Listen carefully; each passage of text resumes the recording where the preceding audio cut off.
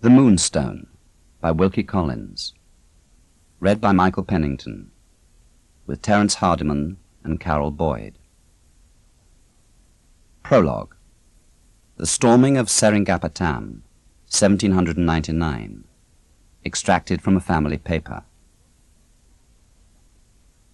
I address these lines, written in India, to my relatives in England. My object is to explain the motive which has induced me to refuse the right hand of friendship to my cousin, John Herncastle. The difference between us took its rise in the storming of Seringapatam in May 1799. My cousin and I were separated at the outset. I never saw him when we forded the river, when we crossed the ditch beyond, and fighting every inch of our way, entered the town. It was only at dusk, when the place was ours, that Herncastle and I met. We were each attached to a party sent out by the general's orders to prevent the plunder and confusion which followed our conquest. The soldiers had found their way into the treasury of the palace and loaded themselves with gold and jewels. It was outside the treasury that my cousin and I met to enforce discipline on our own soldiers. There was riot and confusion enough in the treasury, but no violence that I saw. While I was still vainly trying to establish order, I heard a frightful yelling on the other side of the courtyard, and at once ran towards the cries. I got to an open door, and saw the bodies of 2 Indians lying across the entrance, dead. A cry inside hurried me into a room where a 3rd Indian, mortally wounded, was sinking at the feet of a man whose back was towards me. The man turned when I came in, and I saw John Herncastle, with a torch in one hand and a dagger dripping with blood in the other. A stone, set in the end of the dagger's handle, flashed in the torchlight like a gleam of fire. The dying Indian sank to his knees, pointed to the dagger in Herncastle's hand, and said, "The Moonstone will have its vengeance yet on you and yours." He spoke those words and fell dead on the floor. Before I could stir, the men who had followed me across the courtyard crowded in. My cousin rushed to meet them like a madman. "Clear the room," he shouted to me, "and set a guard on the door." I put 2 sentinels to keep the door. Through the remainder of the night, I saw no more of my cousin. Early in the morning, Herncastle and I met again. He held out his hand, as usual, and said, "Good morning." I waited before I gave him my hand in return. "Tell me first," I said, "how the Indian in the armory met his death, and what those last words meant when he pointed to the dagger in your hand." "The Indian met his death, as I suppose, by a mortal wound," said Herncastle. "What his last words meant I know no more than you do." I looked at him narrowly. "Is that all you have to tell me?" I asked. He answered, "That is all." I turned my back on him, and we have not spoken since. Although I attach no credit to the fantastic Indian legend of the gem, I must acknowledge that I am influenced by a certain superstition of my own. It is my conviction that crime brings its own fatality with it. I am not only persuaded of Herncastle's guilt, I am even fanciful enough to believe that he will live to regret it if he keeps the diamond, and that others will live to regret taking it from him if he gives the diamond away. The story. First period.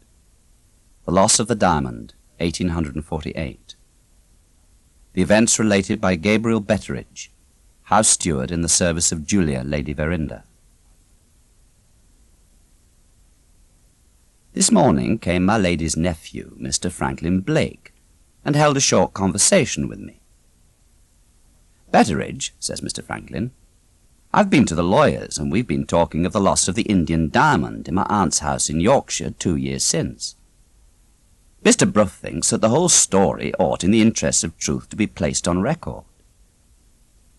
There can be no doubt that this strange family story of ours ought to be told. And I think, Betteridge, Mr. Bruff and I together have hit on the right way of telling it.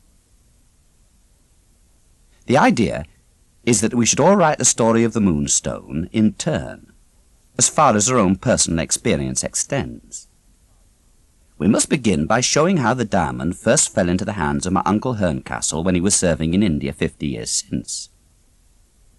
This narrative I've already got in the form of an old family paper. The next thing to do is to tell how the diamond found its way into my aunt's house in Yorkshire 2 years ago, and how it came to be lost. Nobody knows as much as you do, Betteridge, about what went on in the house at that time. So you must take the pen in hand and start the story. The question of how I am to start the story properly I've tried to settle in 2 ways. First, by scratching my head, which led to nothing. Second, by consulting my daughter Penelope, which has resulted in an entirely new idea. Penelope's notion is that I should set down what happened regularly, day by day, beginning with the day when we got the news that Mr. Franklin Blake was expected on a visit to the house. Beginning then, on Penelope's plan, I was called one morning into my lady's own sitting room, the date being the 24th of May, 1848. "Gabriel," says my lady, "Franklin Blake has come back from abroad. He's coming to us tomorrow to stop till next month and keep Rachel's birthday." I'd not seen Mr. Franklin since he was a boy, living along with us in this house. He was, as I remembered him, the nicest boy that ever spun a top or broke a window. Miss Rachel, who was present, and to whom I made that remark, observed in return that she remembered him as the most atrocious tyrant that ever tortured a doll. The Thursday was as fine a summer's day as ever you saw, and my lady and Miss Rachel, not expecting Mr. Franklin till dinner time, drove out to lunch with some friends in the neighbourhood. When they were gone, I took up my beehive chair to go out into the back court, when I was stopped by hearing a sound like the soft beating of a drum. Going round to the terrace, I found 3 Indians in white linen frocks and trousers, looking up at the house. The Indians had small hand drums slung in front of them. Behind them stood a little English boy carrying a bag. I judged the fellows to be strolling conjurers, and the boy to be carrying the tools of their trade. One of the 3, who spoke English, requested permission to show his tricks in the presence of the lady of the house. I informed the Indian that the lady of the house was out, and warned him and his party off the premises. I returned to my beehive chair and set myself down on the sunny side of the court, and fell, not exactly into a sleep, but into the next best thing to it. I was roused up by my daughter Penelope, running out at me as if the house was on fire, saying she wanted to have the 3 Indian jugglers instantly taken up. They knew who was coming from London to visit us, and that they meant some mischief to Mr. Franklin Blake. I opened my eyes and made my girl explain herself. It appeared that Penelope had just come from our lodge, where she'd seen the Indians pass out after I'd warned them off, followed by the little boy. Taking it into her head that the boy was ill-used by the foreigners, she'd stolen along the inner side of the hedge and had watched the proceedings of the foreigners. They looked up and down the road and made sure that they were alone. Then they all stared hard in the direction of our house. They disputed and looked at each other like men in doubt. And then the chief Indian took a bottle from his bosom and poured out of it some black stuff like ink into the palm of the boy's hand. The Indian, first touching the boy's head and making signs over it in the air, then said, "Look." The boy became quite stiff and stood like a statue, and the chief Indian said these words to the boy: "See the English gentleman from foreign parts. Is it on the road to this house that the English gentleman will travel today?" The boy said, "It is on the road to this house and on no other that the English gentleman will travel today." The Indian put a second question. He said, "Has the English gentleman got it about him?" The boy answered, after waiting a little first, "Yes, Then the boy said, "I'm tired. The mist rises in my head and puzzles me. I can see no more today." The chief Indian blew on his forehead and so woke him up with a start. After that, they all went on their way towards the town. The moral of the thing was serious, according to my daughter. She particularly reminded me of the Indian's second question, "Has the English gentleman got it about him?" "Oh, father," says Penelope, clasping her hands, "what does it mean?" Before I had time to doze off again after my daughter Penelope had left me, I was disturbed by Nancy, the kitchen maid. I was straight in her way out, and I observed, as she asked me to let her by, that she had a sulky face. "What's wrong now?" I said. "Rosanna's late again for dinner," says Nancy, "and I'm sent to fetch her in. All the hard work falls on my shoulders in this house." "Where is Rosanna?" I inquired. "At the sands, of course," says Nancy with a toss of her head. "She had another of her fainting fits this morning, and she has to go out and get a breath of fresh air. I've no patience with her." "Go back to your dinner, my girl," I said. "I have patience with her, and I'll fetch her in." I took my stick and set off for the sands. Rosanna was the only new servant in our house. About 4 months before, my lady had gone over a reformatory intended to save forlorn women from drifting back into bad ways after they got released from prison. The matron pointed out a girl to her named Rosanna Spearman and told her a most miserable story. Rosanna Spearman had been a thief. The matron's opinion of Rosanna was, in spite of what she'd done, that the girl was 1 in 1,000, and that she only wanted a chance to prove herself worthy of any Christian woman's interest in her. My lady said to the matron upon that, "Rosanna Spearman shall have her chance in my service." Rosanna entered this establishment as second housemaid. Not a soul was told the girl's story, excepting Miss Rachel and me.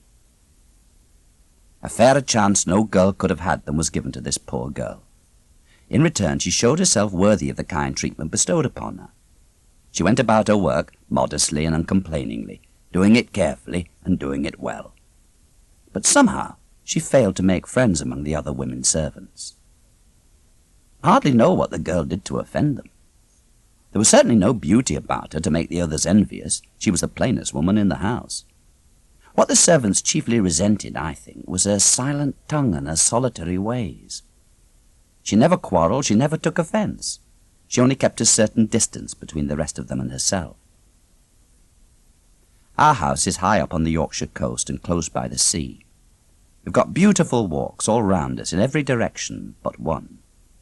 That one leads through a melancholy plantation of firs and brings you out between low cliffs on the loneliest and ugliest little bay on all our coast. The sandhills here run down to the sea and end in 2 spits of rock jutting out opposite each other till you lose sight of them in the water. Between the two, shifting backwards and forwards at certain seasons of the year, lies the most horrible quicksand on the shores of Yorkshire. With the turn of the tide, something goes on in the unknown deeps below which sets the whole face of the quicksand shivering and trembling, and which has given to it the name of the Shivering Sand. That a young woman with dozens of nice walks to choose from should prefer this place, I grant you, passes belief. Nevertheless, this was Rosanna Spearman's favourite walk. I was now setting out for this same place to fetch the girl in to dinner. When I got out through the sandhills onto the beach, there she was in her plain grey cloak, looking out on the quicksand and the sea. She started when I came up with her and turned her head away. "You're late for dinner, Rosanna, and I've come to fetch you." "You're very kind, Mr. Betteridge," she said. "Don't want dinner today. Let me bide a little longer here." "What makes you like to be here?" I asked. "What is it that brings you to this miserable place?" "I think the place has laid a spell on me," she said. "I dream of it night after night. You know what it looks like to me?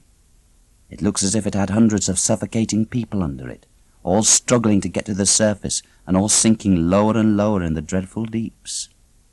My answer was at my tongue's end, when it was snapped short off by a voice among the sandhills shouting for me by my name. "Betteridge!" cries the voice. "Where are you?" "Here!" I shouted, without a notion in my mind of who it was. Rosanna started to her feet and stood looking towards the voice. "Who is it?" I asked. Rosanna gave me back my own question. "Oh, who is it?" she said softly, more to herself than to me. I twisted round on the sand and looked behind me.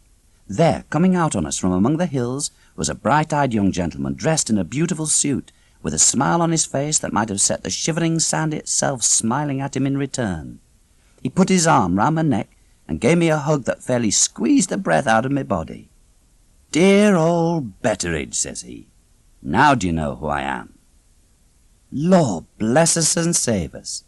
Here, 4 good hours before we expected him, was Mr. Franklin Blake. Before I could say a word, I saw Mr. Franklin, a little surprised to all appearance, look from me to Rosanna. She turned and left us suddenly without either making a curtsy to the gentleman or saying a word to me. Neither Mr. Franklin nor I had the ghost of an idea of what Rosanna Spearman's behaviour meant.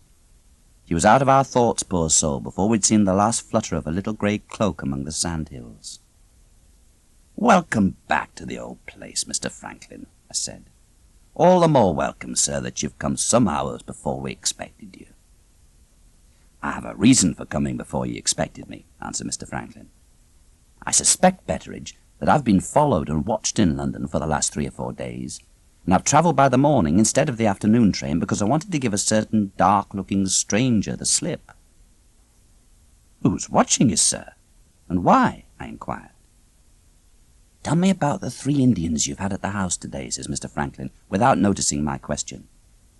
"It's just possible, Betteridge, that my stranger and your 3 jugglers may turn out to be pieces of the same puzzle." "How do you come to know about the jugglers, sir?" I asked, putting one question on the top of another.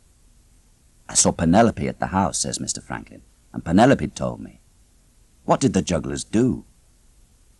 Mr. Franklin's merriment died away as I explained. When I had done, he repeated one of the questions which the chief juggler had put to the boy. "Has the English gentleman got it about him?" "I suspect," says Mr. Franklin, pulling a little sealed paper parcel out of his pocket, "that it means this, and this, Betteridge, means my Uncle Hermcastle's famous diamond." "Good Lord, sir," I broke out, "how do you come to be in charge of the wicked Colonel's diamond?" "The Colonel's will has left his diamond as a birthday present to my cousin Rachel," says Mr. Franklin, "and my father, as the Colonel's executor, has given it in charge to me to bring down here." "The Colonel's diamond left to Miss Rachel," says I, "and your father, sir, the Colonel's executor? Why, I would have laid any bet you like, Mr. Franklin, that your father wouldn't have touched the Colonel with a pair of tongs." "Strong language, Betteridge. What was there against the Colonel? He belonged to your time, not to mine. You called him the wicked Colonel just now. Tell me why." I saw he was in earnest, and I told him. My lady's father had 2 sons. The eldest inherited the title. The second, the Honourable John, went into the army. He went out to India and was at the taking of Seringapatam. He came back with a character that closed the doors of all his family against him, my lady taking the lead and declaring that her brother should never enter any house of hers. There was more than one slur on the Colonel, but the blot of the diamond is all I need mention here. It was said he had got possession of his Indian jewel by means which, bold as he was, he didn't dare acknowledge. He had kept the diamond in defiance of assassination in India. He kept the diamond in defiance of public opinion in England. There you have the portrait of the man, a character that braved everything, and a face, handsome as it was, that looked possessed by the devil. Once, and once only, after his return to England, I myself saw him face to face. About 1.5 years before the time of his death, the Colonel came unexpectedly to my lady's house in London. It was the night of Miss Rachel's birthday, and there was a party in honour of it. I received a message to say that a gentleman wanted to see me. Going up into the hall, there I found the Colonel, wasted and worn, and as wild and as wicked as ever. "Go up to my sister," says he, "and say that I've called to wish my niece many happy returns of the day. Tell Colonel Hermcastle," she said when I gave her her brother's message, "that Miss Verinder is engaged, and that I decline to see him." The Colonel alarmed me by taking the thing with an unnatural quiet. His eyes just settled on me for a moment, and he laughed in a soft, chuckling, horridly mischievous way. "Thank you, Betteridge," he said. "I shall remember my niece's birthday." He turned on his heel and walked out of the house. The next birthday came round, and we heard he was ill in bed. 6 months afterwards there came a letter from a highly respectable clergyman stating that the Colonel had forgiven his sister on his deathbed. I have an unfeigned respect for the Church, but I'm persuaded at the same time that the devil remained in possession of the Honourable John, and that the last abominable act in the life of that abominable man was to take the clergyman in. This was the sum total of what I had to tell Mr. Franklin. The story of the Colonel being sent away from his sister's door on the occasion of his niece's birthday seemed to strike Mr. Franklin like a shot that had hit the mark. "You have said your say, Betteridge," he remarked. "It's my turn now. But suppose I put you up to my point of view before we go any further. I see 3 very serious questions involved in the Colonel's birthday gift to my cousin Rachel. First, was the Colonel's diamond the object of a conspiracy in India? Second, has the conspiracy followed the Colonel's diamond to England? Third, did the Colonel know the conspiracy followed the diamond, and has he purposely left a legacy of trouble and danger to his sister through the innocent medium of his sister's child?" If he was right, here was our quiet English house suddenly invaded by a devilish Indian diamond set loose on us by the vengeance of a dead man. There was our situation, as revealed to me in Mr. Franklin's last words. His discoveries had begun with a visit to the family lawyer, Mr. Bruff, who revealed that he had been charged by his father with a birthday present to be taken to Miss Rachel. The facts here are really so extraordinary that I prefer to report Mr. Franklin's discoveries as nearly as may be in his own words. "Mr. Bruff," he said, "received a letter from the Colonel some 6 months since. It ran, 'Sir, they tell me I'm dying. Come and help me to make my will.' Mr. Bruff went and found him in the little suburban villa in which he had lived alone ever since he left India. The will was a very simple matter. He bequeathed the Moonstone as a birthday present to his niece on condition that my father would act as executor. My father at first refused to act. On second thoughts, however, he gave way, partly because he was assured that the executorship would involve him in no trouble, partly because Mr. Bruff suggested in Rachel's interest that the diamond might be worth something after all. After the Colonel's death, it was necessary to have the diamond valued. The jewellers consulted confirmed the Colonel's assertion that he possessed one of the largest diamonds in the world. The lowest estimate given was £20,000. Conceive my father's astonishment. The interest he took in the matter now induced him to open the sealed instructions which had been deposited at the bank with the diamond. They explained that in the event of the Colonel's death by violence, my father was to send the Moonstone to be cut up into 6 separate stones. The stones were then to be sold for what they would fetch. The integrity of the diamond as a whole stone is made dependent on the preservation from violence of the Colonel's life. He is not satisfied with saying to his enemies, "Kill me, and you will be no nearer to the diamond. It's where you can't get at it in the strong room of a bank." He says instead, "Kill me, and the diamond's identity will be destroyed." "I was not very willing, when I discovered the story of the Moonstone," said Mr. Franklin, "to be the means of bringing it here. But Mr. Bruff reminded me that somebody must put my cousin's legacy into my cousin's hands. After taking the diamond out of the bank, I fancied I was followed by a shabby, dark-complexioned man. I gave him the slip and started by the morning instead of the afternoon train. Here I am, with the diamond safe and sound, and what is the first news that meets me?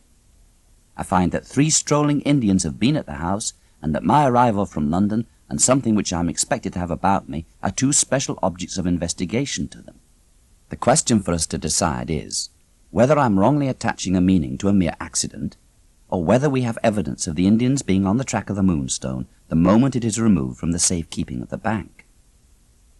Mr. Franklin took an envelope out of his pocket and handed me the paper inside. "Betteridge," he said, "we must face the question of the Colonel's motive in leaving this legacy to his niece. Bear in mind how Lady Verinder treated her brother, and read that." He gave me this extract from the Colonel's will. "I give and bequeath to my niece, Rachel Verinder, the yellow diamond known by the name of the Moonstone. And I hereby desire my executor to give my diamond into the possession of my niece Rachel on her next birthday after my death. And I desire that my sister may be informed that I give the diamond to her daughter Rachel in token of my forgiveness of her conduct towards me, and in proof that I pardon the insult offered to me when her servant, by her orders, closed the door of her house against me on the occasion of her daughter's birthday. Well, says Mr. Franklin, now what do you say?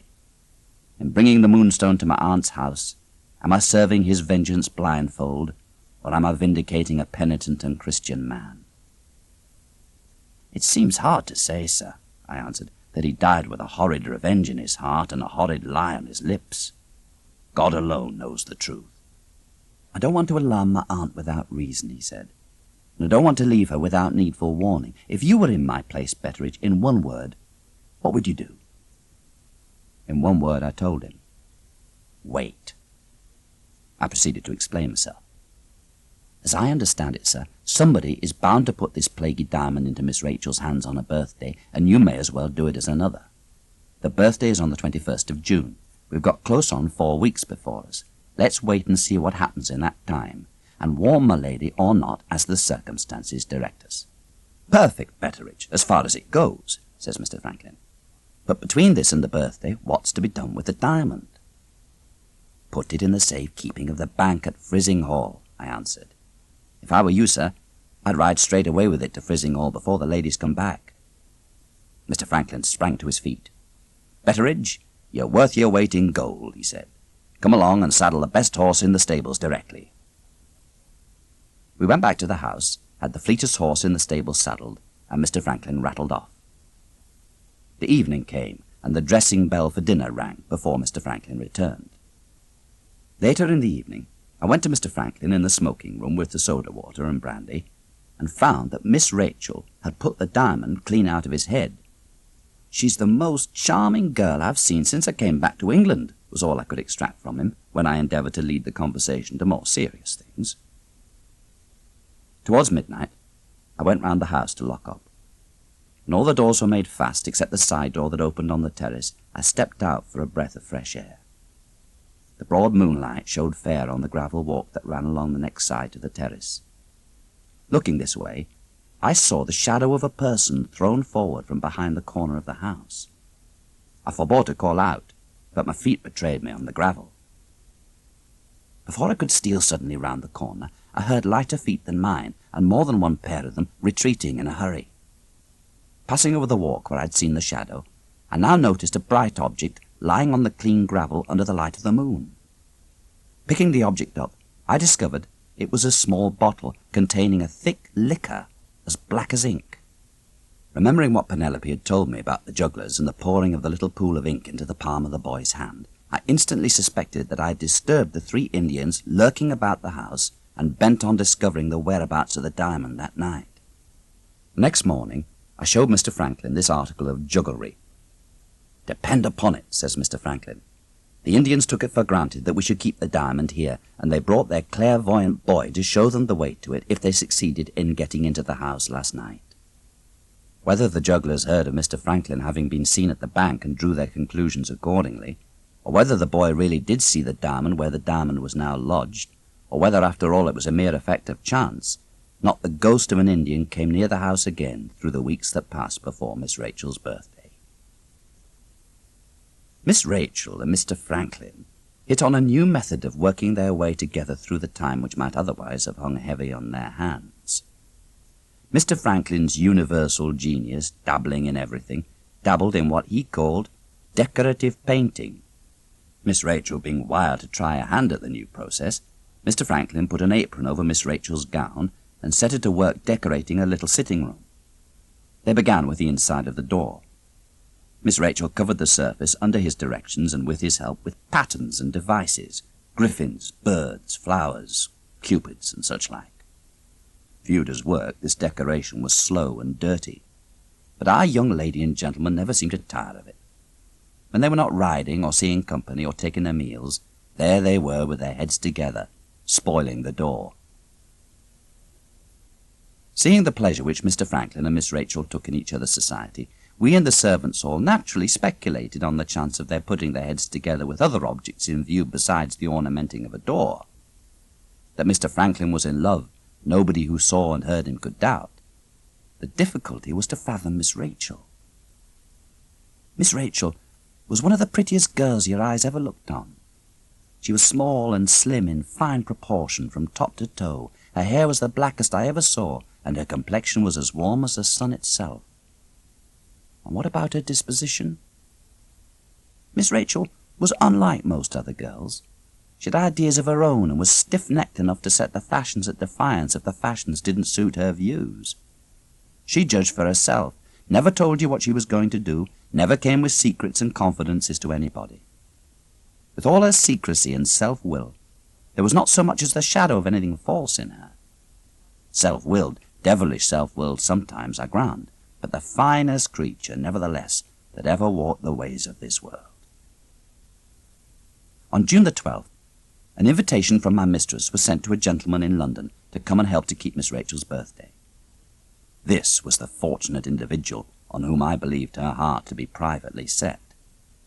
Like Mr. Franklin, he was a cousin of hers. His name was Mr. Godfrey Abelwhite. With all his brightness and cleverness and general good qualities, Mr. Franklin's chance of topping Mr. Godfrey in our young lady's estimation was, in my opinion, a very poor chance indeed. Mr. Godfrey stood over 6 feet high. He was a barrister by profession, a ladies' man by temperament, and a good Samaritan by choice. Female benevolence could do nothing without him. Wherever there was a table with a committee of ladies sitting round it, there was Mr. Godfrey leading the dear creatures along the thorny ways of business. As a speaker at charitable meetings, the like of him for drawing your tears and your money was not easy to find. And with all this, the sweetest-tempered person you ever met with. He loved everybody, and everybody loved him. What chance had Mr. Franklin against such a man as this? Mr. Franklin left no chance untried of winning Miss Rachel's good graces. Though one of the most inveterate smokers I ever met with, he gave up his cigar because she said she hated the smell of it. He slept so badly after this effort of self-denial, and came down morning after morning looking so haggard and worn, that Miss Rachel herself begged him to take to his cigars again. No, he would take to nothing again that could cause her a moment's annoyance. Such devotion as this, you may say, could never fail of producing the right effect on Miss Rachel, backed up as it was by the decorating work on the door. All very well, but she had a photograph of Mr. Godfrey in her bedroom, represented speaking at a public meeting, with his hair blown out by the breath of his own eloquence. Every morning there was the man whom the women couldn't do without, looking on in effigy, while Miss Rachel was having her hair combed. He would be looking on in reality before long, that was my opinion of it. On the 20th, there came a note from Mr. Godfrey. He had arranged to stop at Frizinghall to consult his father on business. On the afternoon of the next day, he would ride over to us on horseback. June 21st, the day of the birthday, was cloudy and unsettled at sunrise. After breakfast, Mr. Franklin and I had a private conference on the subject of the Moonstone, the time having now come for recovering it from the bank and placing it in Miss Rachel's hands. Nothing had happened to justify us in alarming my lady on the subject of the jewel, and nothing could alter the obligation that now lay on Mr. Franklin to put it in his cousin's possession. We arranged that he was to ride over after lunch to Frizinghall and bring the diamond back, with Mr. Godfrey to keep him company on the way home again. This settled, our young gentleman went back to Miss Rachel. They consumed the whole morning and part of the afternoon in the everlasting business of decorating the door. It was 3 o'clock before they took off their aprons and cleaned themselves of their mess, but they had done what they wanted. They had finished the door on the birthday. Mr. Franklin snatched a morsel from the luncheon table and rode off to Frizinghall. I retired to collect myself before the company came. I was aroused by the clatter of horses' hoofs outside, and going to the door received Mr. Franklin and his cousin. Mr. Godfrey struck me as being like Mr. Franklin in this respect, that he did not seem to be in his customary spirits. He kindly shook hands with me as usual, but there was a sort of cloud over him, which I couldn't at all account for. I had an opportunity of saying a private word to Mr. Franklin. "Have you got the diamond safe, sir?" He nodded and tapped the breast pocket of his coat. Without answer, he asked for my lady, and hearing she was in the small drawing-room, they both went there straight. About half an hour afterwards, I went to the small drawing-room to ask for instructions about the dinner. There stood Miss Rachel at the table, like a person fascinated, with the Colonel's unlucky diamond in her hand. There at the opposite side of the table stood Mr. Godfrey, singing out softly, "Exquisite, exquisite." There sat Mr. Franklin, in a chair by the bookcase, looking anxiously towards the window, and there at the window stood the object he was contemplating, my lady, having the extract from the Colonel's will in her hand, and keeping her back turned on the whole of the company. Miss Rachel, always considerate, the old servant who had been in the house when she was born, turned to me. "Look, Gabriel," she said, and flashed the jewel before my eyes in a ray of sunlight that poured through the window. The light that streamed from it was like the light of the harvest moon. When he looked into the stone, he looked into a deep that drew your eyes into it so that they saw nothing else. This jewel that you could hold between your finger and thumb seemed unfathomable as the heavens themselves. No wonder Miss Rachel was fascinated. I was interrupted no more in preparing for the birthday dinner till it was time for me to smarten myself up for receiving the company. Just as I got my white waistcoat on, Penelope presented herself. "News for you, father. Miss Rachel has refused him." "Who's him?" I asked. "The ladies' committee man, father," says Penelope. "I saw him take her away alone into the rose garden, and I waited behind the holly to see how they came back. They'd gone out arm in arm, both laughing. They came back walking separate, as grave could be, and looking straight away from each other in a manner which there was no mistaking. She went on a few steps, and then seemed to relent a little. 'Let us forget what has passed, Godfrey,' she said, 'and let us remain cousins still.' And then she left him. He waited a little by himself, with his head down and his heel grinding a hole slowly in the gravel walk. You never saw a man look more put out in your life. 'Awkward,' he said between his teeth. 'Very awkward.' Before I could say a word, the crash of carriage wheels outside struck in and stopped me. The first of the dinner company had come. One on the top of the other, the rest of the company followed. Miss Rachel, as queen of the day, was naturally the great attraction of the party. She was more particularly the centre point, for she wore her wonderful birthday present, the Moonstone. It was without setting when it had been placed in her hands, but that universal genius, Mr. Franklin, had contrived, with the help of a little bit of silver wire, to fix it as a brooch. The guest on her left was Mr. Candy, our doctor at Frizinghall. This was a pleasant, companionable little man, with the drawback, however, of plunging in rather a headlong manner into talk with strangers, without waiting to feel his way first. The guest who sat on my young lady's right was the celebrated Indian traveller, Mr. Murthwaite. He had a weary look and a steady, attentive eye. The Moonstone was the only object that interested him in the smallest degree. After looking at it silently, he said in his cool, immovable way, "If you ever go to India, Miss Verinder, don't take your uncle's birthday gift with you. A Hindu diamond is sometimes part of a Hindu religion. I know a certain city and a certain temple in that city, where, dressed as you are now, your life would not be worth 5 minutes' purchase." As the dinner got on, I became aware that this festival was not prospering as other festivals had prospered before it. Looking back at the birthday now, I'm half inclined to think that the cursed diamond must have cast a blight on the whole company. There were gaps of silence in the talk as the dinner got on that made me feel personally uncomfortable. When they ought to have spoken, they didn't, or when they did speak, they were at cross purposes.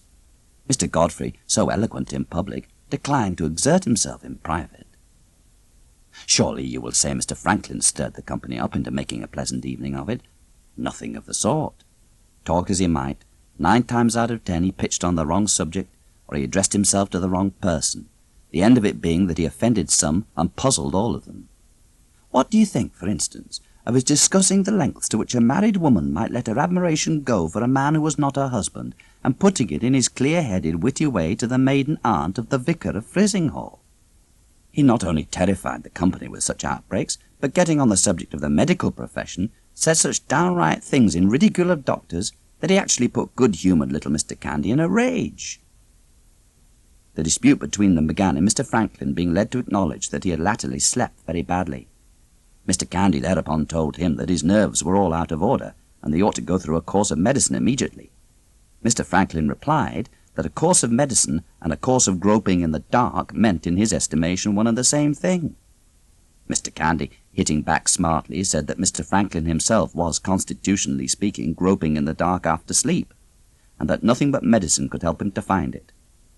Mr. Franklin, keeping the ball up on his side, Said he had often heard of the blind leading the blind, and now, for the first time, he knew what it meant. In this way they kept it going till my lady was obliged to interfere and forbid the dispute to go on. The talk spurted up again here and there for a minute or two at a time, but there was a miserable lack of life and sparkle in it. The devil, or the diamond, possessed that dinner party, and it was a relief to everybody when my mistress gave the ladies the signal to leave the gentlemen over their wine.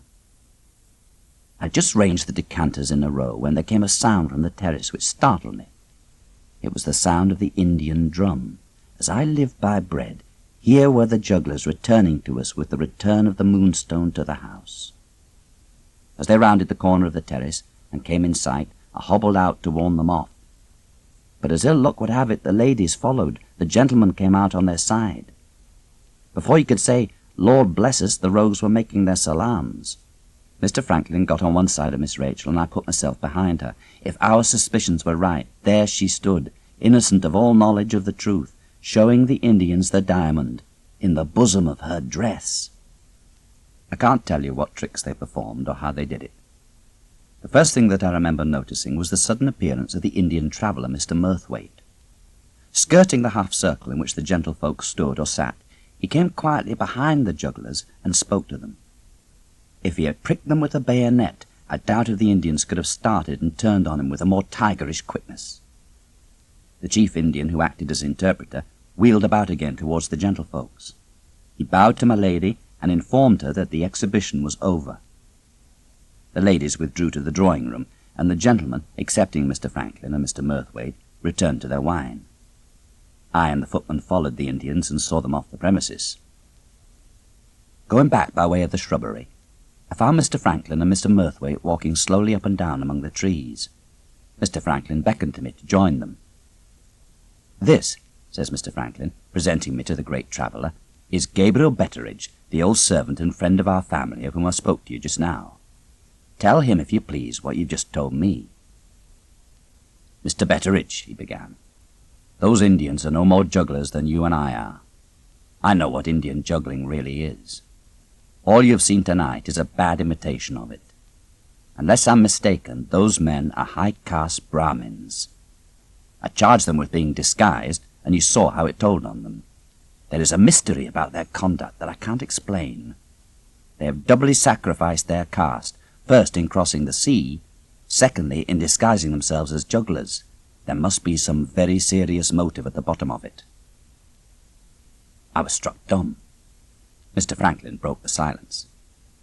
"I feel some hesitation, Mr. Murthwaite, in troubling you with family matters, but after what you've said, I feel bound, in the interests of Lady Verinder and her daughter, to tell you something which may put the clue into your hands. I speak to you in confidence." With this preface, he told the Indian traveller all that he had told me at the Shivering Sand. "Now," says Mr. Franklin when he had done, "what does your experience say?" "My experience," answered the traveller, "says that you have had more narrow escapes of your life, Mr. Blake, than I have had of mine, and that is saying a great deal. I can't doubt, out of what you've told me, that the restoration of the Moonstone is the motive of that sacrifice of caste which I alluded to just now. Those men will wait their opportunity with the patience of cats, and will use it with the ferocity of tigers. How you've escaped them I can't imagine. If you ever feel inclined to travel beyond the civilized limits, Mr. Blake, let me know, and I will go with you. You are a lucky man." Mr. Franklin brought us back to the matter in hand. "They've seen the Moonstone on Miss Verinder's dress," he said. "What is to be done?" "What your uncle threatened to do," answered Mr. Murthwaite. "Send the diamond to be cut up. Make 6 diamonds of it instead of one. There is an end of its identity as the Moonstone, and there is an end of the conspiracy." Mr. Franklin turned to me. "There's no help for it," he said. "We must speak to Lady Verinder tomorrow." The strumming of the piano reached us from the drawing-room. Mr. Murthwaite took Mr. Franklin's arm to go back to the ladies. I noticed that the sky was clouding over fast and resolved on making a survey of the grounds before the rain came. I went all round the premises and discovered no such thing as a lurking human creature anywhere. The arrival of the carriages was the signal for the arrival of the rain. It poured as if it meant to pour all night. With the exception of the doctor, the rest of the company went home snugly, under cover, in close carriages. I told Mr. Candy that I was afraid he'd get wet through. He told me in return that he wondered I had arrived at my time of life without knowing that a doctor's skin was waterproof. So he drove away in the rain, laughing over his own little joke, and so we got rid of our dinner company. When the last of the guests had driven away, I went back into the inner hall. My lady looked hard at the Colonel's legacy shining in her daughter's dress. "Rachel," she asked, "where are you going to put your diamond tonight?" Miss Rachel bethought herself of an Indian cabinet which stood in her sitting room, and instantly made up her mind to put the Indian diamond in the Indian cabinet. My lady turned to Miss Rachel and kissed her. "Why not let me keep the diamond for you tonight?" she asked. Miss Rachel received that proposal as she might 10 years since have received a proposal to part her from a new doll. My lady saw there was no reasoning with her that night. "Come into my room, Rachel, the first thing tomorrow morning," she said. "I shall have something to say to you." With those last words she left us. I went all over the house and shut up as usual. All was safe and fast when I rested my old bones in bed between midnight and 1 in the morning. The worries of the day had been a little too much for me, I suppose. At any rate, it was sunrise before I fell off at last into a sleep. All the time I lay awake, the house was as quiet as the grave. Not a sound stirred but the splash of the rain and the sighing of the wind among the trees as a breeze sprang up with the morning. About 7:30 I woke and opened my window on a fine sunshiny day. The clock had struck 8 when I heard a sudden whisking of petticoats on the stairs. I turned about and there was Penelope. "Father," she screamed, "come upstairs, for God's sake! The diamond is gone!" She dragged me into our young lady's sitting room. There, on the threshold of her bedroom, stood Miss Rachel. There also stood the Indian cabinet, with one of the drawers pulled out as far as it would go. I went to the cabinet. The drawer was empty. With a look that was not like herself, with a voice that was not like her own, Miss Rachel said, "The diamond is gone." She withdrew into her bedroom and shut and locked the door. Before we knew which way to turn next, my lady came in. The news of the loss of the diamond seemed to petrify her. She went straight to Miss Rachel's bedroom and insisted on being admitted. The alarm caught the 2 gentlemen next. Mr. Godfrey was the first. All he did when he heard what had happened was to hold up his hands in a state of bewilderment. Mr. Franklin seemed to be as helpless as his cousin. For a wonder, he had had a good night's rest at last, and the unaccustomed luxury of sleep had apparently stupefied him. Our mistress came out among us, looking sorely puzzled and distressed. "The loss of the diamond seems to have quite overwhelmed Rachel," she said. "She shrinks in the strangest manner from speaking of it, even to me. I suppose I've no alternative but to send for the police." "And the first thing for the police to do," added Mr. Franklin, "is to lay hands on the Indian jugglers who performed here last night." My lady and Mr. Godfrey both started and looked surprised. "I can't stop to explain myself now," Mr. Franklin went on. "I can only tell you that the Indians have certainly stolen the diamond. Give me a letter of introduction," says he, addressing my lady, "to one of the magistrates at Frizinghall, and let me ride off with it instantly. Our chance of catching the thieves may depend on our not wasting one unnecessary minute." He put pen, ink, and paper before his aunt, who wrote the letter he wanted. I went out with Mr. Franklin to the stables and took the opportunity of asking him how the Indians could possibly have got into the house. "One of them might have slipped into the hall in the confusion when the dinner company were going away," said Mr. Franklin. With those words he galloped off. This seemed certainly to be the only explanation. But how had the thief contrived to make his escape from the house? The more I turned it over in my mind, the less satisfactory Mr. Franklin's explanation appeared to be. We had our breakfasts. My lady sent for me. I found myself compelled to tell her all that I had hitherto concealed relating to the Indians and their plot. Her mind seemed far more perturbed about her daughter than about conspiracy. "You know how odd Rachel is, and how differently she behaves sometimes from other girls," my lady said to me, "but the loss of her jewels seems almost to have turned her brain. Who would have thought that horrible diamond could have laid such a hold on her in so short a time?" It was certainly strange. I myself acknowledged to have been fidgety and ill-tempered. The cursed Moonstone had turned us all upside down. A little before 11, Mr. Franklin came back. The resolute side of him had, to all appearance, given way in the interval since his departure. He had left us at a gallop. He came back to us at a walk. "Well," says my lady, "are the police coming?" "Yes," says Mr. Franklin. "They said they would follow me. A mere form. The case is hopeless." "What, have the Indians escaped, sir?" I asked. "The poor ill-used Indians have been most unjustly put in prison," says Mr. Franklin. "They are innocent.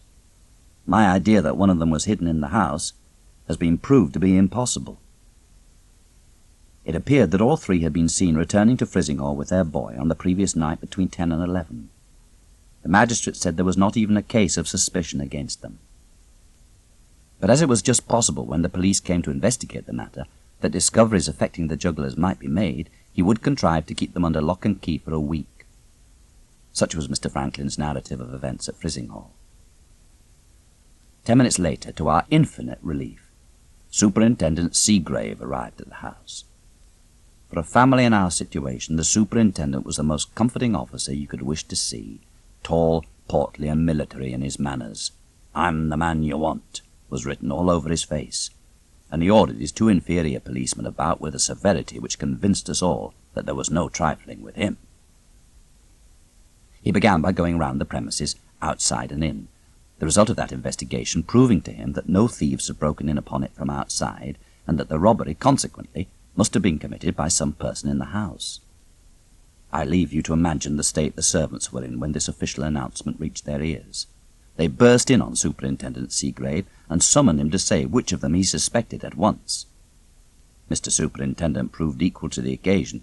He looked at them with his resolute eye, and he cowed them with his military voice. "Now then, you women, go downstairs again, every one of you. I won't have you here. Look," says Mr. Superintendent, suddenly pointing to a little smear of the decorative painting on Miss Rachel's door. "Look what mischief the petticoats of some of you have done already. Clear out." Rosanna Spearman, who was nearest to him and nearest to the little smear on the door, set the example of obedience and slipped off instantly to her work. The rest followed her out. Mr. Superintendent next asked to see Miss Rachel. The door of the bedroom was suddenly opened. Having denied herself to everybody, Miss Rachel, to our astonishment, walked into the midst of us and said, "Mr. Franklin Blake sent a message to me this morning wishing to speak to me, didn't he? Where is he now?" I said, "Mr. Franklin is on the terrace, miss."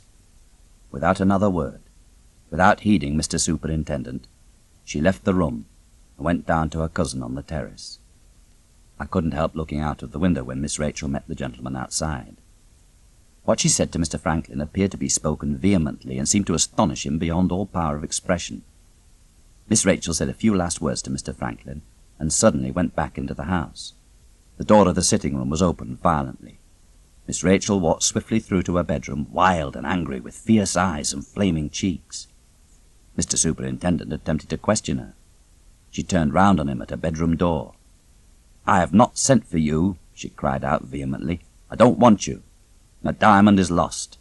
Neither you nor anybody else will ever find it." With those words she went in and locked the door in our faces. Mr. Seagrave was fast approaching the condition of a superintendent at his wits' end. Having ferreted about all over the boudoir without making any discoveries, our experienced officer applied to me to know whether the servants in general were acquainted with the place in which the diamond had been put for the night. "I knew where it was put, sir," I said. "My daughter knew.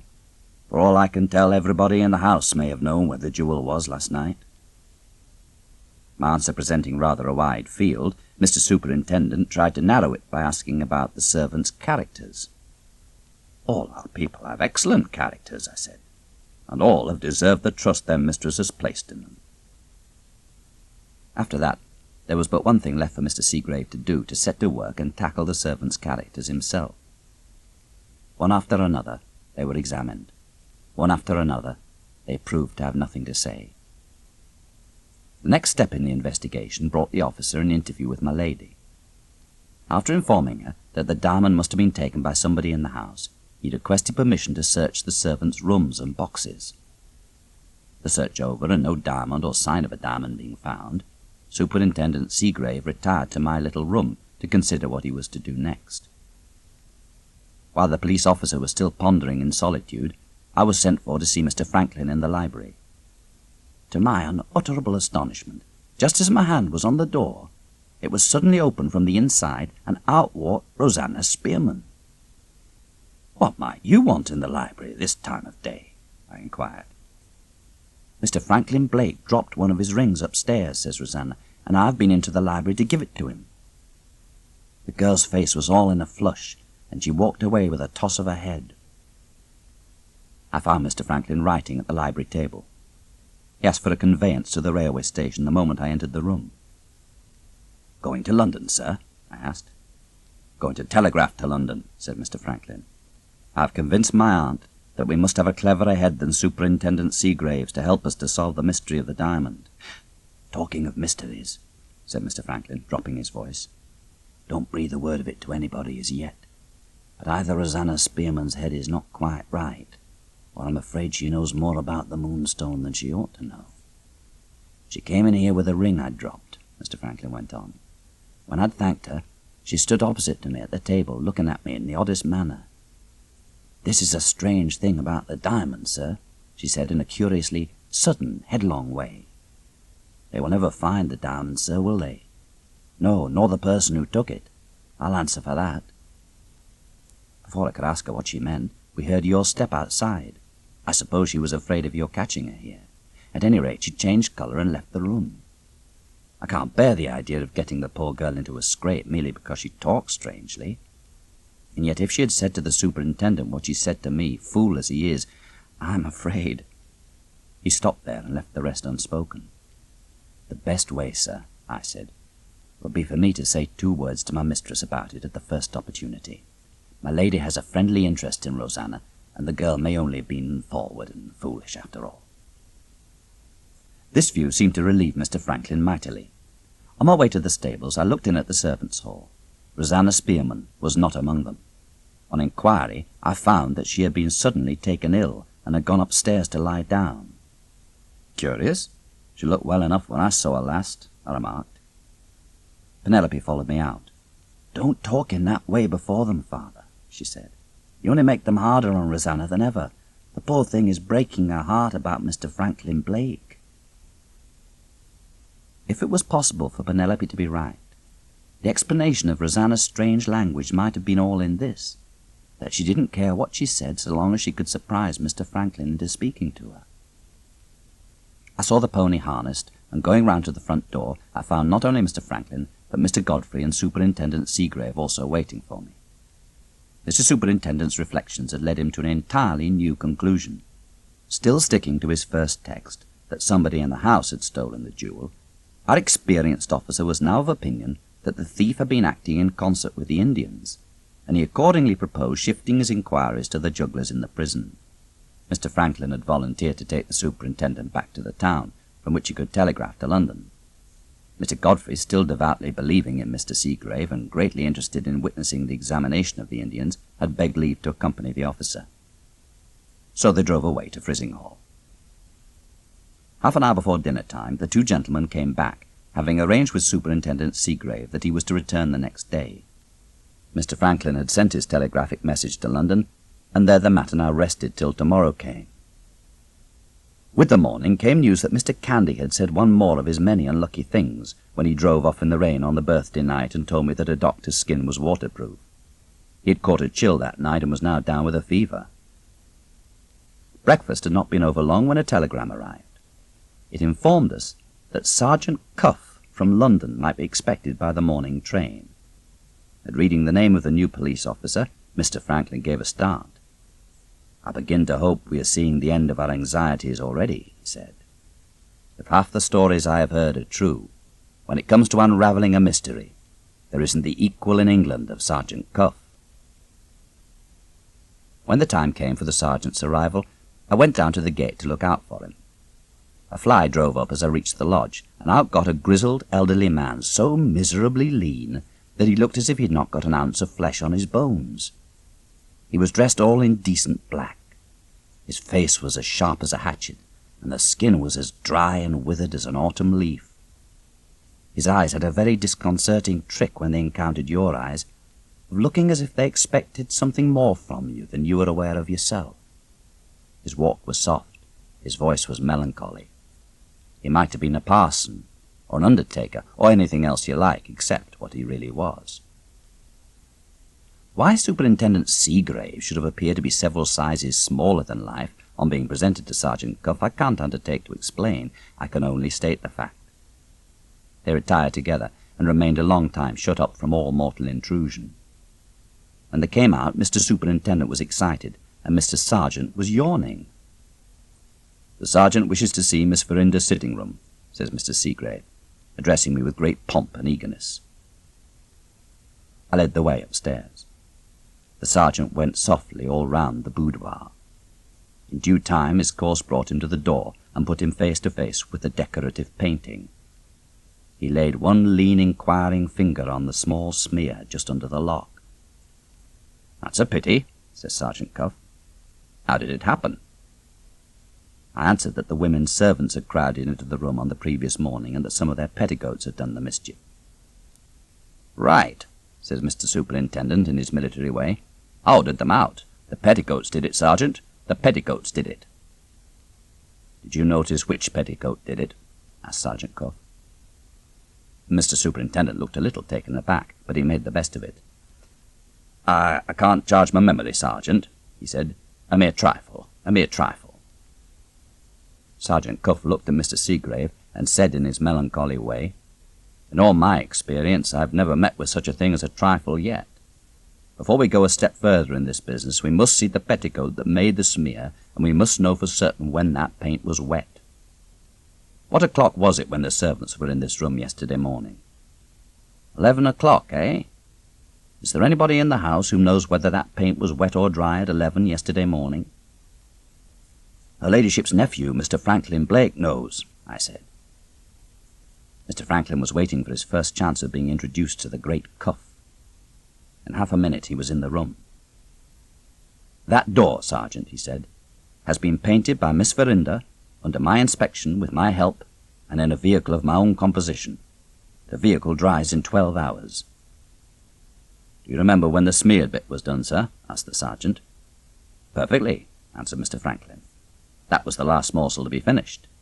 We wanted to get it done on Wednesday last, and I myself completed it by 3 in the afternoon or soon after." "Today is Friday," said Sergeant Cuff, addressing himself to Superintendent Seagrave. "Let us reckon back, sir. At 3 on the Wednesday afternoon, that bit of the painting was completed. The vehicle dried it in 12 hours, that is to say, dried it by 3 o'clock on Thursday morning.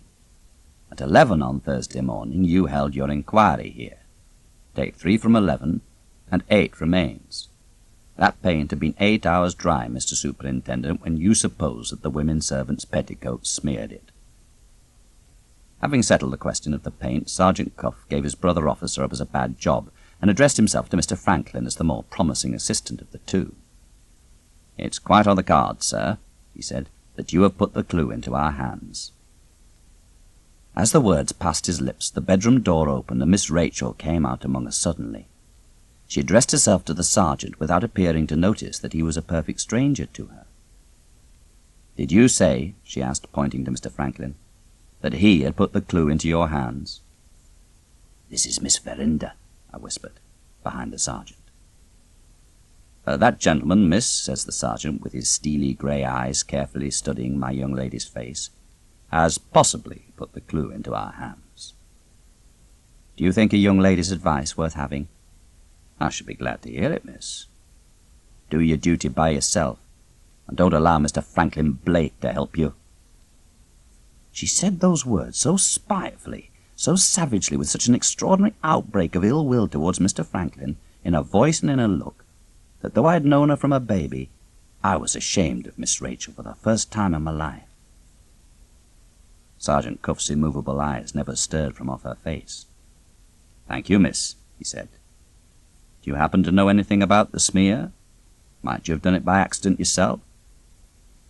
"I know nothing about the smear." With that answer she turned away and shut herself up again in her bedroom. I looked at Mr. Franklin. He seemed to be even more sorely distressed at what had passed than I was. "A young lady's tongue is a privileged member, sir," says the sergeant to Mr. Franklin. "Let us forget what has passed and go straight on with this business.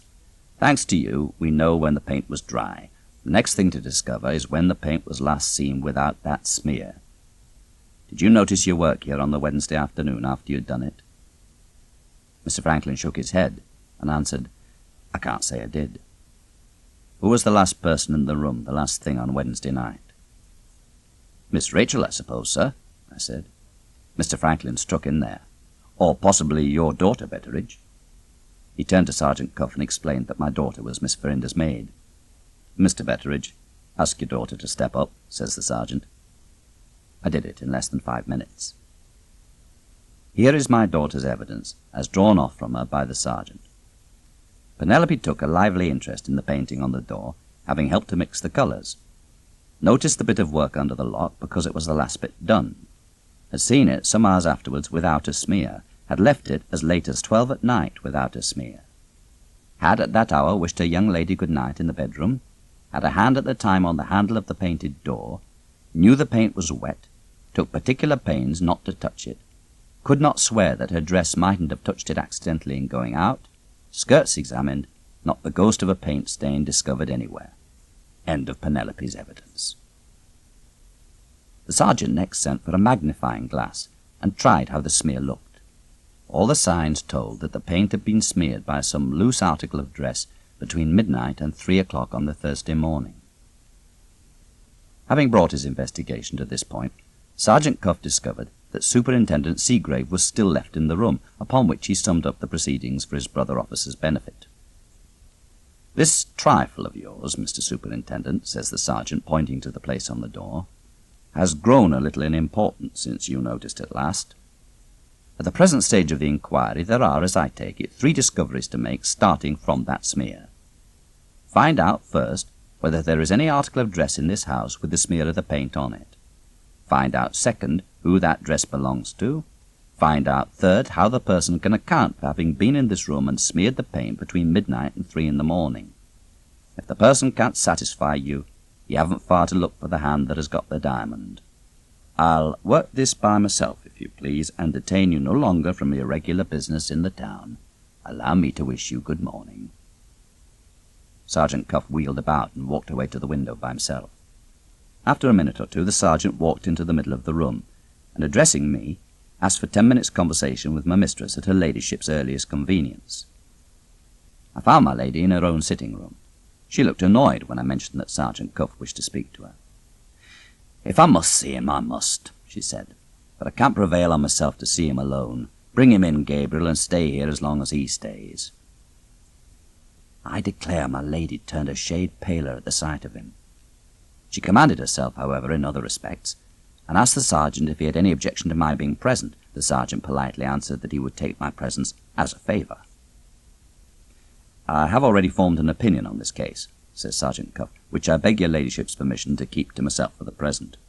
My business now is to mention what I have decided, with your ladyship's leave, on doing next." He then went into the matter of the smear on the paint, and stated the conclusions he drew from it. "The marks from the smear on the door must be on some article of dress belonging to somebody in this house. We must discover that article of dress before we go a step further." "How do you propose to discover the stained dress?" inquired my mistress. "My good servants have, I'm ashamed to say, had their boxes and rooms searched already. I won't permit them to be insulted in that way a second time." "I have got a plan to meet the difficulty," said Sergeant Cuff, "if your ladyship will consent to it. I propose explaining the case to the servants." "The women will think themselves suspected directly," I said, interrupting him. "The women won't, Mr. Betteridge," answered the sergeant, "if I can tell them I'm going to examine the wardrobes of everybody from her ladyship downwards who slept in the house on Wednesday night. It's a mere formality," he added, with a side look at my mistress. My lady, after her first surprise was over, saw the truth of it. "You shall speak to the servant," she said, "with the keys of my wardrobe in your hand." "Hadn't we better make sure first," he asked, "that the other ladies and gentlemen in the house will consent too?" I reminded my lady here that Mr. Godfrey was going away. As I said the words, Mr. Godfrey himself knocked at the door to say good-bye, and was followed in by Mr. Franklin, who was going with him to the station. My lady explained the difficulty. Mr. Godfrey put the key to his portmanteau into Sergeant Cuff's hand. "My luggage can follow me to London," he said, "when the inquiry is over." Mr. Franklin, on following his cousin out, informed the sergeant that all his clothes were open to examination, and that nothing he possessed was kept under lock and key. My lady's unaccountable objection to the sergeant seemed to make our conference more distasteful to her than ever as soon as we were left alone again. "If I send you down Miss Verinder's keys," she said to him, "I presume I shall have done all you want of me for the present." "I beg your ladyship's pardon," said Sergeant Cuff. "I venture to trouble your ladyship with one last question," he said. "Has your second housemaid been in your employment long?" "Why do you ask?" said my lady. "Last time I saw her," answered the sergeant, "she was in prison for theft." After that there was no help for it but to tell him the truth. My mistress dwelt strongly on Rosanna's good conduct in her service, and on the high opinion entertained of her by the matron at the reformatory. "You don't suspect her, I hope," my lady added in conclusion, very earnestly. "I don't suspect any person in the house of thieving, up to the present time." After that answer, my lady rose to go upstairs and ask for Miss Rachel's keys. The sergeant was beforehand with me in opening the door for her. My lady shuddered as she passed him. We waited and waited, and no keys appeared. At last a message came. There were 2 or 3 lines on the paper, written in pencil by my lady. "Any news of Miss Verinder's keys?" asked the sergeant. "My young lady refuses to have her wardrobe examined." "Ah," said the sergeant. "Must the search be given up?" I asked. "Yes," said the sergeant, "the search must be given up because your young lady refuses to submit to it like the rest. We must examine all the wardrobes in the house, or none." "What's to be done next?" I asked. Sergeant Cuff paused for a moment, and then said, "I have decided to see the servants and search their thoughts and actions, Mr. Betteridge, instead of searching their wardrobes. I want to ask you a question or two. About that young person, Rosanna Spearman," he said. "For the girl's own sake, I must ask you whether she has provided herself with a sweetheart, poor wretch." I was put between the 2 difficulties of mentioning Penelope's fanciful notion as if it was mine, or of leaving an unfortunate creature to suffer the consequences of exciting the suspicion of Sergeant Cuff. Out of pure pity for the girl, I told him that Rosanna had been mad enough to set her heart on Mr. Franklin Blake. Sergeant Cuff never laughed. On the few occasions when anything amused him, he curled up a little at the corners of the lips, nothing more. He curled up now. "Hadn't you better say she's mad enough to be an ugly girl and only a servant?" he asked. "The falling in love with a gentleman of Mr. Franklin Blake's manners and appearance doesn't seem to me to be the maddest part of her conduct by any means. However, I'm glad the thing is cleared up. It relieves one's mind to have things cleared up." The sergeant then requested that I would give him a room to himself, and send in the servants in the order of their rank from first to last. I showed Sergeant Cuff into my own room, and then called the servants in, one by one as desired. Going into the Court of Justice, when it was all over, to hear if there were any further commands for me, I found the sergeant at the window. "Any discoveries, sir?" I inquired. "If Rosanna Spearman asks leave to go out," said the sergeant, "let the poor thing go, but let me know first." I might as well have held my tongue about Rosanna and Mr. Franklin. It was plain enough. The unfortunate girl had fallen under Sergeant Cuff's suspicions in spite of all I could do to prevent it. "I hope you don't think Rosanna is concerned in the loss of the diamond," I ventured to say. We were interrupted here by a knock at the door and a message from the cook. Rosanna Spearman had asked to go out for the usual reason that her head was bad and she wanted a breath of fresh air. At a sign from the sergeant, I said, "Yes." "Which is the servant's way out?" he asked when the messenger had gone. I showed him. "Lock the door of your room," says the sergeant, "and if anybody asks for me, say I'm in there, composing my mind." He curled up again at the corners of the lips and disappeared. It was plain that Sergeant Cuff's suspicions of Rosanna had been roused by something that he had found out at his examination of the only 2 servants who had remained under examination for any length of time, my lady's own maid and the first housemaid. I walked out in the fine summer afternoon, very sorry for the poor girl, and very uneasy in my mind at the turn things had taken. Drifting towards the shrubbery, some time later, I met Mr. Franklin. After returning from seeing his cousin off at the station, he had been with my lady, holding a long conversation with her. She had told him of Miss Rachel's unaccountable refusal to let her wardrobe be examined, and had put him in such low spirits about my young lady that he seemed to shrink from speaking on the subject. We walked silently, side by side, for a minute or two, and then he asked me what had become of Sergeant Cuff. It was impossible to put Mr. Franklin off with the excuse of the sergeant being in my room composing his mind. I told him exactly what had happened. Mr. Franklin's clear head saw the turn the sergeant's suspicions had taken in the twinkling of an eye. Rosanna's attack of illness was a blind to deceive us. She had some guilty reason for going out secretly. The paint-stained dress is a dress of hers. Rosanna Spearman has stolen the diamond. I'll go in directly and tell my aunt the turn things have taken. Not just yet, if you please, sir, said a melancholy voice behind us. We both turned about and found ourselves face to face with Sergeant Cuff. Why not just yet? Asked Mr. Franklin. Because, sir, if you tell her ladyship will tell Miss Verinder. I'm to understand that you forbid me to tell my aunt what has happened? You are to understand, if you please, sir, that I throw up the case if you tell Lady Verinder or tell anybody what has happened until I give you leave. Mr. Franklin had no choice but to submit. He turned away in anger and left us. I had stood there listening to them, not knowing what to think next. Mr. Betteridge, said the sergeant, is there any path in that direction leading to the sea beach from this house? He pointed as he spoke to the fir plantation which led to the shivering sand. Yes, I said, there is a path. Show it to me. Side by side, in the grey of the summer evening, Sergeant Cuff and I set forth for the shivering sand. The sergeant remained silent till we entered the plantation of firs which led to the quicksand. There he spoke to me again. Mr. Betteridge, he said, you are determined to give me no information to the prejudice of Rosanna Spearman because she's been a good girl to you and because you pity her. Those humane considerations do you a world of credit, but they happen in this instance to be humane considerations clean thrown away. Rosanna Spearman is not in the slightest danger of getting into trouble.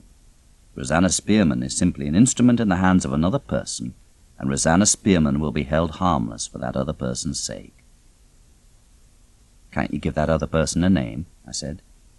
Can't you, Mr. Betteridge? No. Sergeant Cuff stood stock still and surveyed me. Surely you know what the girl was about yesterday after she was taken ill. You can't guess? At 11 on Thursday morning, Superintendent Seagrave points out to all the women servants the smear on the door. Rosanna has her own reasons for suspecting her own things. She takes the first opportunity of getting to her room, finds the paint stain on her nightgown or petticoat or what-not, shams ill and slips away, keeps the stained dress hidden, probably on her, and is at this moment occupied in making away with it in some convenient place on that lonely bit of beach ahead of us. I have traced her this evening to a particular cottage which we may possibly have to visit before we go back. She stopped in the cottage for some time, and she came out with, as I believe, something hidden under her cloak. I came back to the house to ask you to take me to the north end of the beach by another way. Sand, in respect of its printing off people's footsteps, is one of the best detective officers I know. The sand may tell us what she has been at. Sergeant Cuff went on down to the beach. I followed him, and waited at a little distance for what was to happen next. The last of the evening light was fading away. Over all the desolate place there hung a still and awful calm. It was now the time of the turn of the tide, and even as I stood there waiting, the broad brown face of the quicksand began to dimple and quiver, the only moving thing in all the horrid place. I saw the sergeant start as the shiver of the sand caught his eye. He turned and came back to me. A treacherous place, Mr. Betteridge, he said, and no signs of Rosanna Spearman anywhere on the beach, look where you may. We had walked, I should say, a couple of 100 yards when Sergeant Cuff suddenly went down on his knees on the beach. There's something to be said for your marine landscape here after all, remarked the sergeant. Here are a woman's footsteps, Mr. Betteridge. Let us call them Rosanna's footsteps until we find evidence to the contrary that we can't resist. Very confused footsteps, purposely confused, I should say. It looks as if she had determined to get to that place you and I have just come from without leaving any marks on the sand to trace her by. Shall we say that she walked through the water from this point till she got to that ledge of rocks behind us and came back the same way and then took to the beach again? It seems to fit in with my notion that she had something under her cloak when she left the cottage, something to hide, I think. Perhaps if we go on to the cottage we may find out what that something is. I asked him what cottage he wanted to go to. I recognized it as a cottage inhabited by a fisherman named Yolland with his wife and 2 grown-up children, a son and a daughter. The Yollands were respectable, worthy people. Rosanna's acquaintance with them had begun by means of the daughter, Lucy. The 2 girls had a kind of fellow feeling for each other. Anyway, the Yollands and Rosanna always appeared to get on together in a pleasant and friendly manner. We went on, seeing the footsteps on the sand, as long as the light lasted. On reaching the cottage, the fisherman and his son proved to be out in the boat, and Lucy was upstairs. Good Mrs. Yolland received us alone in her kitchen. The great Cuff showed a wonderful patience, trying his luck drearily this way and that way and firing shot after shot as it were at random on the chance of hitting the mark. Everything to Rosanna's credit, nothing to Rosanna's prejudice. That was how it ended, try as he might, with Mrs. Yolland talking 19 to the dozen and placing the most entire confidence in him. His last effort was made when we looked at our watches and had got on our legs previous to taking leave. "I shall now wish you good night, ma'am," says the sergeant, "and I shall only say at parting that Rosanna Spearman has a sincere well-wisher in myself, your obedient servant. But oh dear me, she will never get on in her present place, and my advice to her is, leave it." "Bless your heart alive, she is going to leave it," cries Mrs. Yolland. "Rosanna Spearman going to leave us? It seems strange, to say the least of it, that she should have given no warning in the first place to my lady or to me." "What is she to do when she does leave?" says the sergeant. "The poor creature's got no friends in the world except you and me." "Ah, but she has, though," says Mrs. Yolland. "She came in here, as I told you, this evening, and after sitting and talking a little, she has to go upstairs by herself. It's the only room in our place where there's pen and ink. 'I want to write a letter to a friend,' she says, 'and I can't do it for the prying and peeping of the servants up at the house.' Who the letter was written to I can't tell you. It must have been a mortal long one, judging by the time she stopped upstairs over it. A poor soul about herself and her doings, but a friend she's got somewhere, I can tell you, and to that friend you may depend upon it, she will go." "You must be mistaken about Rosanna Spearman," I said. "If she'd been going to leave her present situation, she would have mentioned it to me." "Mistaken?" cries Mrs. Yolland. "Why, only an hour ago she bought some things she wanted for travelling of my own self in this very room." She took up the candle and led us to a corner of the kitchen. She dived into a pile of rubbish and brought up an old Japan tin case with a cover to it and a hasp to hang it up by, the sort of thing they use on board ship for keeping their maps and charts from the wet. "There," says she. "When Rosanna came in this evening, she bought the fella to that. It would just do," she says, "to put my cuffs and collars in and keep them from being crumpled in my box." Mrs. Yolland took another dive into the rubbish and came up out of it this time with a dog chain. "We had 3 of these, and Rosanna's taken 2 of them. What can you want, my dear, with a couple of dogs' chains?" says I. "If I join them together, they'll go round my box nicely," says she. The tin case and the dog chains were all she bought, all she took away. I went to the door and out on the road back. Before I'd taken 3 steps down the village, I heard the sergeant behind me. "What the girl has done tonight is clear enough, of course. She's joined the 2 chains and has fastened them to the hasp in the tin case. She's sunk the case in the water or in the quicksand. She's made the loose end of the chain fast to some place under the rocks known only to herself. And she will leave the case secure at its anchorage till the present proceedings have come to an end. All perfectly plain so far. But," says the sergeant, "the mystery is, what has she hidden in the tin case?" I said rashly, "The stained dress." Sergeant Cuff stopped short and laid his hand on my arm. "Is anything thrown into that quicksand of yours ever thrown up on the surface again?" he asked. "Never," I answered. "Light or heavy, whatever goes into the shivering sand is sucked down and seen no more." "Then," says the sergeant, "what on earth has she got to do but to tie up a bit of stone in the stained dress and throw it into the quicksand? There isn't a shadow of a reason why she should have hidden it, and yet she must have hidden it." When we got back, we found that Rosanna Spearman had returned nearly an hour since. She'd gone upstairs to take off her bonnet and cloak and was now at supper with the rest. Her ladyship was waiting to see us. I went on, without looking at Sergeant Cuff or speaking to him. My hand took a sudden fit of trembling as I lifted it to knock at my mistress's door.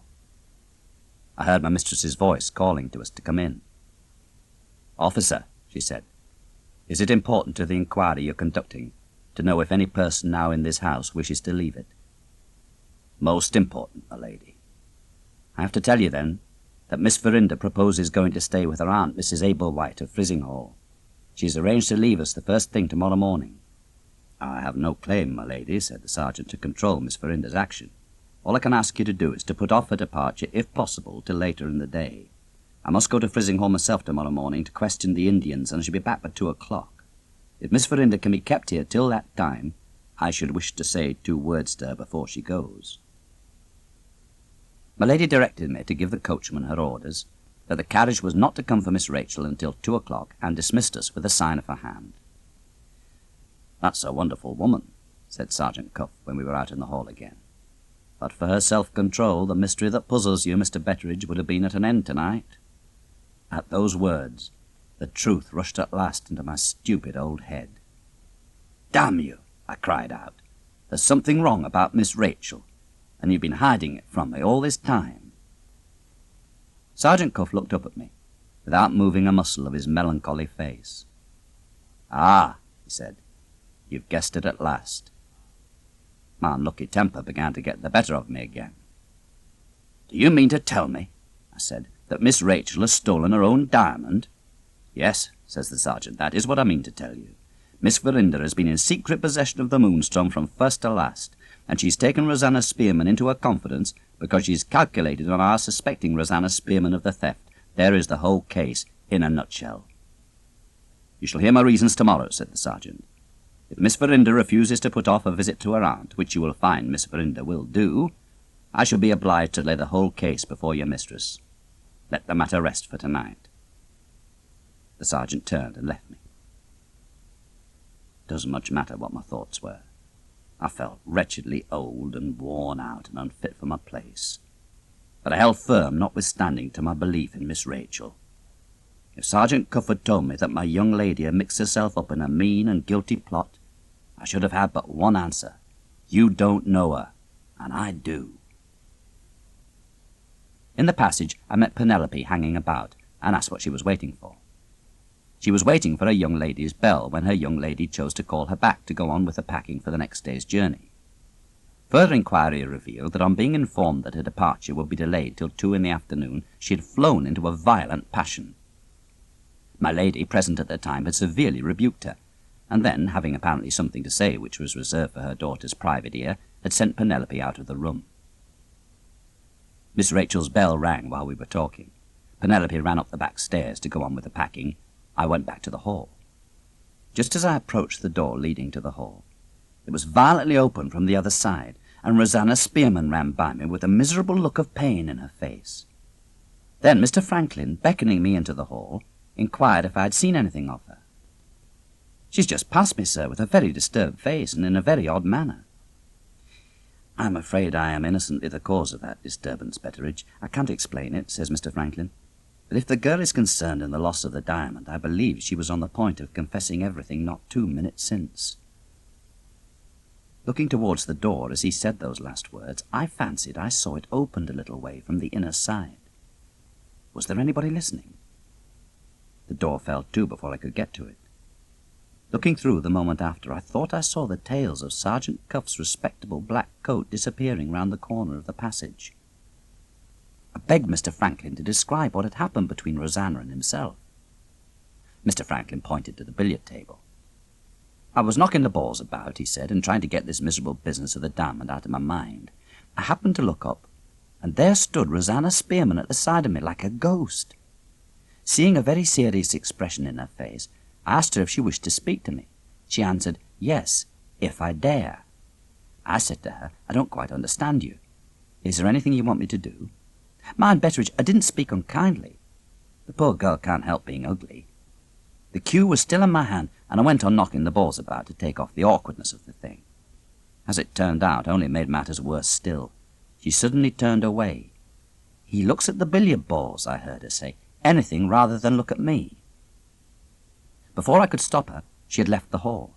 I'm not quite easy about it, Betteridge. I meant no unkindness. I've been a little hard on her, perhaps in my own thoughts. I've almost hoped that the loss of the diamond might be traced to her. Not from any ill will to the poor girl, but... He stopped there, and going back to the billiard table, began to knock the balls about once more. After what had passed between the sergeant and me, I knew what it was that he had left unspoken as well as he knew it himself. Nothing but the tracing of the Moonstone to our second housemaid could now raise Miss Rachel above the infamous suspicion that rested on her in the mind of Sergeant Cuff. If Rosanna had done nothing to compromise herself, the hope which Mr. Franklin confessed to having felt would have been hard enough on her. But this was not the case. She had pretended to be ill, and she had been at the Shivering Sand that evening under circumstances which were highly suspicious, to say the least. For these reasons, I could not but think that Mr. Franklin's way of looking at the matter was neither unnatural nor unreasonable. I said a word to him to that effect. Mr. Franklin thereupon left the library and went up to bed. I put the lights out and made the windows fast and went upstairs myself. I had expected the sergeant to set off for Frizinghall the first thing in the morning. He waited about, however, as if he had something else to do first. I left him to his own devices, and going into the grounds shortly after, met Mr. Franklin on his favourite walk by the shrubbery. Before we'd exchanged 2 words, the sergeant unexpectedly joined us. "I have something to say to you, sir," he said, "on the subject of the inquiry I am conducting here. You detected the turn that the inquiry was really taking yesterday. Naturally enough, in your position, you were shocked and distressed." "What do you want?" Mr. Franklin broke in. "I want to remind you, sir, of your duty as a good citizen to assist me with any special information which you may happen to possess." "I possess no special information." I thought of the movement in the swing door on the previous evening, and of the coat-tails which I had seen disappearing down the passage. Sergeant Cuff had no doubt just heard enough to make him suspect that Rosanna had relieved her mind by confessing something to Mr. Franklin Blake. This notion had barely struck me, when who should appear at the end of the shrubbery walk but Rosanna. Mr. Franklin saw the girl as soon as I saw her. The sergeant took on not to have noticed her at all. Before either Mr. Franklin or I could say a word, Sergeant Cuff struck in smoothly with an appearance of continuing the previous conversation. "You needn't be afraid of harming the girl, sir," he said to Mr. Franklin, speaking in a loud voice so that Rosanna might hear him. "On the contrary, I recommend you to honour me with your confidence if you feel any interest in Rosanna Spearman." Mr. Franklin instantly took on not to have noticed the girl either. He answered, speaking loudly on his side, "I take no interest whatever in Rosanna Spearman." I looked towards the end of the walk. All I saw at the distance was that Rosanna suddenly turned round and went back to the house. The breakfast bell rang as the girl disappeared, and Sergeant Cuff said to me quietly, "I shall go to Frizinghall, Mr. Betteridge, and I shall be back before 2. He went his way, and for some few hours we were well rid of him.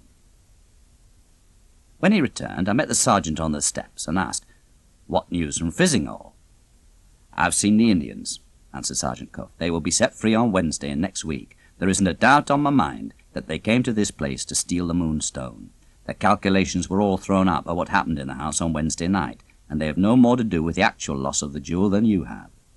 But I can tell you one thing, Mr. Betteridge. You've not heard the last of the 3 jugglers yet." "So much for the Indians," I said. "What about Rosanna next?" Sergeant Cuff shook his head. "The mystery in that quarter is thicker than ever," he said. "Why does she hide the smeared nightgown instead of destroying it? If the girl won't speak out, there's only one way of settling the difficulty. The hiding place at the Shivering Sand must be searched, and the true state of the case will be discovered there." "How are you to find the place?" I inquired. The clock struck 2 as I put the question, and punctual to the moment the carriage came round to take Miss Rachel to her aunt's. "One thing at a time," said the sergeant. "I must attend to Miss Verinder first." The first person to come out of the house was my lady. Not a word did she say either to the sergeant or to me. With her lips closed and her arms folded, there she stood, as still as a statue, waiting for her daughter to appear. In a minute more Miss Rachel came downstairs. She kissed her mother in a hasty and sudden manner on the cheek. She said, "Try to forgive me, Mamma," and then pulled down her veil over her face so vehemently that she tore it. In another moment she had run down the stairs and had rushed into the carriage as if it was a hiding place. Sergeant Cuff was just as quick on his side. He stood before Miss Rachel with the open carriage door in his hand at the instant when she settled herself in her place. "What do you want?" says Miss Rachel from behind her veil. "I want to say one word to you, miss," answered the sergeant, "before you go. I can't presume to stop your paying a visit to your aunt. I can only venture to say that your leaving us as things are now puts an obstacle in the way of my recovering your diamond. Please to understand that, and now decide for yourself whether you go or stay." Miss Rachel never even answered him. "Drive on, James," she called out to the coachman. Without another word, the sergeant shut the carriage door. Just as he closed it, Mr. Franklin came running down the steps. "Goodbye, Rachel," he said, holding out his hand. "Drive on," cried Miss Rachel, louder than ever, and taking no more notice of Mr. Franklin than she had taken of Sergeant Cuff. The coachman, not knowing what to do, looked towards my lady, still standing immovable on the top step. My lady, with anger and sorrow and shame all struggling together in her face, made him a sign to start the horses, and then turned back hastily into the house. Mr. Franklin, recovering the use of his speech, called after her, "Aunt, accept my thanks for all your kindness, and let me go." My lady turned to speak to him. "Let me see you before you leave us, Franklin," she said in a broken voice, and went on to her own room. "Do me a last favour, Betteridge," says Mr. Franklin, turning to me, with the tears in his eyes. "Get me away to the train as soon as you can." Sergeant Cuff and I were left face to face at the bottom of the steps. "All right," said the sergeant to himself. He turned round to me. "It's time to take this business in hand now, without sparing anybody. We'll begin with Rosanna Spearman. Where is she?"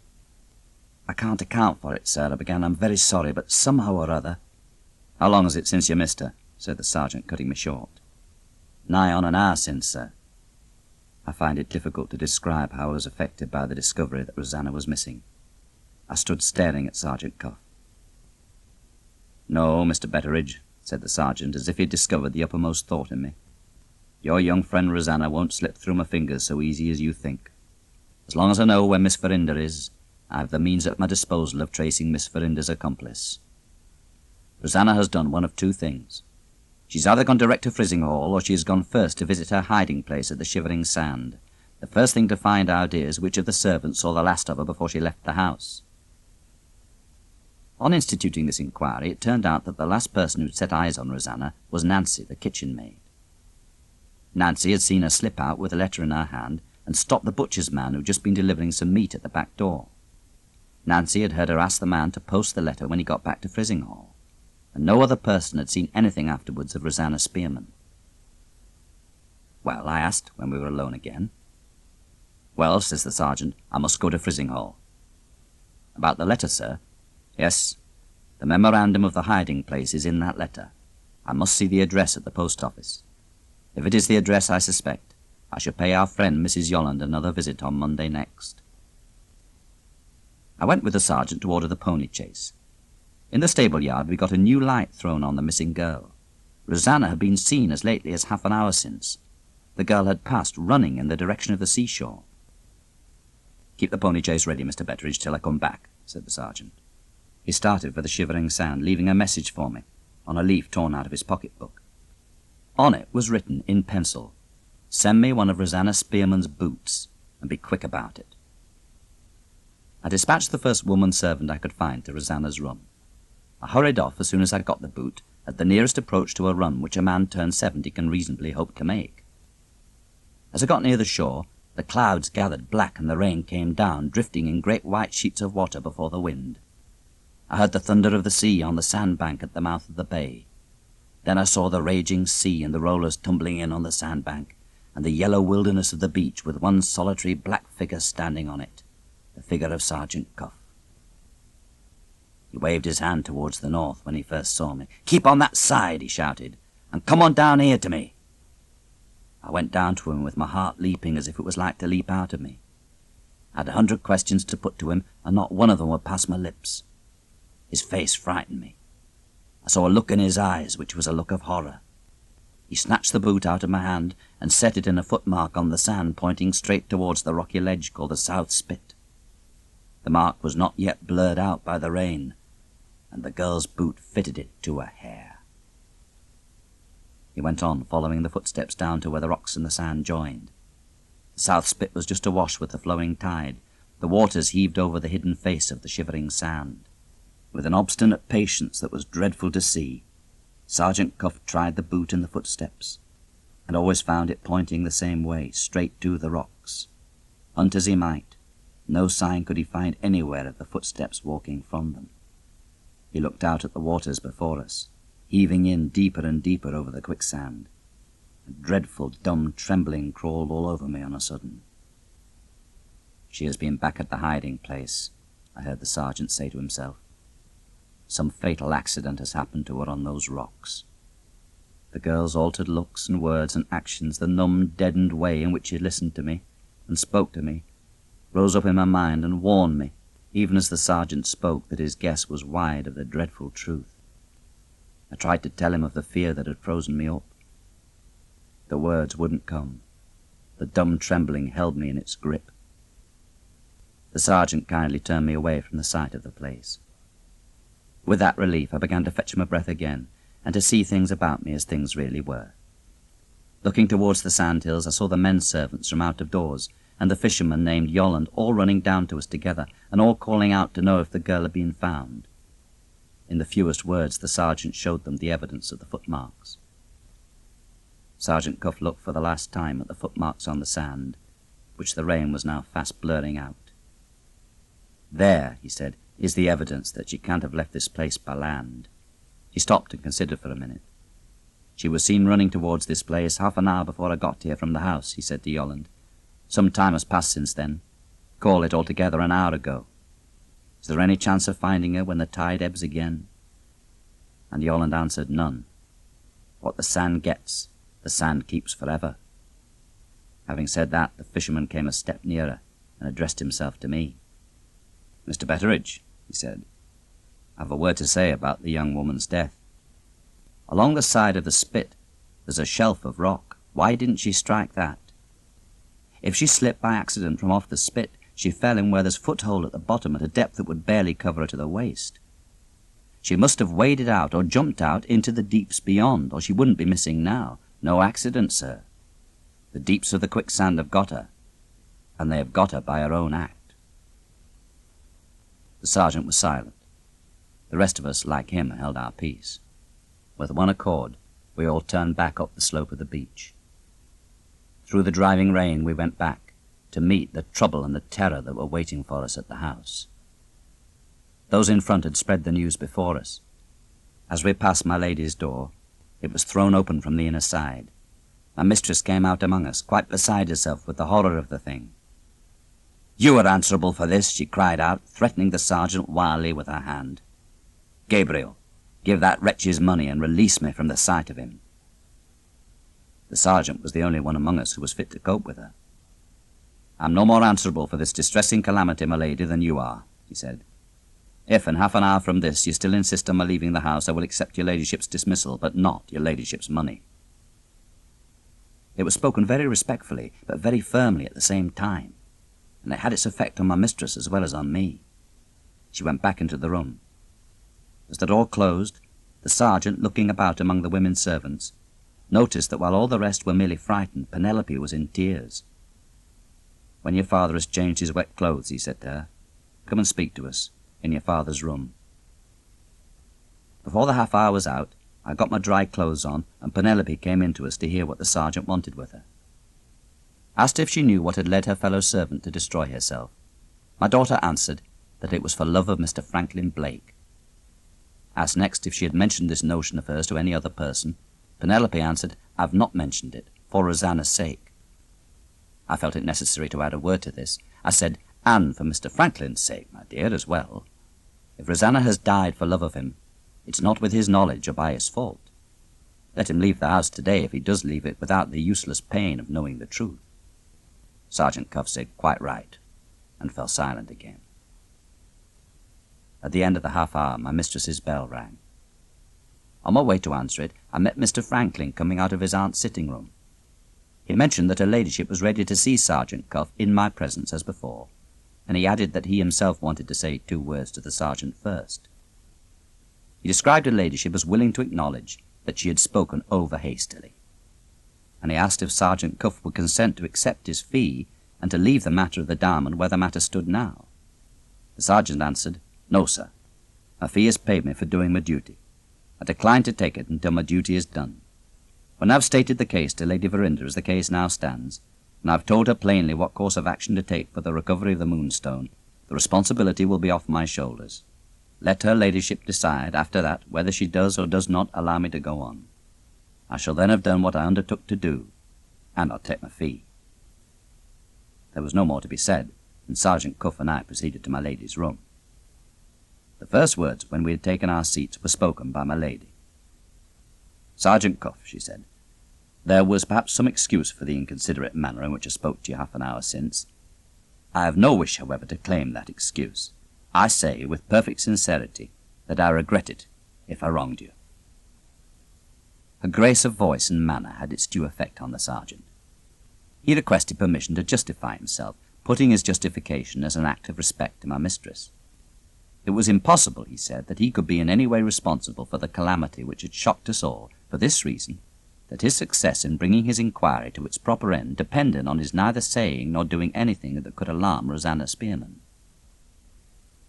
"I have heard a motive assigned for the young woman's suicide," said the sergeant, "which may possibly be the right one. It is a motive quite unconnected with the case which I am conducting here.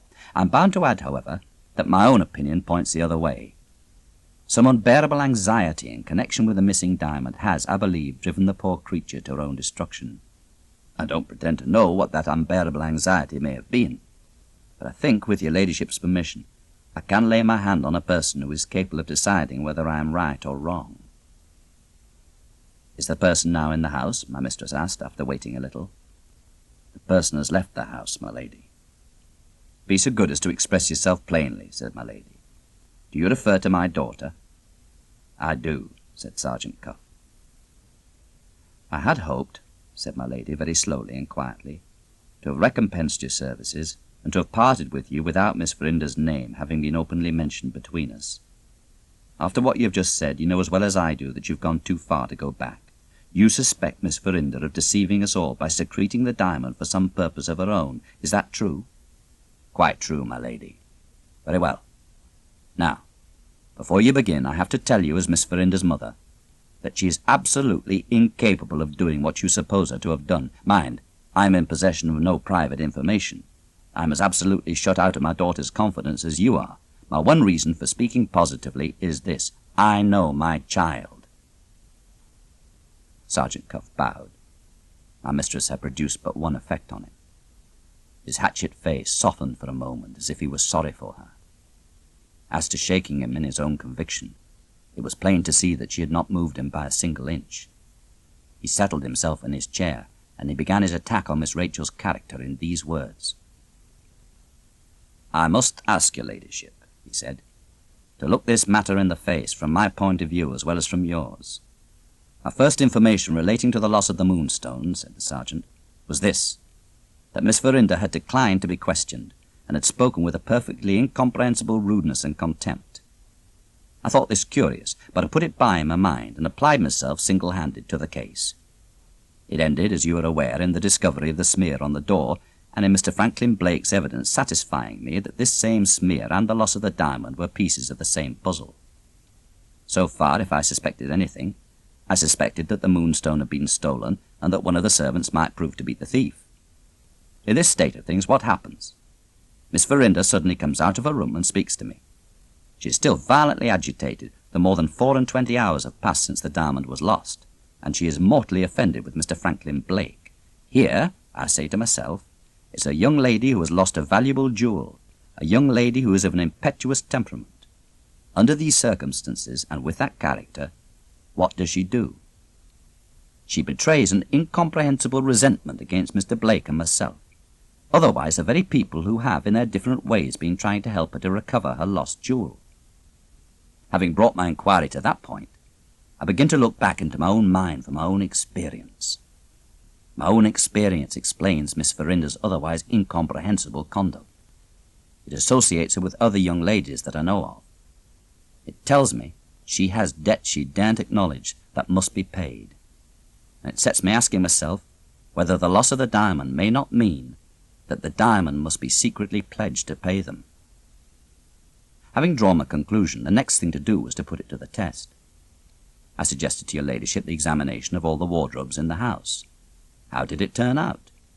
Miss Verinder alone stopped the whole proceeding by refusing point blank. That result satisfied me that my view was the right one. In your hearing, I told the young lady that her leaving the house would put an obstacle in the way of my recovering a jewel.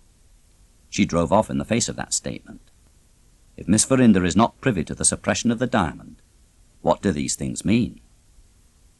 This time he looked my way.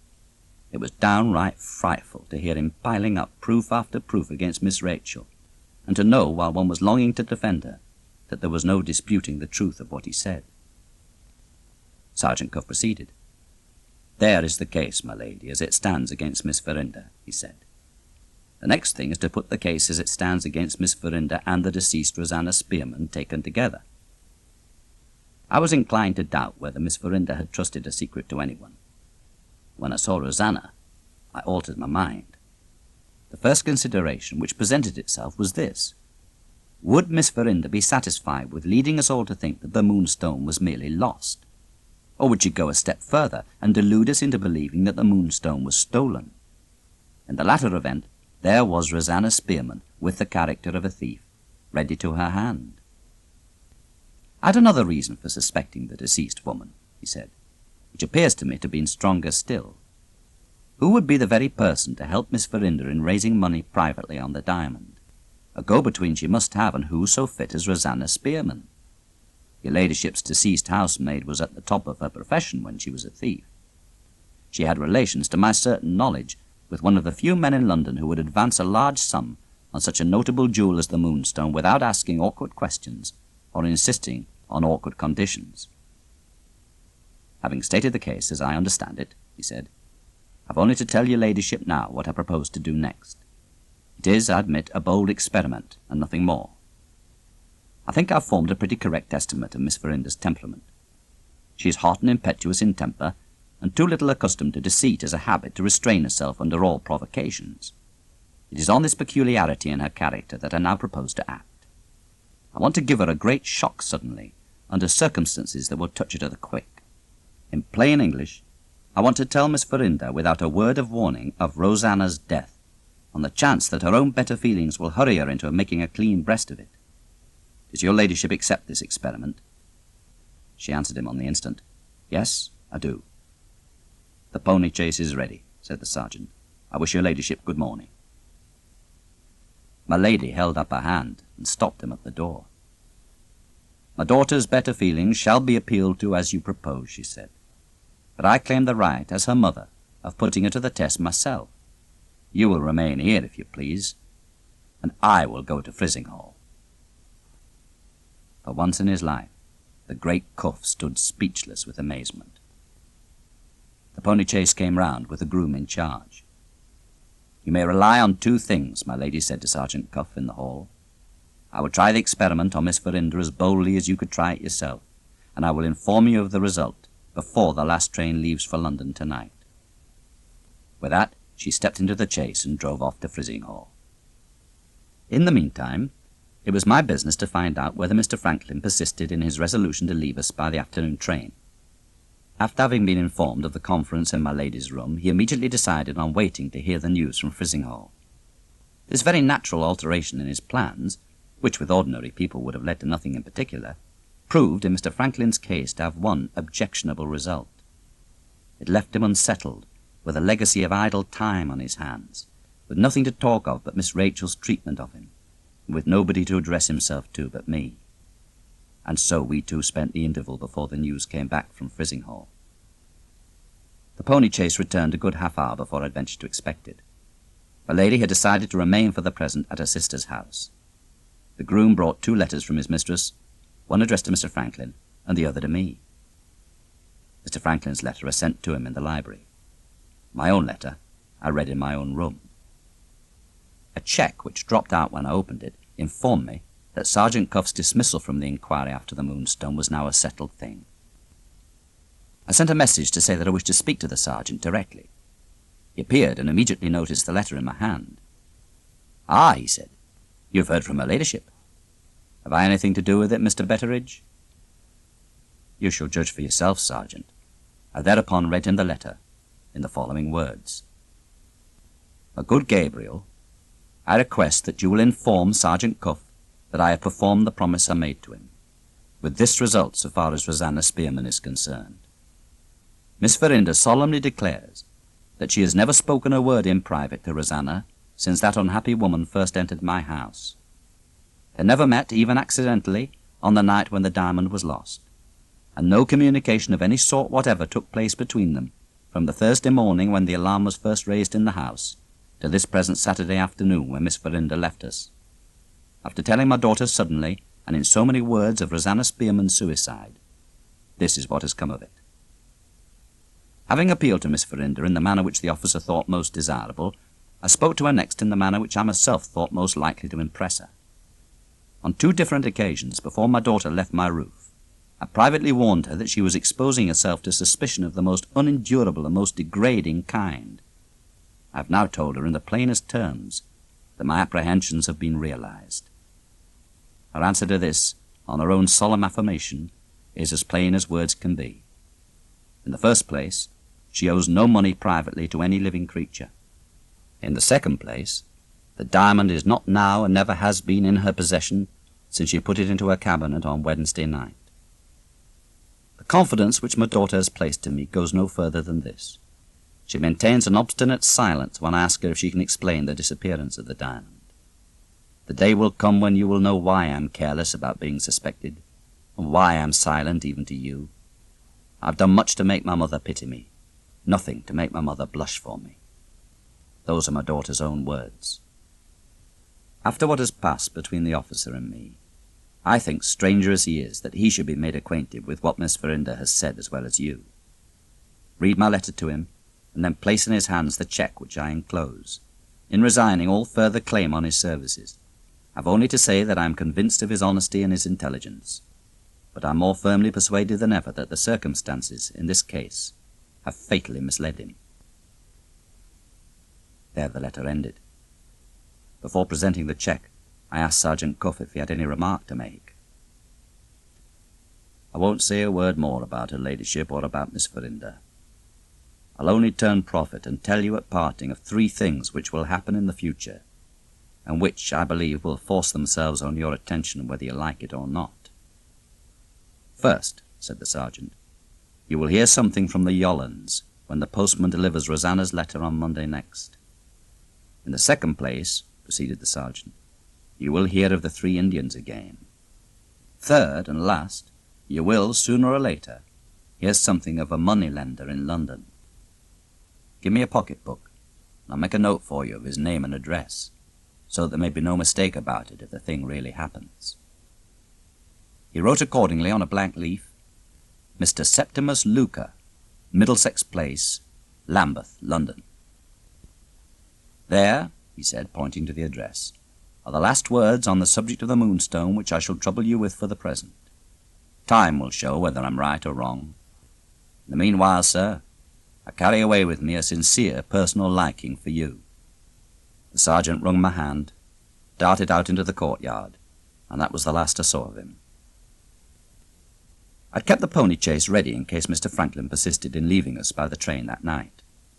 The appearance of the luggage, followed downstairs by Mr. Franklin himself, informed me plainly enough that he had held firm to a resolution for once in his life. "So you've really made up your mind, sir?" I said as we met in the hall. "Why not wait a day or 2 longer and give Miss Rachel another chance?" Instead of replying to me in words, he put the letter which her ladyship had addressed to him into my hand. The greater part of it said over again what had been said already in the other communication received by me. But there was a bit about Miss Rachel added at the end which will account for the steadiness of Mr. Franklin's determination. "You will wonder, I dare say," her ladyship wrote, "at my allowing my own daughter to keep me perfectly in the dark. A diamond worth £20,000 has been lost, and I am left to infer that the mystery of its disappearance is no mystery to Rachel, and that some incomprehensible obligation of silence has been laid on her by some person or persons utterly unknown to me, with some object in view at which I cannot even guess. I dare not approach the subject of the Moonstone again until time has done something to quiet her. To help this end, I have not hesitated to dismiss the police officer. This is not a matter in which any stranger can help us.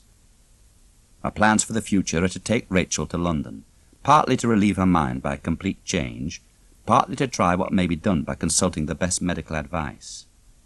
My dear Franklin, you in your way must imitate my patience and wait, as I do, for a fitter time. The valuable assistance which you rendered to the inquiry after the lost jewel is still an unpardoned offence in the present dreadful state of Rachel's mind. I am grieved to have to say it, but for the present, you and Rachel are better apart. I handed the letter back, sincerely sorry for Mr. Franklin, for I knew how fond he was of my young lady, and I saw that her mother's account of her had cut him to the heart. When I came here from London with that horrible diamond, he said, I don't believe there was a happier household in England than this. Look at the household now, scattered, disunited, the very air of the place poisoned with mystery and suspicion. The Moonstone has served the Colonel's vengeance, Betteridge, a means which the Colonel himself never dreamt of. With that he shook me by the hand and went out to the pony chase. It was miserable to see him leaving the old place where he'd spent the happiest years of his life in this way. Tell us where you're going to, sir, I said, holding on by the chase. Mr. Franklin pulled his hat down suddenly over his eyes. Going, says he, echoing the word after me. I'm going to the devil. The pony started at the word, as if he'd felt a Christian horror of it. God bless you, sir. Go where you may, was all I had time to say before he was out of sight and hearing. He left a sad gap behind him when he left my lady's house. On the next day, the coachman brought a message for me. The message informed me that my mistress had determined to take Miss Rachel to a house in London on the Monday. Most of the servants were to follow. I was to remain in the country until further orders to look after things indoors and out. We ended the day as hundreds of thousands of people end it regularly. That is to say, we all anticipated bedtime and fell asleep in our chairs. The Monday gave me a good shake-up. The first of Sergeant Cuff's prophecies of what was to happen, namely that I should hear from the Yollans, came true on that day. I'd seen Penelope and my lady's maid off in the railway with the luggage for London and was pottering about the grounds when I heard my name called. Turning round, I found myself face to face with the fisherman's daughter, Lucy. Well, my dear, I said, what do you want with me? Where's the man you call Franklin Blake, says the girl, fixing me with a fierce look. That's not a respectful way to speak of any gentleman, I answered. If you wish to inquire for my lady's nephew, you will please to mention him as Mr. Franklin Blake. She came a step nearer to me, and looked as if she could have eaten me alive. Mr. Franklin Blake, she repeated after me. Murderer Franklin Blake would be a fitter name for him. He's a murderer! He's a murderer! He has been the death of Rosanna! She screamed out at the top of her voice. He has been the death of Rosanna? I repeated. What makes you say that, Lucy? What do you care? What does any man care? She lived a miserable life, Mr. Betteridge. Vile people had ill-treated her and led her wrong, and it hadn't spoiled her sweet temper. That man came here, bewitched her. Don't tell me he didn't mean it and didn't know it. He ought to have known it. He ought to have taken pity on her. I can't live without him. And oh, Lucy, he never even looks at me. That's what she said. I said no man is worth fretting for in that way. And she said, there are men worth dying for, Lucy, and he is one of them. And oh, what happens this morning? A letter comes and tells me that she is done with the burden of her life. A letter comes and bids me goodbye forever. Where is he? Cries the girl, flaming out again through her tears. What do you want with Mr. Franklin Blake? I asked. I've got a letter to give him from Rosanna Spearman. You can't see Mr. Franklin, I said. He went to London last night. Lucy looked me hard in the face and saw that I was speaking the truth. Without a word more, she turned about again. Stop, I said. Give me your letter, and I'll send it on to him by the post. Lucy looked back at me over her shoulder. I'm to give it from my hands into his hands, she said, and I'm to give it to him in no other way. If he wants the letter, he must come back here and get it from me. With those words she left. I followed her and tried to make her talk. All in vain. The only way left to try was the chance of writing to Mr. Franklin Blake. But when the postman came on Tuesday morning, he brought me 2 letters. One from Penelope announced that my lady and Miss Rachel were safely established in London. The other informed me that Mr. Franklin had left England already. To what particular place he was bound, nobody could presume to guess. On Thursday and Friday, nothing happened. Saturday, the last day of the week, is the last day in my narrative. The morning's post brought me a surprise in the shape of a London newspaper. The handwriting on the direction identified it at once as the writing of Sergeant Cuff. Looking through the paper, I found an ink mark drawn round one of the police reports. Lambeth. Shortly before the closing of the court, Mr. Septimus Luca, the well-known dealer in ancient gems, applied to the sitting magistrate for advice. The applicant stated that he had been annoyed at intervals throughout the day by the proceedings of some strolling Indians. The persons complained of were 3 in number. After having been sent away by the police, they had returned again and again. Besides the annoyance complained of, Mr. Luca expressed himself as being under some apprehension that robbery might be contemplated. In reply to the magistrate, Mr. Luca admitted that he had no evidence to produce of any attempt at robbery being in contemplation. He could speak positively to the annoyance and interruption caused by the Indians, but not to anything else.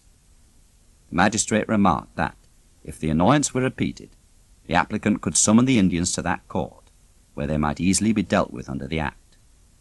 The applicant thanked his worship, and withdrew. We have gone on in this matter of the Moonstone from one marvel to another, and here we end with the greatest marvel of all, namely the accomplishment of Sergeant Cuff's 3 predictions in less than a week from the time when he had made them. After hearing from the Yollands on the Monday, I had now heard of the Indians, and heard of the moneylender. In the dark I have brought you thus far. In the dark I am compelled to leave you, with my best respects. Farewell. The end of the first period. Second period. The discovery of the truth, 1848 to 1849. The events related in several narratives. First narrative, contributed by Miss Clack, niece of the late Sir John Verinder. I have been cut off from all news of my relatives by marriage for some time past. When we are isolated and poor, we are not infrequently forgotten. Now I find my insignificant existence suddenly remembered by Mr. Franklin Blake.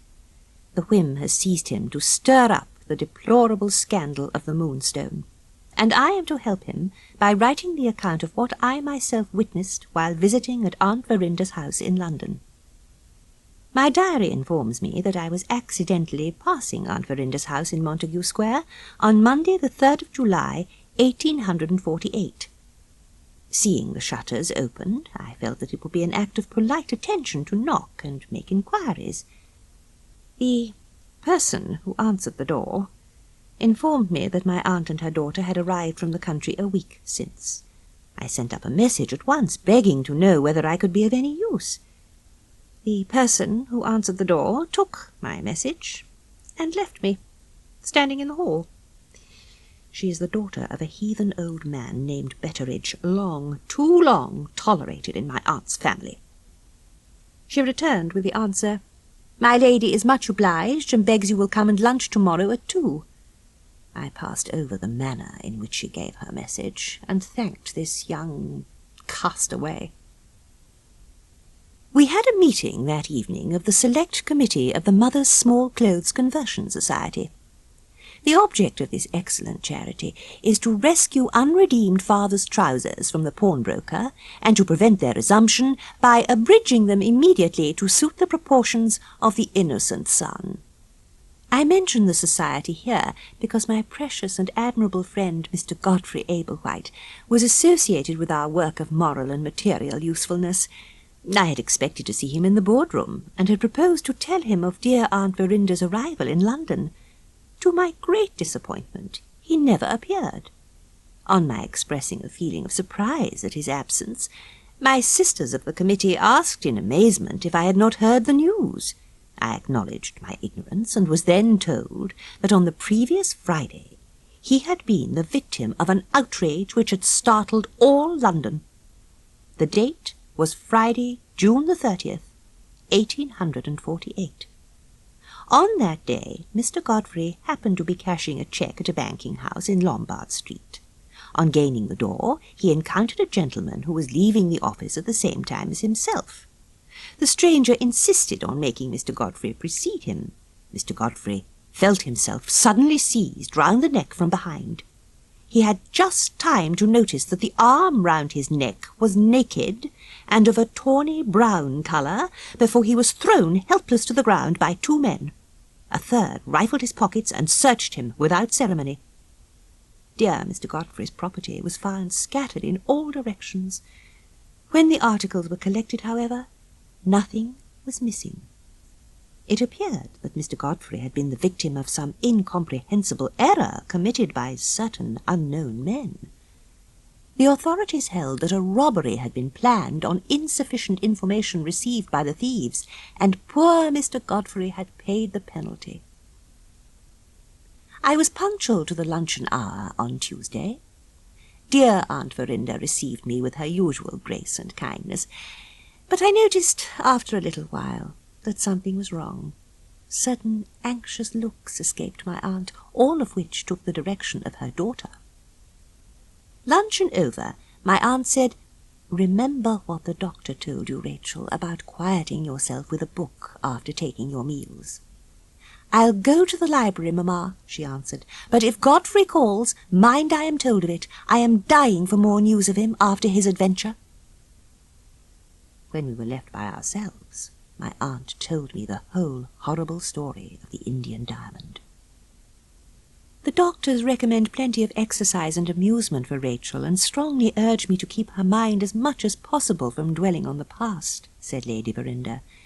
"I do my best to carry out my instructions, but this strange adventure of Godfrey's happens at a most unfortunate time. Rachel has been incessantly restless since she first heard of it. She left me no peace till I had written and asked my nephew Ablewhite to come here." As the word passed her lips, a special providence occurred. The servant opened the door and announced Mr. Godfrey Ablewhite. "Go to Miss Verinder," said my aunt, addressing the servant, "and tell her Mr. Ablewhite is here." We both inquired after his health. We both asked him together whether he felt like himself again after his terrible adventure of the past week. The door opened again, and Miss Verinder approached dear Mr. Godfrey at a most unladylike rate of speed, with her hair shockingly untidy and her face, what I should call, unbecomingly flushed. "I am charmed to see you, Godfrey. Come and sit down. I am brimful of downright questions, and I expect you to be brimful of downright answers." Rachel settled herself at the window with our amiable and forbearing Mr. Godfrey. She began the string of questions with which she had threatened him. "It is certain, I suppose, that the three men who laid the trap for you are the three Indians who came to our house in the country?" "Some people think so." "The people who say that the three unknown men who ill-used you are the three Indians—" There she stopped. With an obstinacy dreadful to see, she went back again to the place where she had checked herself and completed her question. "Tell me plainly, Godfrey, do they any of them say that they ill-used you because of the Moonstone?" "If you will have it, Rachel, scandal says that the Moonstone was in pledge, and that I am the man who has pawned it."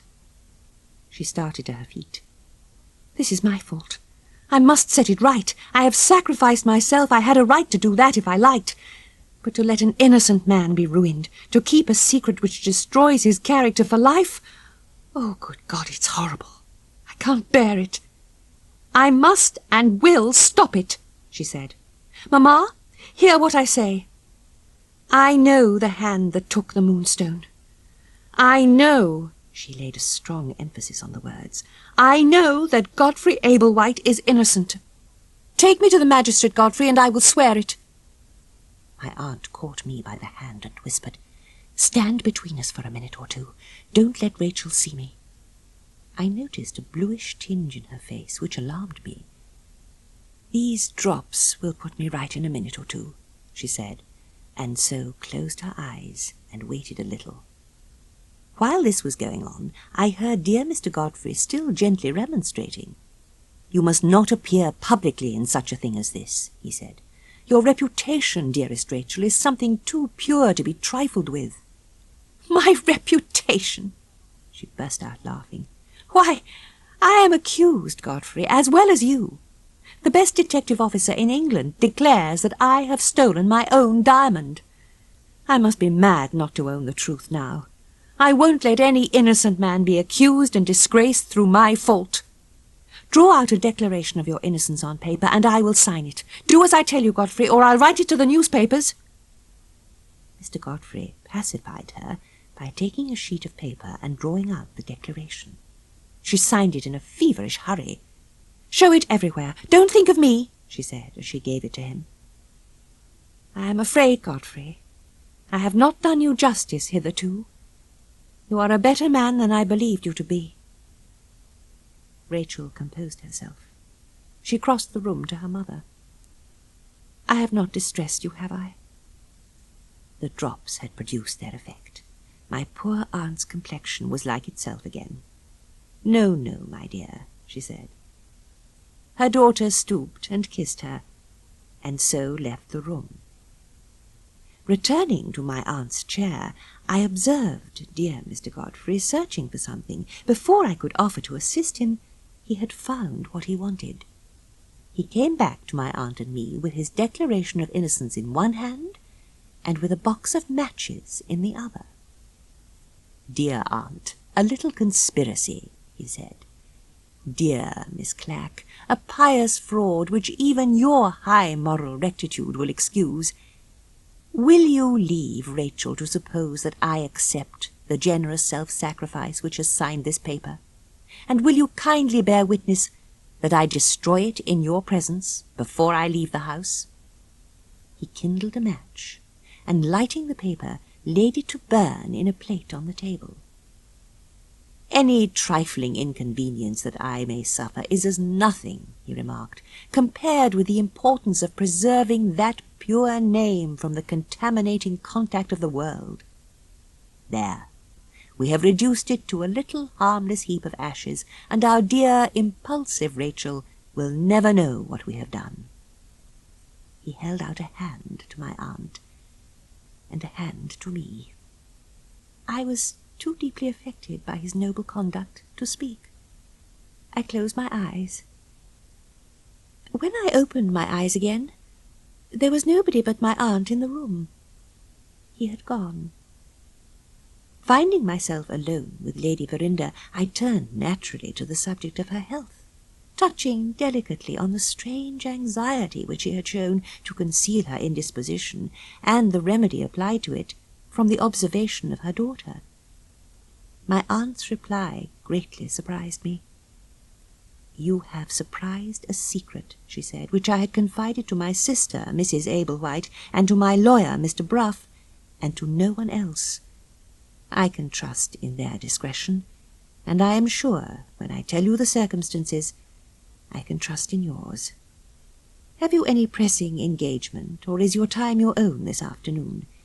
It is needless to say that my time was entirely at my aunt's disposal." "Keep me company, then," she said, "till Mr. Bruff comes, and you can be one of the witnesses when I sign my will." Her will! I thought of the drops which I had seen in her work-box. I thought of the bluish tinge which I had noticed in her complexion. Consideration for poor Lady Verinder forbade me even to hint that I had guessed the melancholy truth before she opened her lips. "I have been seriously ill for some time past," my aunt began. "I have been suffering under an insidious form of heart disease, which has, by little and little, fatally broken me down. I may live for some months, or I may die before another day has passed over my head. The doctors cannot and dare not speak more positively than this. My one great anxiety is that Rachel should be kept in ignorance of the truth. If she knew it, she would at once attribute my broken health to anxiety about the diamond, and would reproach herself bitterly, poor child, for what is in no sense her fault. The doctors agree that the mischief began 2, if not 3 years since. I am sure you will keep my secret, for I am sure I see sincere sorrow and sympathy for me in your face. I am expecting the doctor shortly." The servant opened the door, announced the arrival of the doctor, and I left Lady Verinder. Mr. Bruff, the lawyer, had arrived a minute since, and was waiting in the library. I was shown into the library to wait too. Mr. Bruff looked surprised to see me. He is the family solicitor, and we had met more than once on previous occasions under Lady Verinder's roof. "My aunt has informed me that she is about to sign her will," I said. "She has been so good as to ask me to be one of the witnesses." Aye, well, Miss Clack, you will do. And how is your friend Mr. Godfrey Ablewhite, after the mauling he got?" "I live very much out of the world," I said, "but I happen to know the story to which you allude, and I also know that a viler falsehood than that story never was told." Yes, Miss Clack, you believe in your friend, natural enough. Mr. Godfrey Ablewhite won't find the world in general quite so easy to convince as a committee of charitable ladies. Appearances are dead against him. He was in the house when the diamond was lost, and he was the first person in the house to go to London afterwards. Those are ugly circumstances, ma'am, viewed by the light of later events." I asked what he meant by later events. "By later events, Miss Clack, I mean events in which the Indians are concerned," proceeded Mr. Bruff. "What do the Indians do the moment they are let out of the prison at Frizinghall? They go straight to London and fix on Mr. Luca. What follows? Mr. Luca feels alarmed for the safety of a valuable of great price which he has got in the house. He lodges it privately in his banker's strong-room. The Indians have their suspicions that the valuable of great price is being shifted from one place to another, and they hit on a singularly bold and complete way of clearing those suspicions up. Whom do they seize and search? Not Mr. Luca, which would be intelligible enough, but Mr. Godfrey Ablewhite. The plain inference is that Mr. Ablewhite had his private interest in the valuable, as well as Mr. Luca." "I don't presume to argue with a clever lawyer like you," I said. "But is it quite fair, sir, to Mr. Ablewhite to pass over the opinion of the famous London police officer who investigated this case? Not the shadow of a suspicion rested upon anybody but Miss Verinder in the mind of Sergeant Cuff. I judge the sergeant to have been utterly wrong, and I offer the opinion that if he had known Rachel's character as I know it, he would have suspected everybody in the house but her. If the plainest evidence in the world pointed one way, and if nothing but Rachel's word of honour pointed the other, I would take her word before the evidence, lawyer as I am." "She is so absolutely to be relied on as that?" "So absolutely to be relied on as that." "Then permit me to inform you, Mr. Bruff, that Mr. Godfrey Ablewhite was in this house not 2 hours since, and that his entire innocence of all concern in the disappearance of the Moonstone was proclaimed by Miss Verinder herself." I enjoyed the triumph of seeing Mr. Bruff utterly confounded and overthrown by a few plain words from me. He started to his feet and stared at me in silence. "And what do you say about Mr. Ablewhite now?" I asked with the utmost possible gentleness as soon as I had done. "If Rachel has testified to his innocence, Miss Clack, I don't scruple to say that I believe in his innocence as firmly as you do. I have been misled by appearances, like the rest of the world, and I will make the best atonement I can by publicly contradicting the scandal which has assailed your friend wherever I meet with it." With those words he turned away from me and began walking irritably up and down the room. I could see plainly that the new light I had thrown on the subject had greatly surprised and disturbed him. At this point The servant came in to say that the doctor had gone and that my aunt was waiting to receive us. The signing of the will was a much shorter matter than I had anticipated. Mr. Bruff folded it up and then withdrew. I thought it wise to withdraw also. "Let me leave you to repose, dear aunt. I will call again tomorrow." I immediately said good-bye. The following evening we had a special meeting of the Mothers' Small Clothes Conversion Society, summoned expressly with a view to obtaining Mr. Godfrey's advice and assistance. Instead of sustaining our sisterhood, he had arranged to take coffee in Montague Square and to go to a ball afterwards. The afternoon of the next day had been selected for the Festival of the British Ladies' Servants' Sunday Sweetheart Supervision Society. Instead of being present, the life and soul of that struggling institution, he had engaged to make one of a party of worldlings at a concert. Soon after 2:00, I was again addressing kind inquiries at Lady Verinder's door. My aunt had had a bad night. She was again in the room in which I had witnessed her will, resting on the sofa and trying to get a little sleep. I said I would wait in the library on the chance of seeing her. The house was quiet, and it was past the hour at which the musical performance began. I took it for granted that the party of pleasure-seekers, Mr. Godfrey, alas, included, were all at the concert. Just as I entered the room, I heard a knock at the street door. Before I could think of slipping away, the active young footman was in the hall answering the door. It mattered little, as I thought. In my aunt's state of health, visitors in general were not admitted. To my horror and amazement, the performer of the soft little knock proved to be an exception to general rules. The next moment I heard footsteps. Who could this favoured visitor possibly be? I waited a minute or two, and more than a minute or two. I heard the visitor walking restlessly backwards and forwards. I also heard him talking to himself. I even thought I recognized the voice. I parted the heavy curtains, the least little morsel in the world, and listened. The words I heard were, "I'll do it today." And the voice that spoke them was Mr. Godfrey Ablewhite's. My hand dropped from the curtain. He had said in a tone of terrible resolution he would do it today. What would he do? Something even more deplorably unworthy of him than what he had done already? Would he abandon us at the Mother's Small Clothes? Had we seen the last of his angelic smile in the committee room?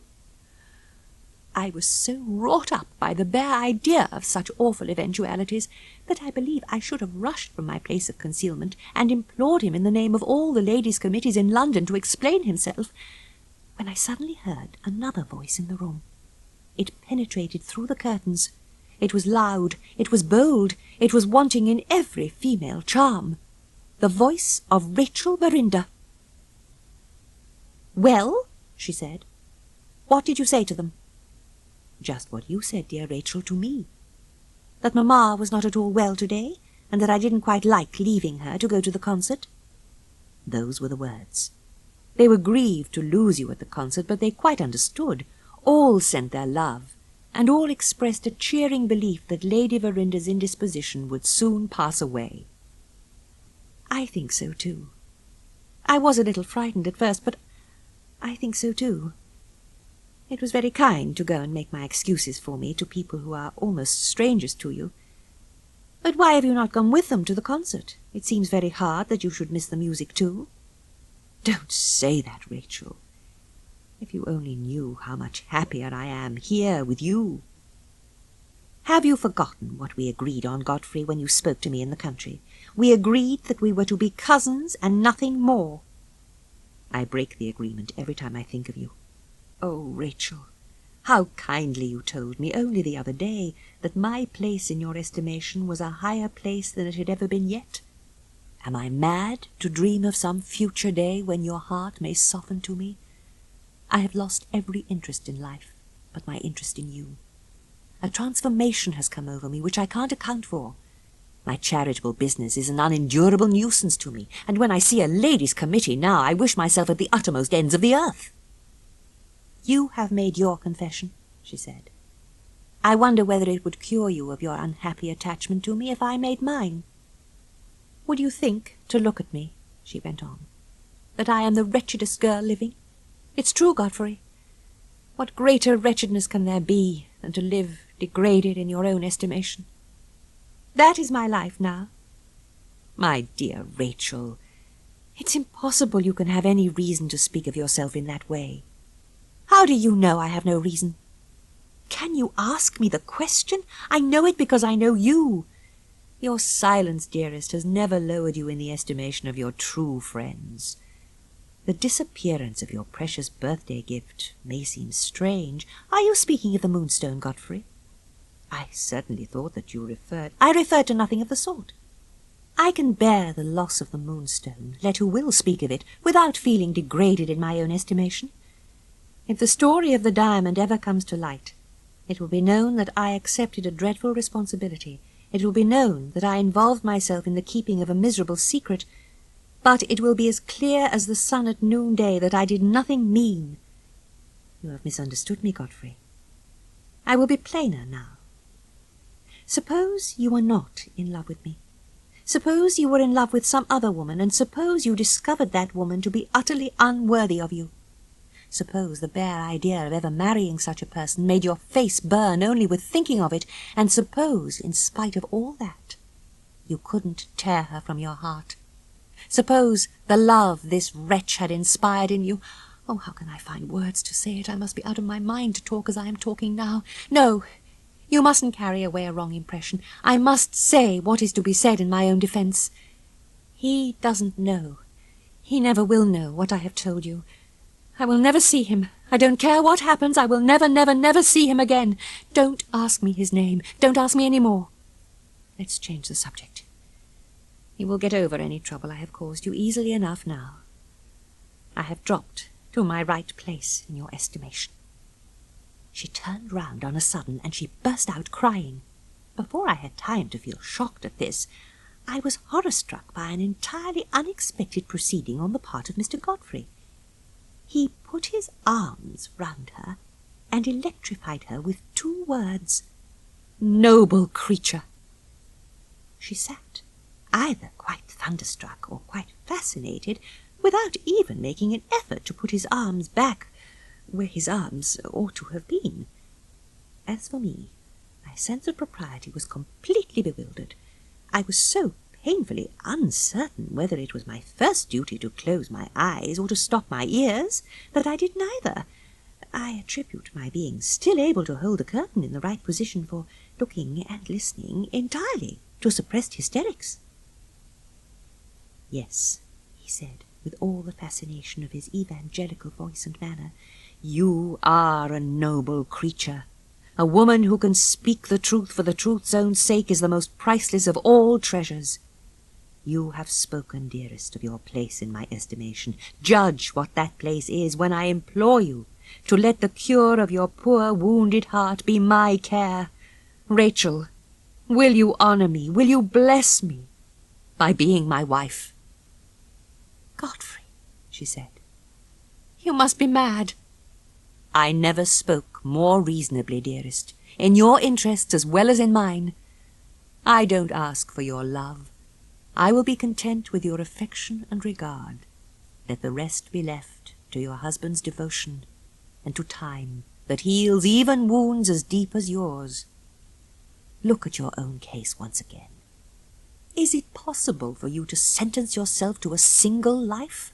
Trust my knowledge of the world. Nothing is less possible. It is merely a question of time. You may marry some other man some years hence, or you may marry the man, dearest, who is now at your feet, and who prizes your respect and admiration above the love of any other woman on the face of the earth.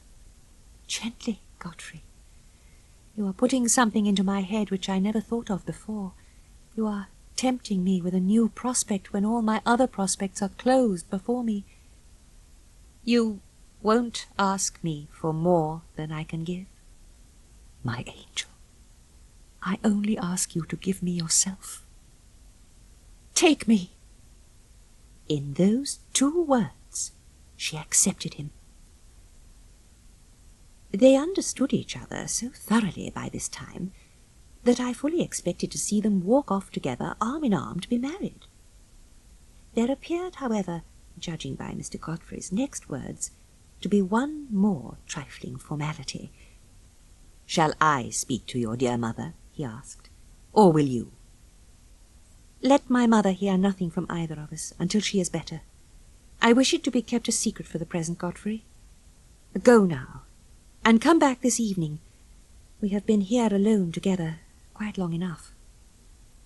She rose and advanced to the curtains.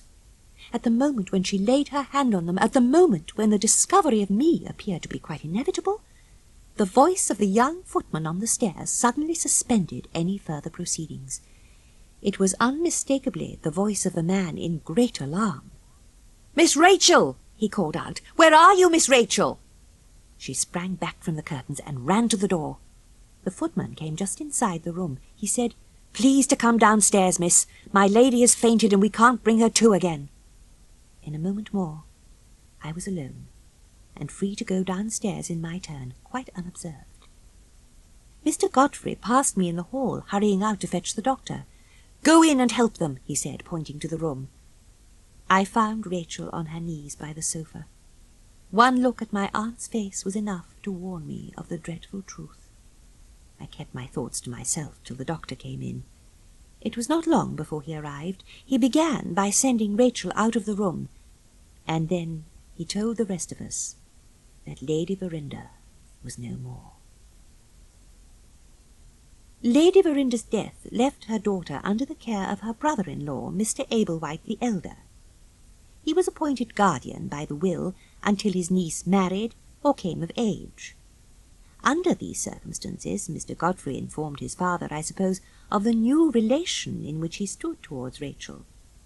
At any rate, in 10 days from my aunt's death, the secret of the marriage engagement was no secret at all within the circle of the family. Rachel gave him some trouble at the outset about the choice of a place in which she could be prevailed upon to reside. The house in Montague Square was associated with the calamity of her mother's death. The house in Yorkshire was associated with the scandalous affair of the lost Moonstone. It ended in a proposal emanating from old Mr. Ablewhite to try a furnished house. His wife and Rachel were to inhabit it together, and I was invited by Rachel to stay as her guest. It was then the middle of the week. By Saturday afternoon the house was ready for us. To my indescribable surprise, we were visited not by Mr. Godfrey, as I had anticipated, but by the lawyer, Mr. Bruff. "Godfrey was very much vexed not to be able to come with us," said my Aunt Ablewhite. "There was something which kept him in town. Mr. Bruff volunteered to take his place." Rachel stood silent at a window by herself. "Tired, love?" I inquired. "No, only a little out of spirits," she answered. "I was thinking of the days that can never come again." Mr. Bruff remained to dinner and stayed through the evening. The more I saw him, the more certain I felt that he had some private end to serve. As he shook hands with Rachel, I caught his cunning eye resting on her for a moment with a peculiar interest and attention. He said nothing out of the common on leaving. He invited himself to luncheon the next day, and then he went. The next morning Rachel and I went alone together to church. Afterwards we found Aunt Ablewhite and Mr. Bruff at luncheon.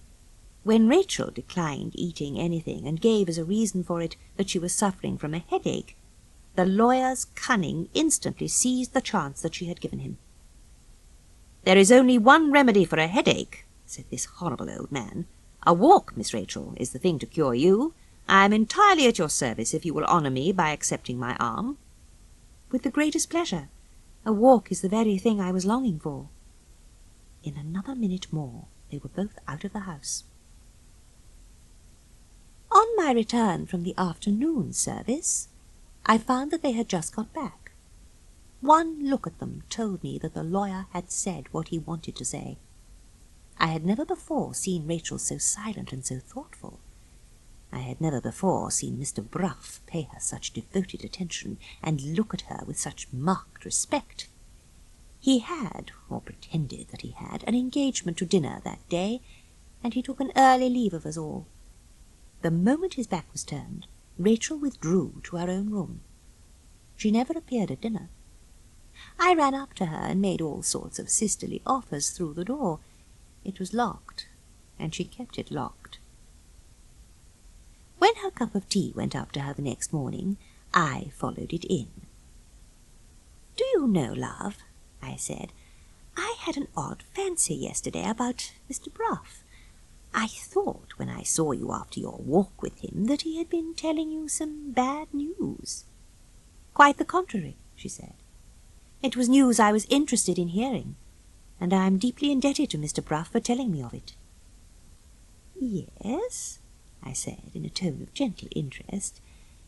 "News you were interested in hearing?" I repeated. "I suppose, my dear Rachel, that must be news of Mr. Godfrey Ablewhite?" She started up in the bed and turned deadly pale.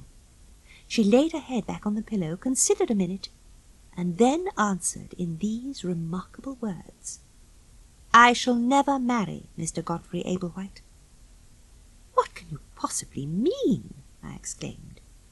"The marriage is considered by the whole family as a settled thing." "Mr. Godfrey Ablewhite is expected here today," she said doggedly. "Wait till he comes, and you will see." She rang the bell at the head of her bed. "Penelope, my bath." Let me give her her due. I do sincerely believe that she had hit on the only possible way of forcing me to leave the room. Later that morning I entered the dining-room and found myself face to face with Mr. Godfrey Ablewhite. He advanced to meet me with the utmost eagerness. "Dear Miss Clack, I have been waiting to see you. Chance set me free of my engagements today sooner than I had expected, and I have got here in consequence earlier than my appointed time." "I have seen Rachel," he said with perfect tranquillity. "You are aware, dear friend, that she was engaged to me? Well, she has taken a sudden resolution to break the engagement. Reflection has convinced her that she will best consult her welfare and mine by retracting a rash promise and leaving me free to make some happier choice elsewhere. That is the only reason she will give, and the only answer she will make to every question that I can ask of her. Best of friends," he proceeded, "tell me, why does a time come when these matrimonial proceedings of mine begin to look like something done in a dream? Why does it suddenly occur to me that my true happiness is in helping my dear ladies, in going my modest round of useful work? Such are my reflections, Miss Clack, on my way here. I approach Rachel with the feeling of a criminal who is going to receive his sentence. When I find that she has changed her mind too, when I hear her propose to break the engagement, I experience a most overpowering sense of relief. Can you account for it, dear friend? It's quite beyond me." When I answered for a loving reception of him at the Mother's Small Clothes, the grateful heart of our Christian hero overflowed.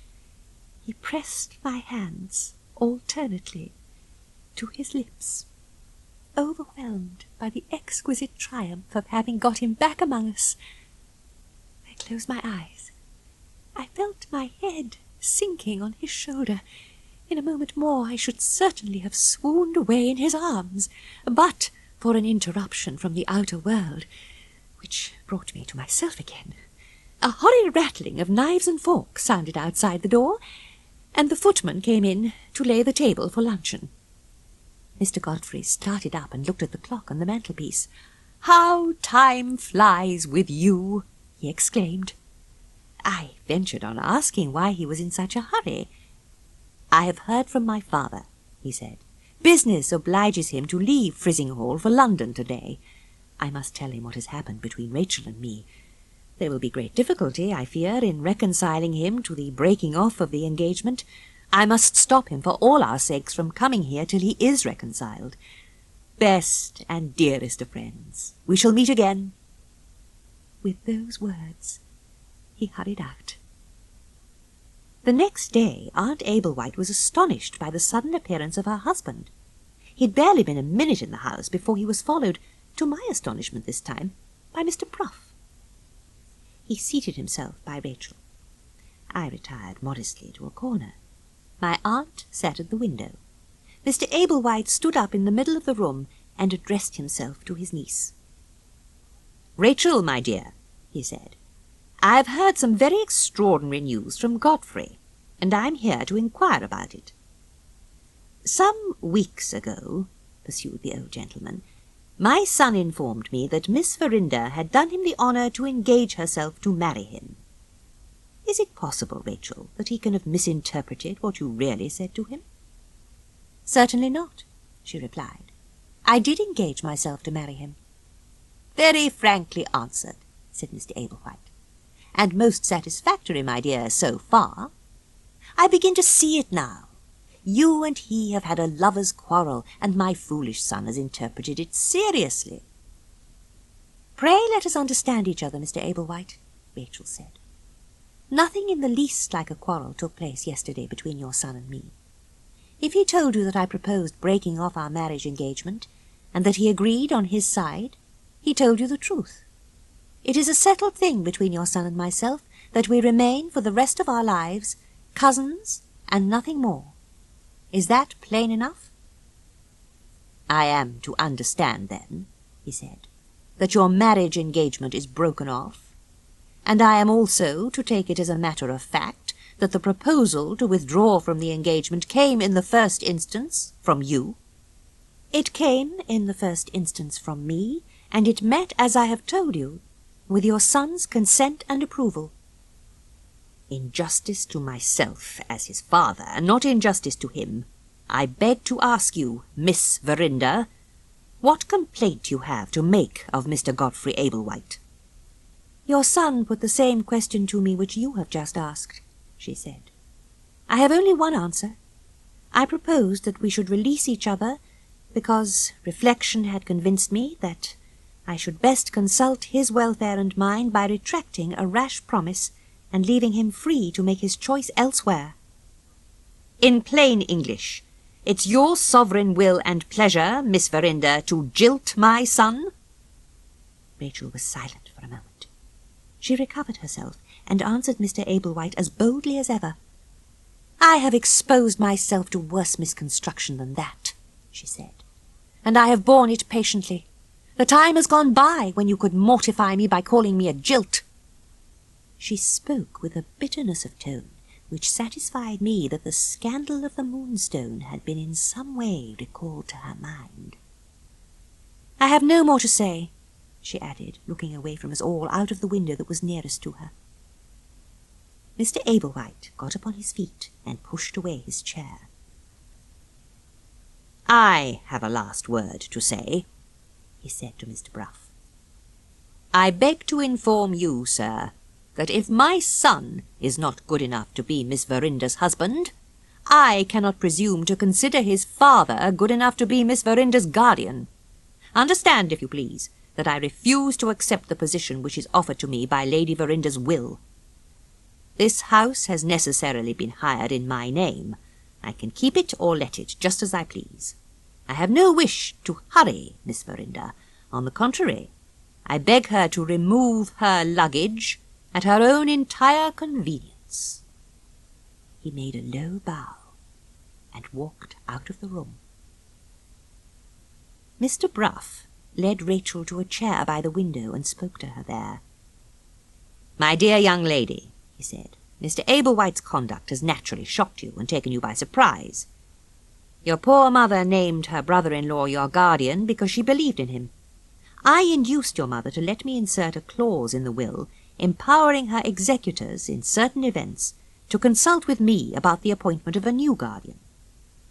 One of those events has happened today, and I find myself in a position to end all these dry business details with a message from my wife.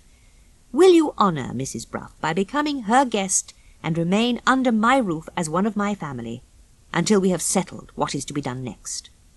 At those words I rose to interfere, but before I could interpose a word, Rachel had accepted his invitation in the warmest terms. "Stop!" I said. "Stop! I must be heard. Mr. Bruff, you are not related to her, and I am.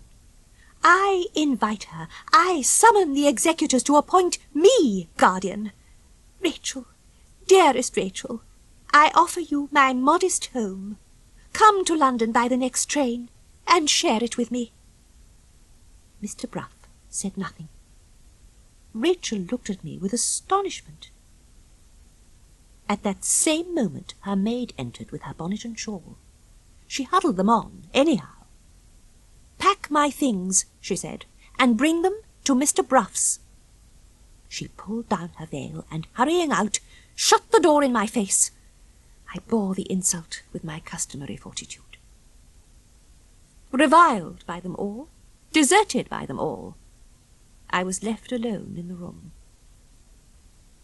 Is there more to be added to this plain statement of facts? This touching picture of a Christian persecuted by the world? No. My diary reminds me that one more of the many checkered chapters in my life ends here. From that day forth, I never saw Rachel Verinder again. She had my forgiveness at the time when she insulted me. She has had my prayerful good wishes ever since. And when I die, to complete the return on my part of good for evil, she will have the life, letters, and labours of Miss Jane Ann Stamper left her as a legacy by my will.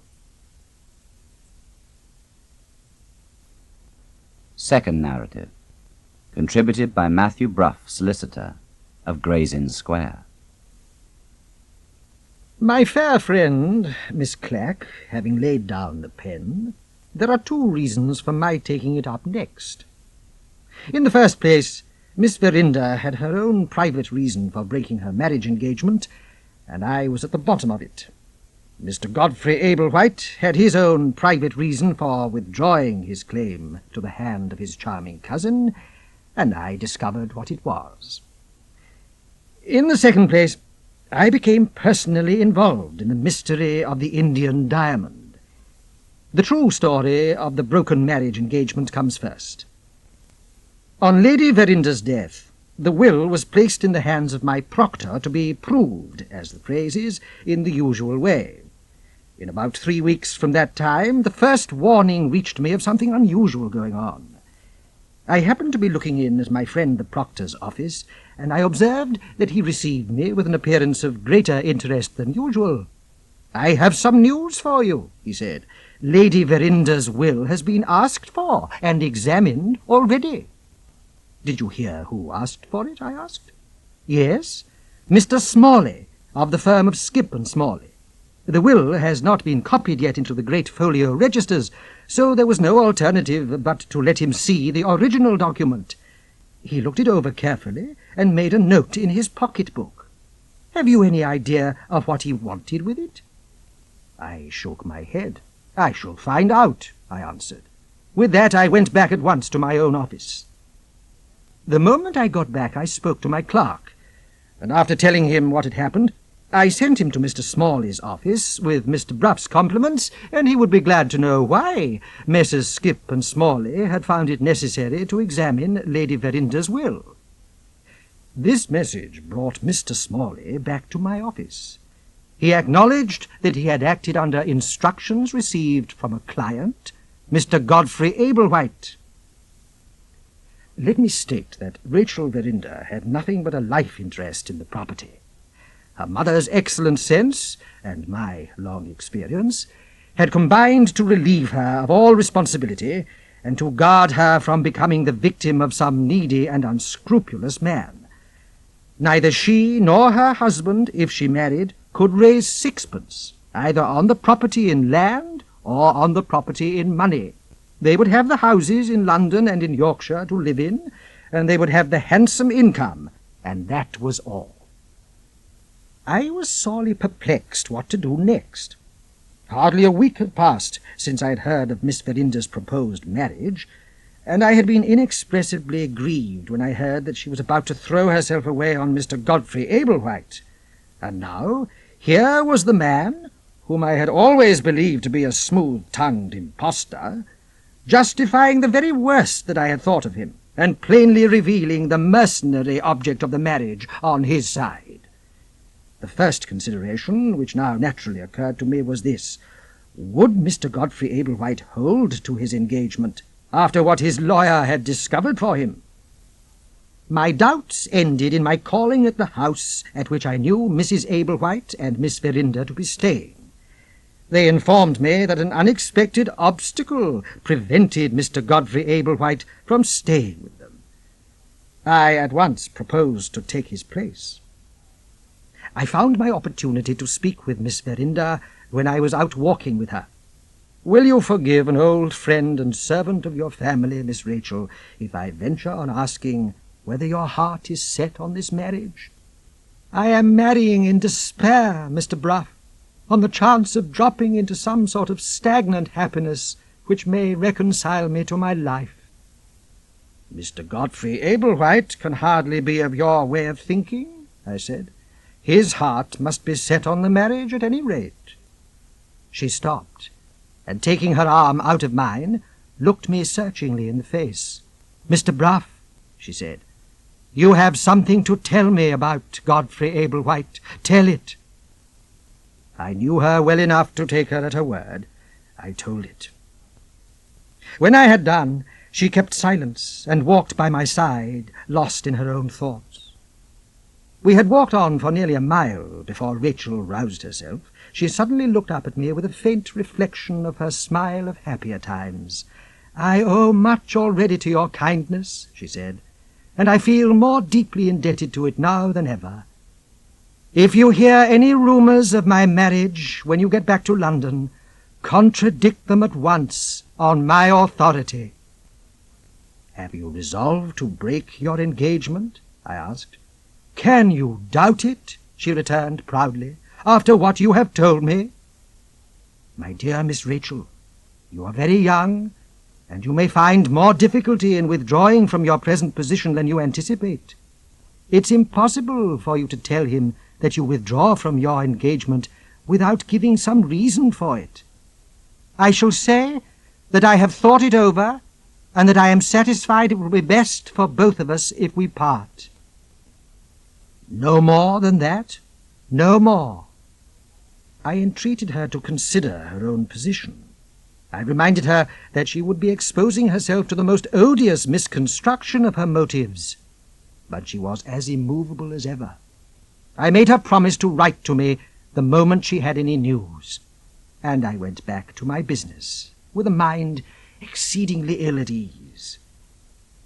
On the evening of my return, I was surprised by a visit from Mr. Ablewhite the elder, and was informed that Mr. Godfrey had got his dismissal, and had accepted it that very day. With the view I already took of the case, this bare fact revealed Mr. Godfrey Ablewhite's motive for submission as plainly as if he had acknowledged it himself. I have only to add that Miss Verinder found the quiet and repose which she sadly needed in my house at Hampstead, and when the executors decided on the appointment of a new guardian, my guest and my family parted like old friends. The next thing I have to do is to present such additional information as I possess on the subject of the Moonstone. About a week after Miss Verinder had left us, one of my clerks entered my office with a card in his hand, and informed me that a gentleman was below who wanted to speak to me. I looked at the card. There was a foreign name on it, followed by a line written in English, "Recommended by Mr. Septimus Luca." To the astonishment of my clerk, I at once decided on granting an interview to the gentleman. The moment my mysterious client was shown in, I felt an inner conviction that I was in the presence of one of the 3 Indians, probably of the chief. I begged to be informed of the nature of his business with me. After first apologizing for the liberty which he had taken in disturbing me, the Indian placed a little casket on my table, most beautifully and richly inlaid in jewels. "I have come, sir," he said, "to ask you to lend me some money, and I leave this as an assurance to you that my debt will be paid back." "I am sorry," I said, "that you should have had the trouble of coming to me. Mr. Luca is quite mistaken in sending you here. I am trusted, like other men in my profession, with money to lend, but I never lend it to strangers, and I never lend it on such a security as you have produced." The Indian made me another bow, and wrapped up his box without a word of protest. "Will your condescension towards a stranger excuse my asking one question," he said, "before I take my leave?" I bowed on my side. "Supposing, sir, it had been possible for you to lend me the money," he said, "in what space of time would it have been customary for me to pay it back?" "According to the usual course pursued in this country," I answered, "you would have been entitled to pay the money back in 1 year's time from the date at which it was first advanced to you." The Indian made me a last bow, and softly walked out of the room. As soon as I was composed enough to think, I arrived at one distinct conclusion. His face, voice, and manner were under perfect control, but he had given me one chance of looking under the smooth outer surface of him. He had not shown the slightest sign of attempting to fix anything that I had said to him in his mind until I mentioned the time at which it was customary to permit the earliest repayment of money that had been advanced as a loan, when he looked me straight in the face for the first time. The more carefully I reflected on what had passed, the more I suspected the production of the casket and the application for the loan of having been mere formalities designed to pave the way for the parting inquiry. I had satisfied myself of the correctness of this conclusion when a letter was brought to me, which proved to be from no less a person than Mr. Septimus Luca himself. He asked if I would honour him by consenting to a personal interview. I honoured him by making an appointment at my office for the next day. Mr. Luca was, in every respect, such an inferior creature to the Indian. He was so vulgar, so ugly, and so cringing, that he is quite unworthy of being reported at any length. He told me that the day before I had received the visit of the Indian, he had been favoured with a call from that gentleman. Mr. Luca had instantly identified his visitor with the chief of the 3 Indians who had annoyed him by loitering about his house. On his side, the Indian preserved the character of a perfect stranger. He produced the little casket, and made exactly the same application which he had afterwards made to me. As the speediest way of getting rid of him, Mr. Luca had at once declared that he had no money. The Indian had thereupon asked to be informed of the best and safest person to apply to for the loan he wanted. Mr. Luca had mentioned me, for the one simple reason that mine was the first name which occurred to him. I excused the fellow graciously enough. It was the readiest way of releasing myself from the sight of him. Before he left, I detained him to make one inquiry. Had the Indian said anything noticeable at the moment of quitting Mr. Luca's house? Yes. The Indian had put precisely the same question to Mr. Luca at parting which he had put to me, receiving, of course, the same answer as the answer which I had given him. I had a dinner engagement that evening, and I went upstairs in no very genial frame of mind. The prominent personage among the guests of the dinner party I found to be Mr. Murthwaite. On his appearance in England after his wanderings, society had been greatly interested in the traveller as a man who had passed through many dangerous adventures and who escaped to tell the tale. He had now announced his intention of returning to the scene of his exploits, and of penetrating into regions left still unexplored. When the gentlemen were left by themselves in the dining-room, I found myself sitting next to Mr. Murthwaite. "If I am not mistaken, Mr. Murthwaite," I began, "you were acquainted with the late Lady Verinder, and took some interest in the strange succession of events which ended in the loss of the Moonstone." The eminent traveller did me the honour of asking me who I was. I informed him of my professional connection with the Herncastle family. "Have you heard anything lately of the Indians?" he asked. "I have every reason to believe," I answered, "that one of them had an interview with me in my office yesterday." Mr. Murthwaite was not an easy man to astonish, but that last answer completely staggered him. I described what had happened to Mr. Luca and to myself. "It is clear that the Indian's parting inquiry had an object," I added. "Why should he be so anxious to know the time at which a borrower of money is usually privileged to pay the money back?" "Let me ask you one question," he said. "In what position does the conspiracy to seize the Moonstone now stand?" "I can't say," I answered. "The Indian plot is a mystery to me." "The Indian plot, Mr. Bruff, can only be a mystery to you because you have never seriously examined it. In your position, it may be of very serious importance to the interests of Miss Verinder that you should be able to take a clear view of this matter in case of need. Look back to the time when Colonel Herncastle came to England, and when you were concerned in the plan he adopted to preserve his life. I don't want you to count the years. I will only say it is clear that these present Indians must be the successors of 3 other Indians who followed the Colonel to these shores. Having now cleared the ground, I am going to ask you a question. What was the event which gave the Indians their first chance of seizing the diamond?" "Their first chance," I replied, "was offered to them by Colonel Herncastle's death. Up to that time, the Moonstone was safe in the strong-room of the bank.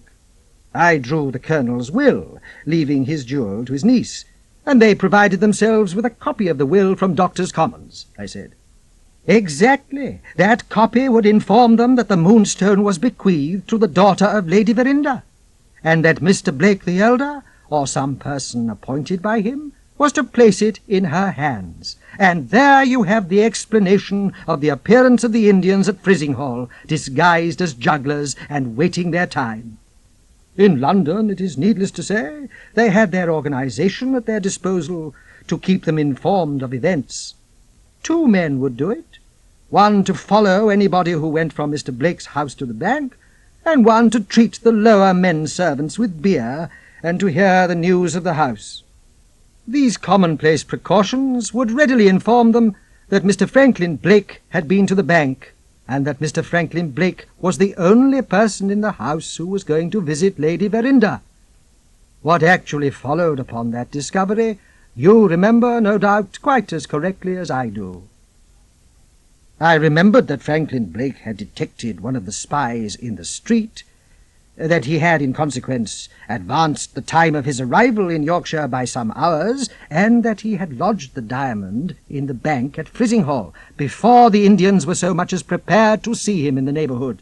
All perfectly clear so far. But the Indians being ignorant of the precaution thus taken, how was it that they had made no attempt on Lady Verinder's house, in which they must have supposed the diamond to be, through the whole of the interval that elapsed before Rachel's birthday?" Mr. Murthwaite smiled. "It's the easiest difficulty to deal with of all," he said. "The clause you drew in Colonel Herncastle's will informed them that the Moonstone was to pass absolutely into Miss Verinder's possession on her birthday. Which was the safest course for men in their position? To make their attempt on the diamond while it was under the control of Mr. Franklin Blake, who had shown already that he could suspect and outwit them? Or to wait till the diamond was at the disposal of a young girl, who would innocently delight in wearing the magnificent jewel at every possible opportunity?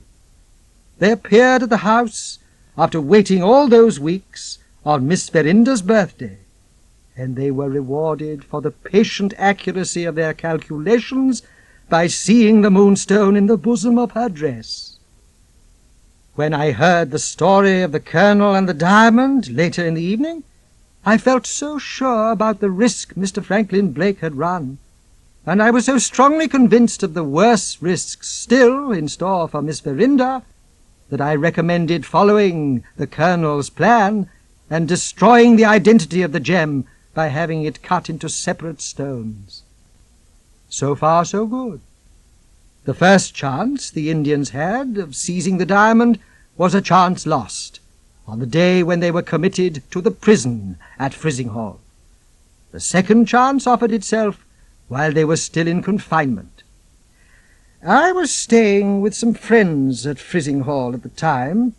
A day or two before the Indians were set free, the governor of the prison came to me with a letter which had been left for the Indians. On opening it, they had found the contents to be written in a foreign language, which they rightly guessed at as Hindustani. Their object in coming to me was, of course, to have the letter translated to them. I took a copy in my pocket-book of my translation. He handed me the open pocket-book. In the name of the Regent of the Night, whose seat is on the antelope, whose arms embrace the four corners of the earth.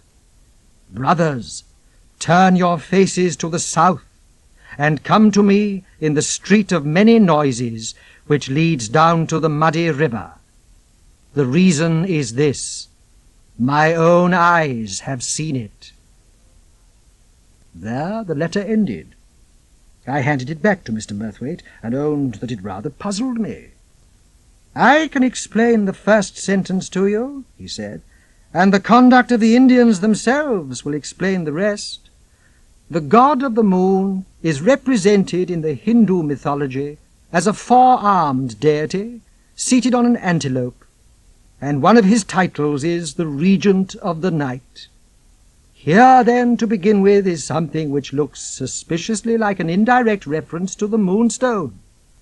Now, let us see what the Indians did after the prison authorities had allowed them to receive their letter.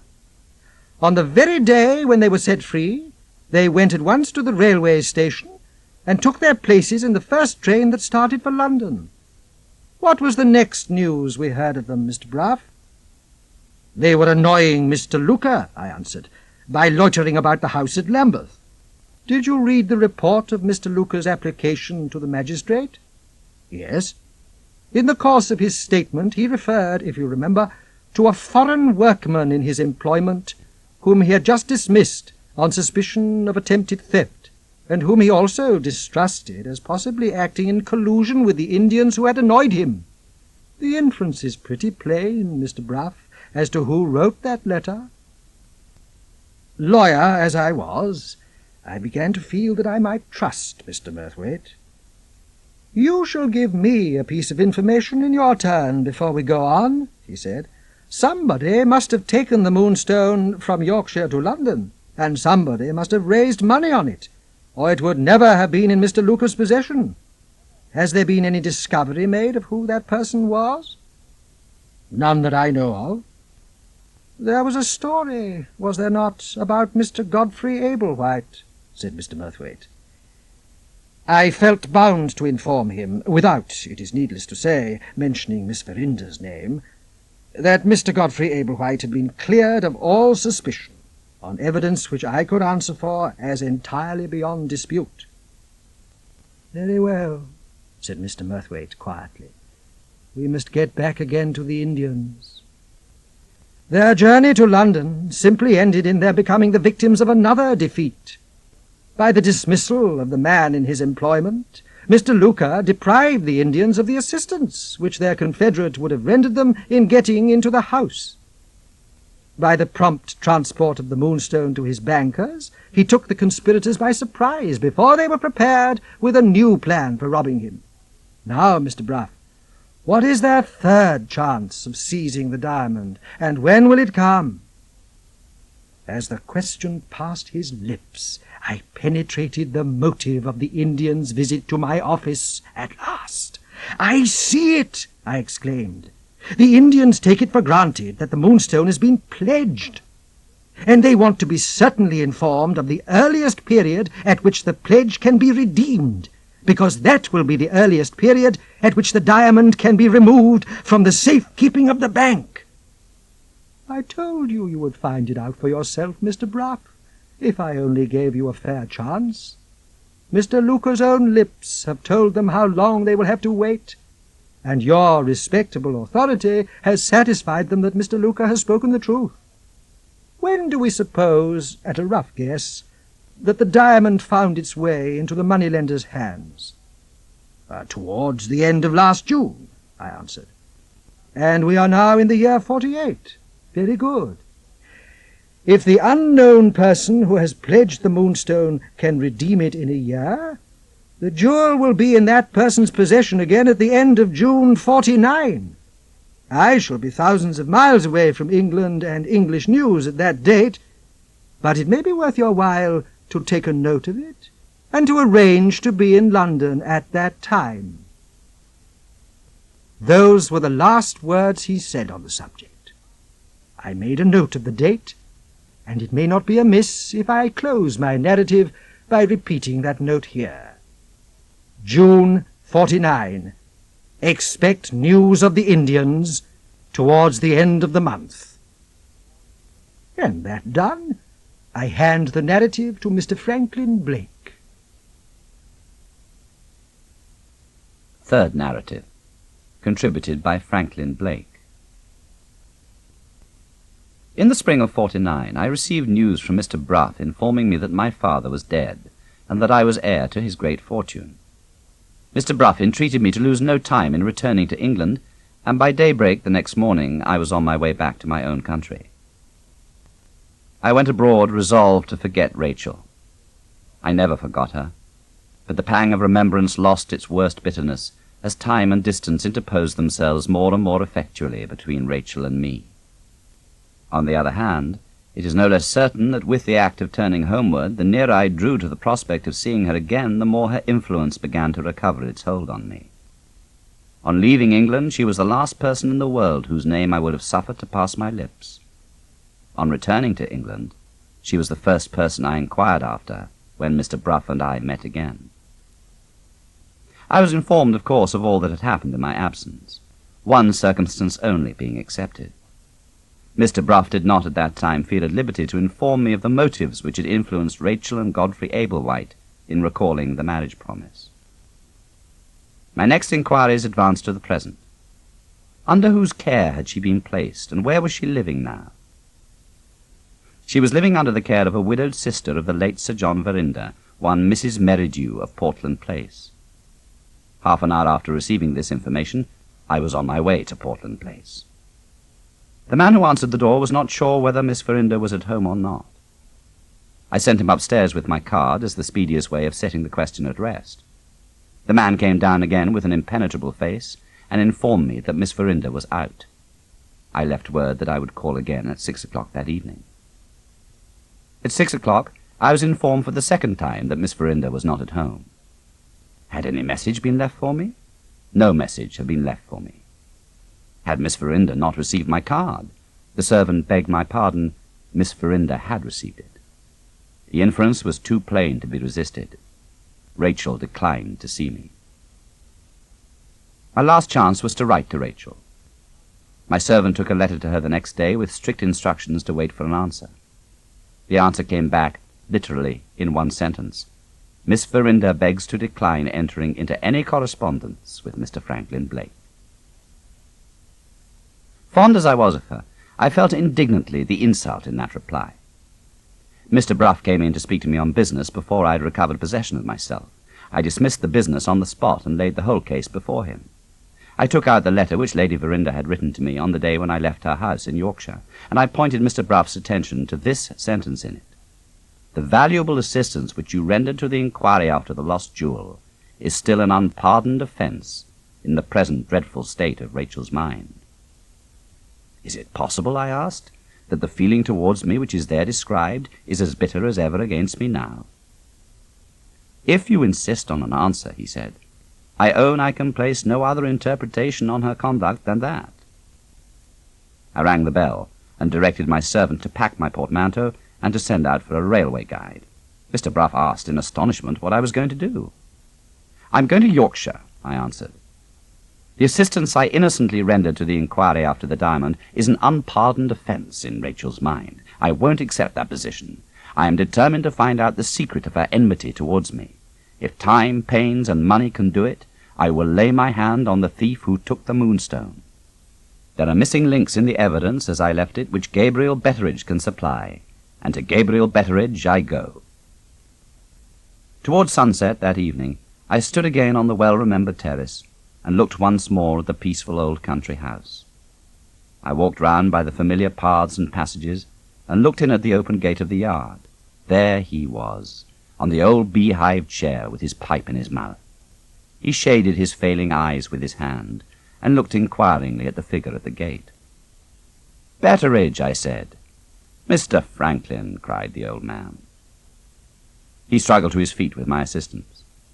"Walk in, Mr. Franklin," he said, opening the door behind him. "There have been sad changes since you went away. The house is shut up and the servants are gone. Never mind that. I'll cook your dinner and the gardener's wife will make your bed. I bid you welcome, sir," said the poor old fellow. It vexed me to disappoint him, but the house was Rachel's house now. Could I eat in it or sleep in it after what had happened in London? The commoner sense of self-respect forbade me to cross the threshold.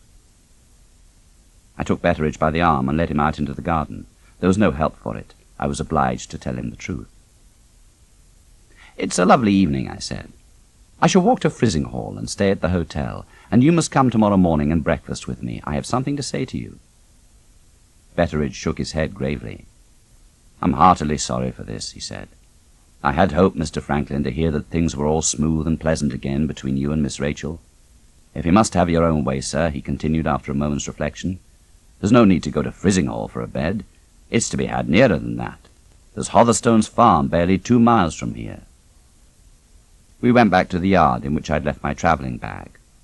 Betteridge looked at the house, and then he wheeled about and looked at me. "I've lived a goodish long time in the world," said this dearest of all old servants, "but the like of this I never did expect to see. There stands the house, and here stands Mr. Franklin Blake, and damn me if one of them isn't turning his back on the other and going to sleep in a lodging." He led the way out, wagging his head. "I think you mentioned that you have something to say to me. If it's no secret, sir," said Betteridge, "I'm burning to know what's brought you down here, if you please, in this sudden way." "What brought me here before?" I asked. "The Moonstone, Mr. Franklin. But what brings you now, sir?" "The Moonstone again, Betteridge. I have come here to take up the inquiry which was dropped when I left England. I have come here to do what nobody has done yet, to find out who took the diamond, and I must trust to you at starting." "You might trust her worse than me, Mr. Franklin, I can tell you that," he said, a little sharply. The tone in which he retorted, and a certain disturbance after he had spoken which I detected in his manner, suggested to me that he was possessed of some information which he hesitated to communicate. There was only one way to take with him. I appealed to his interest in Rachel and his interest in me. "Do you remember how Rachel treated me before I left England?" "As well as if it was yesterday. My lady herself wrote you a letter about it. It said that Miss Rachel was mortally offended with you for the part you'd taken in trying to recover her jewel." "Quite true, Betteridge. And I come back from my travels and find her mortally offended with me still. I've tried to speak to her, and she won't see me. I've tried to write to her, and she won't answer me. The chance of searching into the loss of the Moonstone is the one chance of inquiry that Rachel herself has left me." Those words evidently put the case before him as he had not seen it yet. He asked a question which satisfied me that I had shaken him.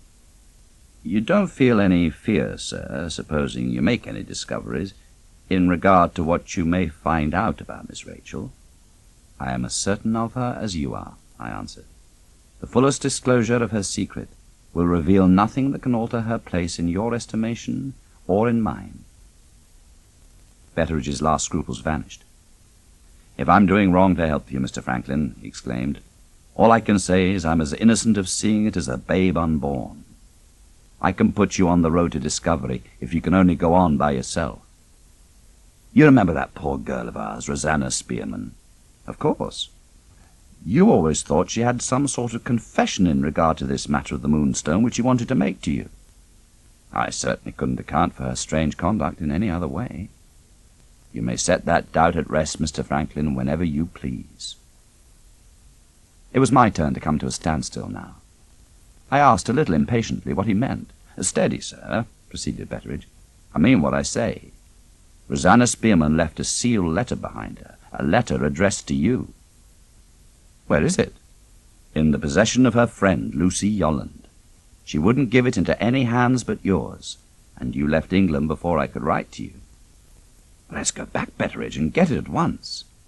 "Too late, sir. Make yourself comfortable for tonight, and come to me tomorrow morning." I have only the most indistinct recollection of what happened at Hotherstone's farm. I remember a hearty welcome, a prodigious supper, and an immense sensation of relief when the sun rose. Without waiting for breakfast at the farm, I set forth. To my great relief, Betteridge proved to be quite as excited about the coming event as I was. I found him waiting for me with his stick in his hand. Early as it was, we found the fisherman's wife astir in her kitchen. On my presentation by Betteridge, good Mrs. Yolland put a couple of clean pipes on the table and opened the conversation by saying, "What news from London, sir?" Before I could answer, an apparition advanced towards me out of a dark corner of the kitchen. A girl with a fierce keenness in her eyes came to the table at which I was sitting and looked at me as if I was an object of mingled interest and horror. "Mr. Betteridge," she said, without taking her eyes off me, "mention his name again, if you please." "This gentleman's name," answered Betteridge, "is Mr. Franklin Blake." The girl turned her back on me and suddenly left the room. She soon reappeared with a letter in her hand, beckoning me out. I left apologies behind me and followed this strange creature down the slope of the beach. She stopped and faced me for the first time. "Stand there," she said. "I want to look at you." There was no mistaking the expression on her face. I inspired her with the strongest emotions of abhorrence and disgust. "I think you have got a letter to give me," I said.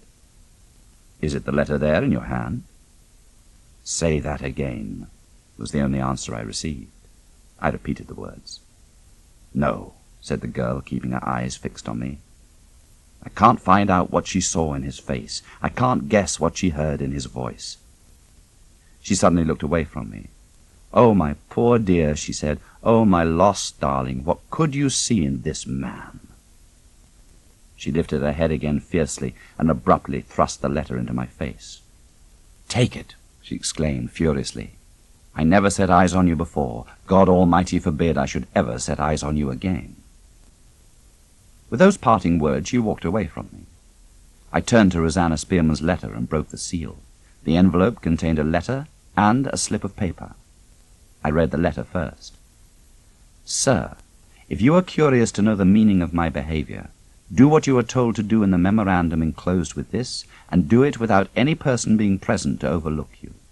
Your servant, Rosanna Spearman." I turned to the slip of paper next.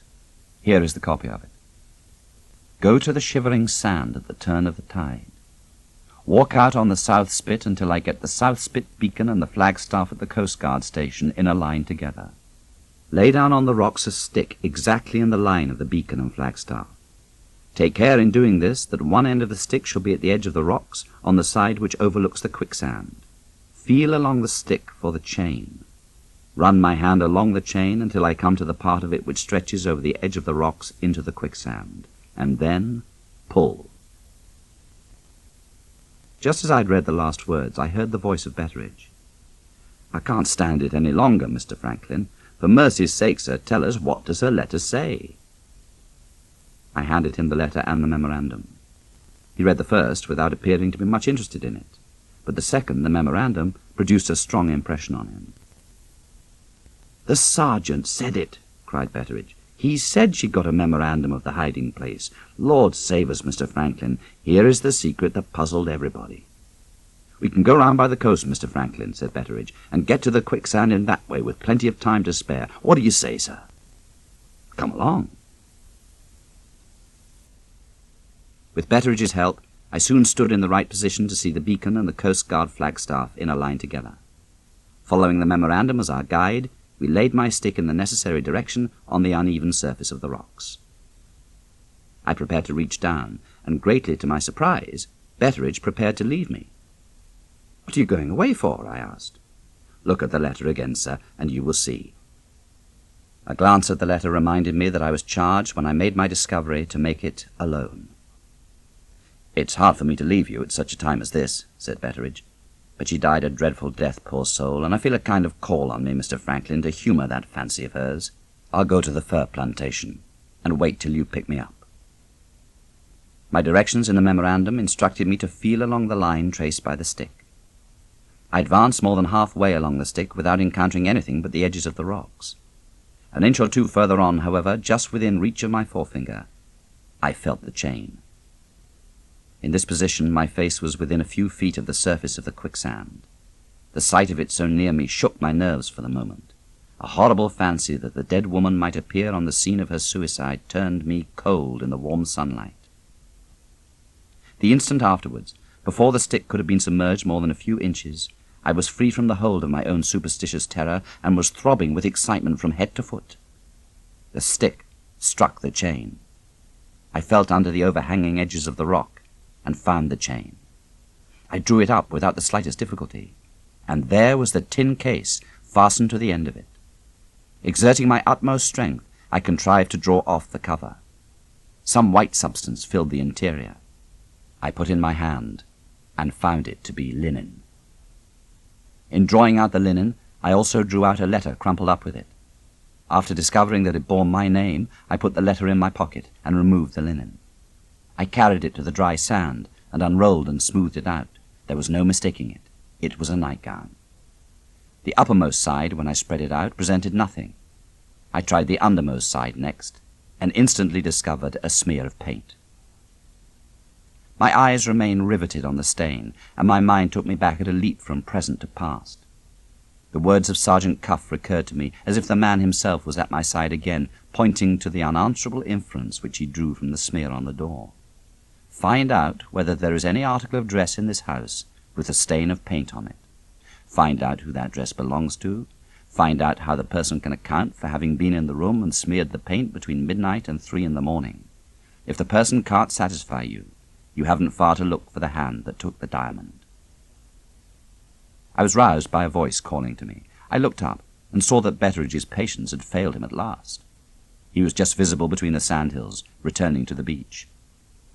The old man's appearance recalled me to my sense of present things, and reminded me that the inquiry still remained incomplete.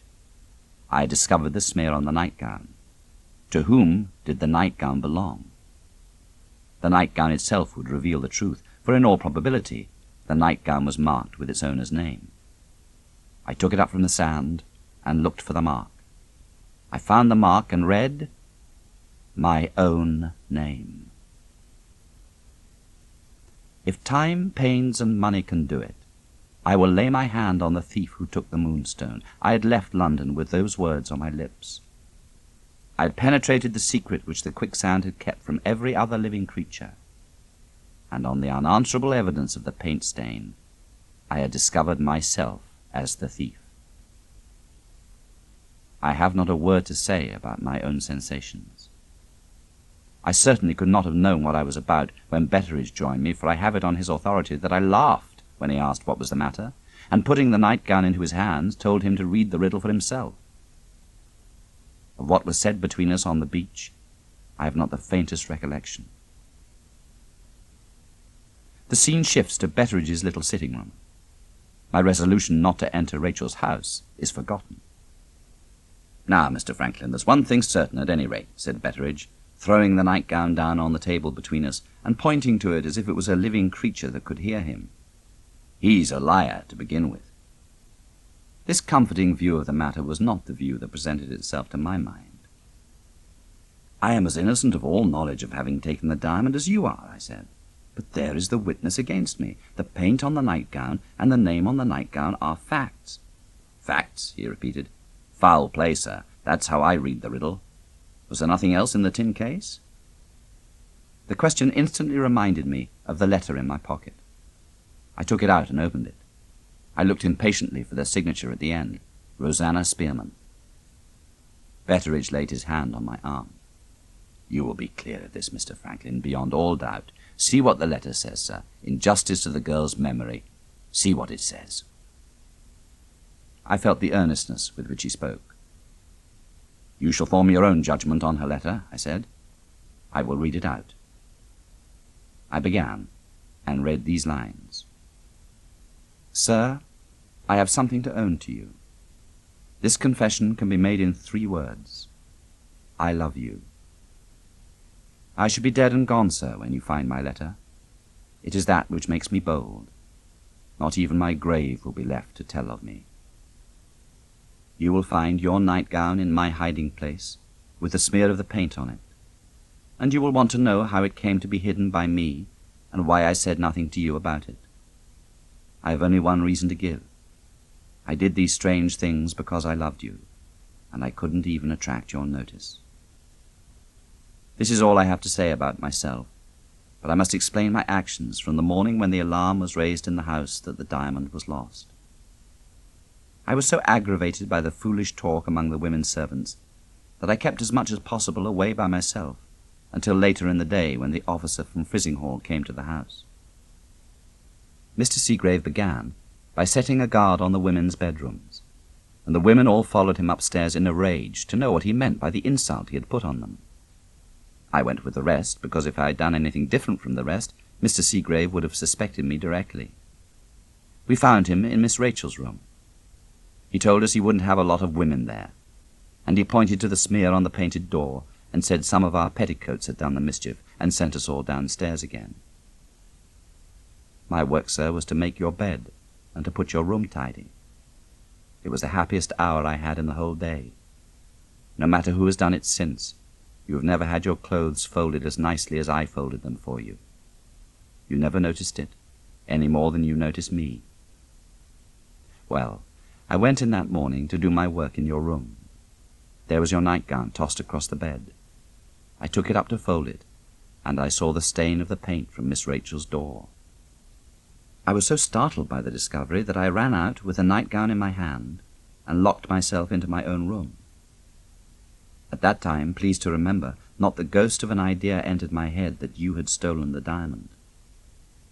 I examined it narrowly, and had just finished when I was sent for to be questioned by Mr. Seagrave along with the rest of the servants. Then followed the most extraordinary event of the day. This event came out of the questioning of Penelope Betteridge by Superintendent Seagrave. Penelope returned to us quite beside herself with rage. Mr. Seagrave hinted, beyond the possibility of mistaking him, that he suspected her of being the thief. We were all equally astonished at hearing this, and asked why.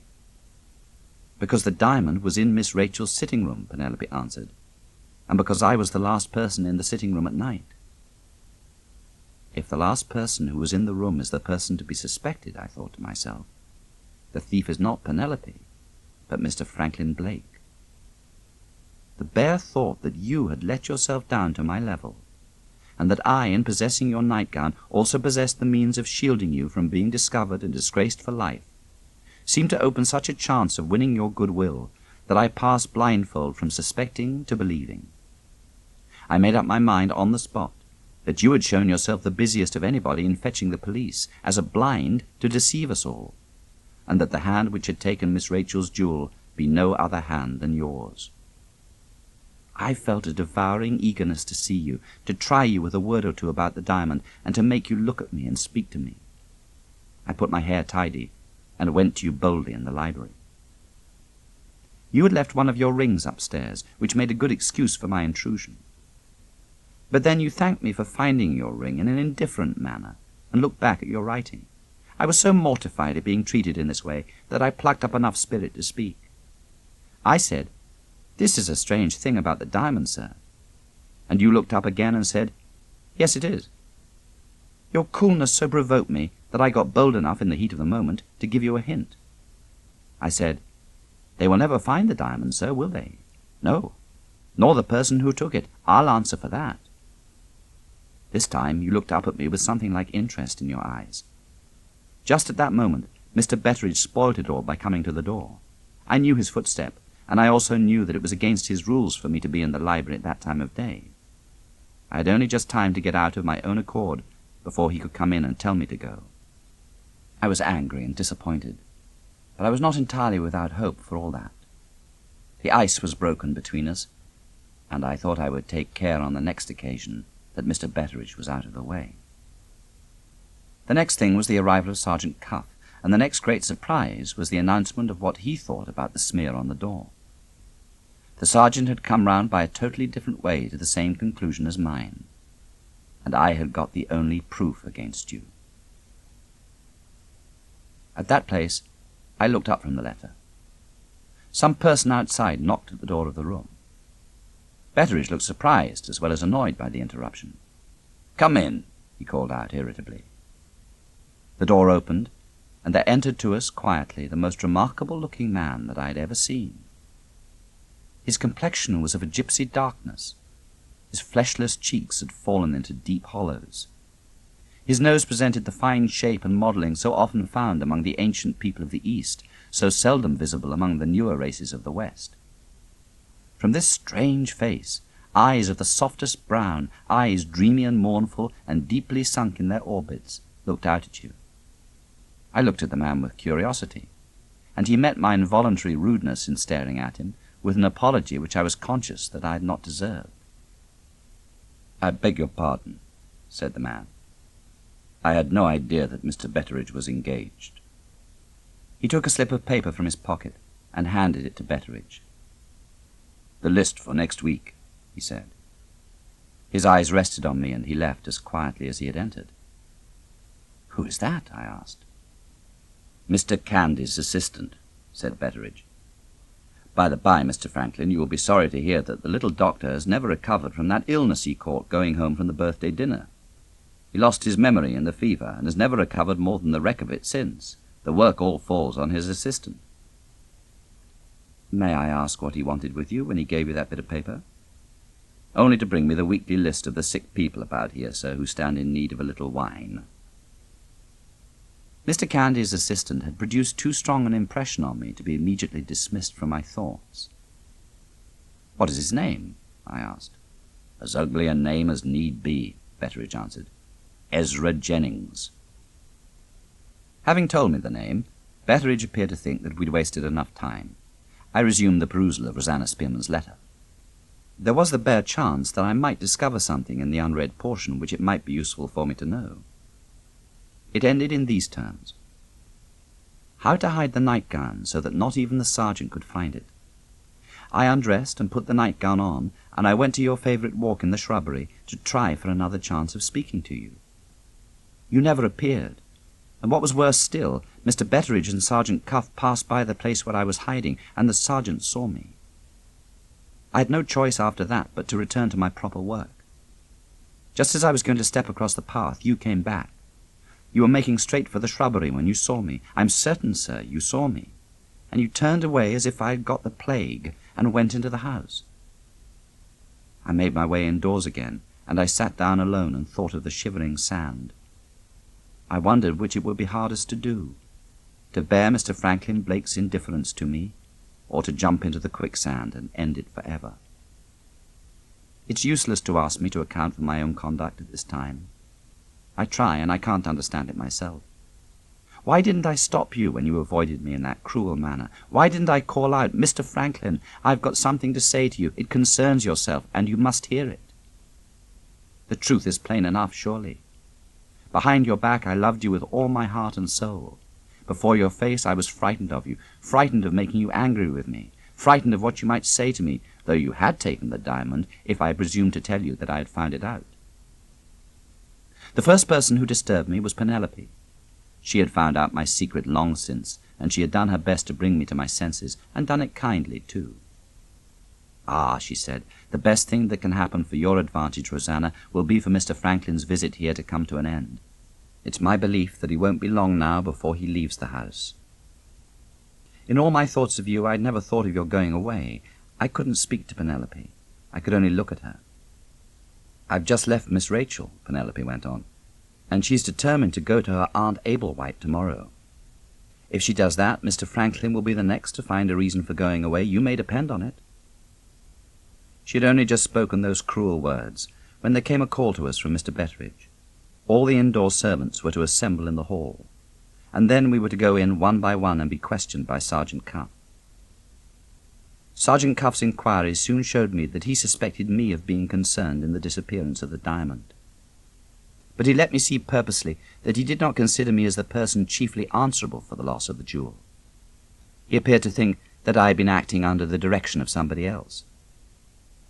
I quite despair of making you understand the distress and terror which pressed upon me now.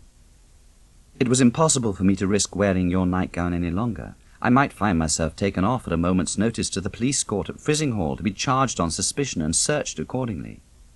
I had to choose between destroying the nightgown or hiding it in some safe place at some safe distance from the house. I determined to hide it, and the place I fixed on was the place I knew best, the Shivering Sand. As soon as the questioning was over, I made the first excuse that came into my head and went straight to Mr. Yolland's cottage. His wife and daughter were the best friends I had. Don't suppose I trusted them with your secret. I have trusted nobody. All I wanted was to write this letter and have a safe opportunity of taking the nightgown off me.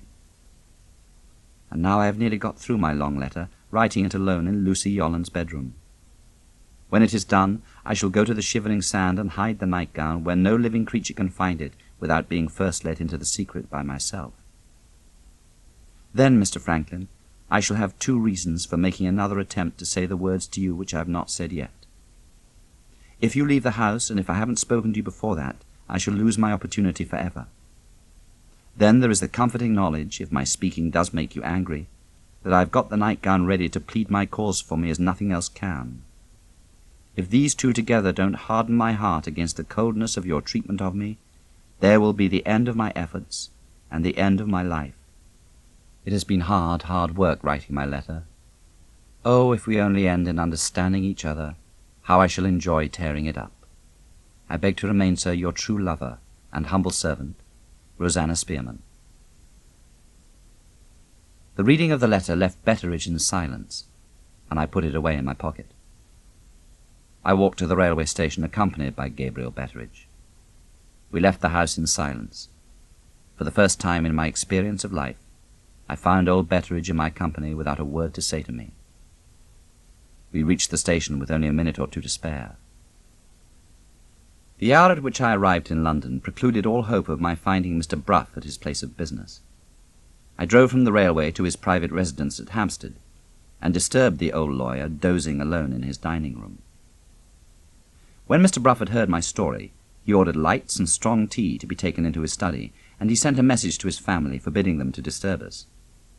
These preliminaries disposed of, he first examined the nightgown, and then devoted himself to the reading of Rosanna Spearman's letter. The reading completed, Mr. Brough addressed me. "Franklin Blake," said the old gentleman, "this is a very serious matter in more respects than one. Understand, in the first place, that I look at this matter from a lawyer's point of view. The evidence breaks down at the outset on one important point. I admit that the mark of the name proves the nightgown to be yours. I admit that the mark of the paint proves the nightgown to have made the smear on Rachel's door. But what evidence is there to prove that you are the person who wore it on the night when the diamond was lost? As to this," pursued the lawyer, taking up Rosanna Spearman's confession, "I will only say that if Rachel has suspected you on the evidence of the nightgown only, the chances are that Rosanna Spearman was the person who showed it to her. In that case, I don't stop to ask who took the Moonstone. I only say that the disappearance of the jewel gave this reclaimed thief who was in love with you an opportunity of setting you and Rachel at variance for the rest of your lives. I see nothing more that we can do now. Our next step in this inquiry must be the step that takes us to Rachel. The grand difficulty is how to make her show her whole mind in this matter without reserve. Have you any suggestions to offer?" "I have made up my mind, Mr. Brough, to speak to Rachel myself." "You, of all the people in the world!" He abruptly checked himself and took another turn in the room. "Wait a little," he said. "In cases of this extraordinary kind, the rash way is sometimes the best way. You have a chance in your favor which I don't possess." "A chance in my favor?" I repeated, in the greatest surprise. Mr. Brough's face softened for the first time into a smile. "I tell you fairly," he said, I don't trust your discretion, and I don't trust your temper. But I do trust in Rachel still preserving in some remote corner of her heart a certain perverse weakness for you. Touch that, and trust to the consequences for the fullest disclosures that can flow from a woman's lips. The question is, how are you to see her? She has been a guest of yours at this house, I answered. May I venture to suggest, if nothing was said about me beforehand, that I might see her here? In plain English, he said, my house is to be turned into a trap to catch Rachel. If you were anybody else but Franklin Blake, and if this matter was one atom less serious than it really is, I should refuse point blank. As things are, I firmly believe Rachel will live to thank me for turning traitor to her in my old age. The next morning, Mr. Bruff surprised me at the breakfast table and handed me a large key. This is the key of the gate in my back garden wall. Be there at 3 this afternoon. Let yourself into the garden and make your way in by the conservatory door. Cross the small drawing room and open the door which leads into the music room. There you will find Rachel and find her alone. I had many weary hours still to wait through. To while away the time, I looked at my letters. Among them was a letter from Betteridge. I opened it eagerly. To my surprise and disappointment, it began with an apology warning me to expect no news of any importance. In the next sentence, Ezra Jennings appeared again. He had mentioned having seen me to his master, Mr. Candy. Mr. Candy, hearing of this, had himself driven over to Betteridge to express his regret at our having missed each other. He had a reason for wishing particularly to speak to me, and when I was next in the neighbourhood of Frizinghall, he begged I would let him know. I crumpled up the letter in my pocket, and forgot it the moment after in the all-absorbing interest of my coming interview with Rachel. As the clock struck 3, I put Mr. Bruff's key into the lock of the door in the wall. I passed through the garden, entered the conservatory, and crossed the small drawing-room. As I laid my hand on the door opposite, I heard a few plaintive chords struck on the piano in the room within. After the lapse of a minute, I opened the door. At the moment when I showed myself in the doorway, Rachel rose from the piano. We confronted each other in silence, with the full length of the room between us. I advanced a few steps towards her. I said gently, "Rachel." Slowly, as if acting under some influence independent of her own will, she came nearer and nearer to me, the warm dusky colour flushing her cheeks, the light brightening every instant in her eyes. I forgot the object that had brought me into her presence. I forgot the vile suspicion that rested on my good name. I saw nothing but the woman I loved. She trembled. She stood irresolute. I could resist it no longer. I caught her in my arms and covered her face with kisses. With a cry, which was like a cry of horror, she thrust me back from her. I saw merciless anger in her eyes. "You coward," she said. "You mean, miserable, heartless coward." "I remember the time, Rachel," I said, "when you could have told me that I had offended you in a worthier way than that. I beg your pardon." "Perhaps there is some excuse for me," she said. "Is it a manly action on your part to find your way to me as you have found it today?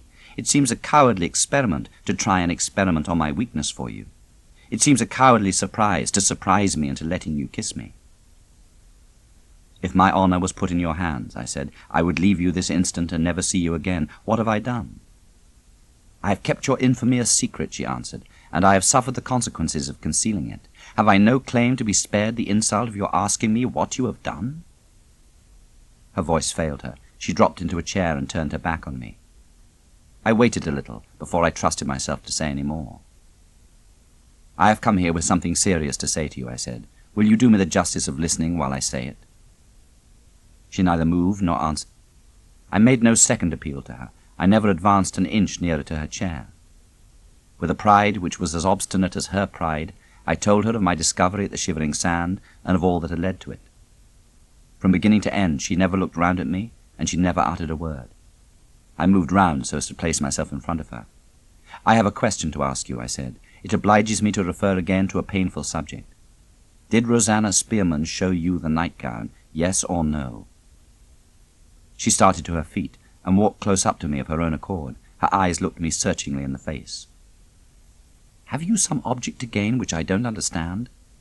They say your father's death has made you a rich man. Have you come here to compensate me for the loss of my diamond? And have you heart enough left to feel ashamed of your errand? Is that the secret of your pretense of innocence and your story about Rosanna Spearman?" I stopped her there. I could control myself no longer. "You have done me an infamous wrong," I broke out hotly. "You suspect me of stealing your diamond. I have a right to know, and I will know, the reason why." "Suspect you?" she exclaimed, her anger rising with mine. "You villain! I saw you take the diamond with my own eyes." The revelation which burst upon me in those words struck me helpless. Innocent as I was, I stood before her in silence. To her eyes I must have looked like a man overwhelmed by the discovery of his own guilt. She drew back from the spectacle of my humiliation and of her triumph. The sudden silence that had fallen upon me seemed to frighten her. "I spared you at the time," she said. "I would have spared you now if you had not forced me to speak." She moved away as if to leave the room, and hesitated before she got to the door. "Why did you come here to humiliate yourself?" she asked. She went on a few steps and paused once more. "For God's sake, say something!" she exclaimed passionately. I advanced towards her, hardly conscious of what I was doing. I took her by the hand. I tried to speak firmly and to the purpose. All I could say was, "Rachel, you once loved me." She shuddered and looked away from me. Her hand lay powerless and trembling in mine. I drew her gently back into the middle of the room. I seated her by the side of me. "Rachel," I said, "I can't explain the contradiction in what I'm going to tell you. I can only speak the truth as you have spoken it. You saw me, with your own eyes, you saw me take the diamond. Before God who hears us, I declare that I now know I took it for the first time. Do you doubt me still?" Her hand unconsciously closed on mine. I refrained from pressing the question, but there my forbearance stopped. My chance of ever holding up my head again depended on my chance of inducing her to make her disclosure complete. "Rachel, you are the victim, and I am the victim of some monstrous delusion which has worn the mask of truth. If we look at what happened on the night of your birthday together, we may end in understanding each other yet."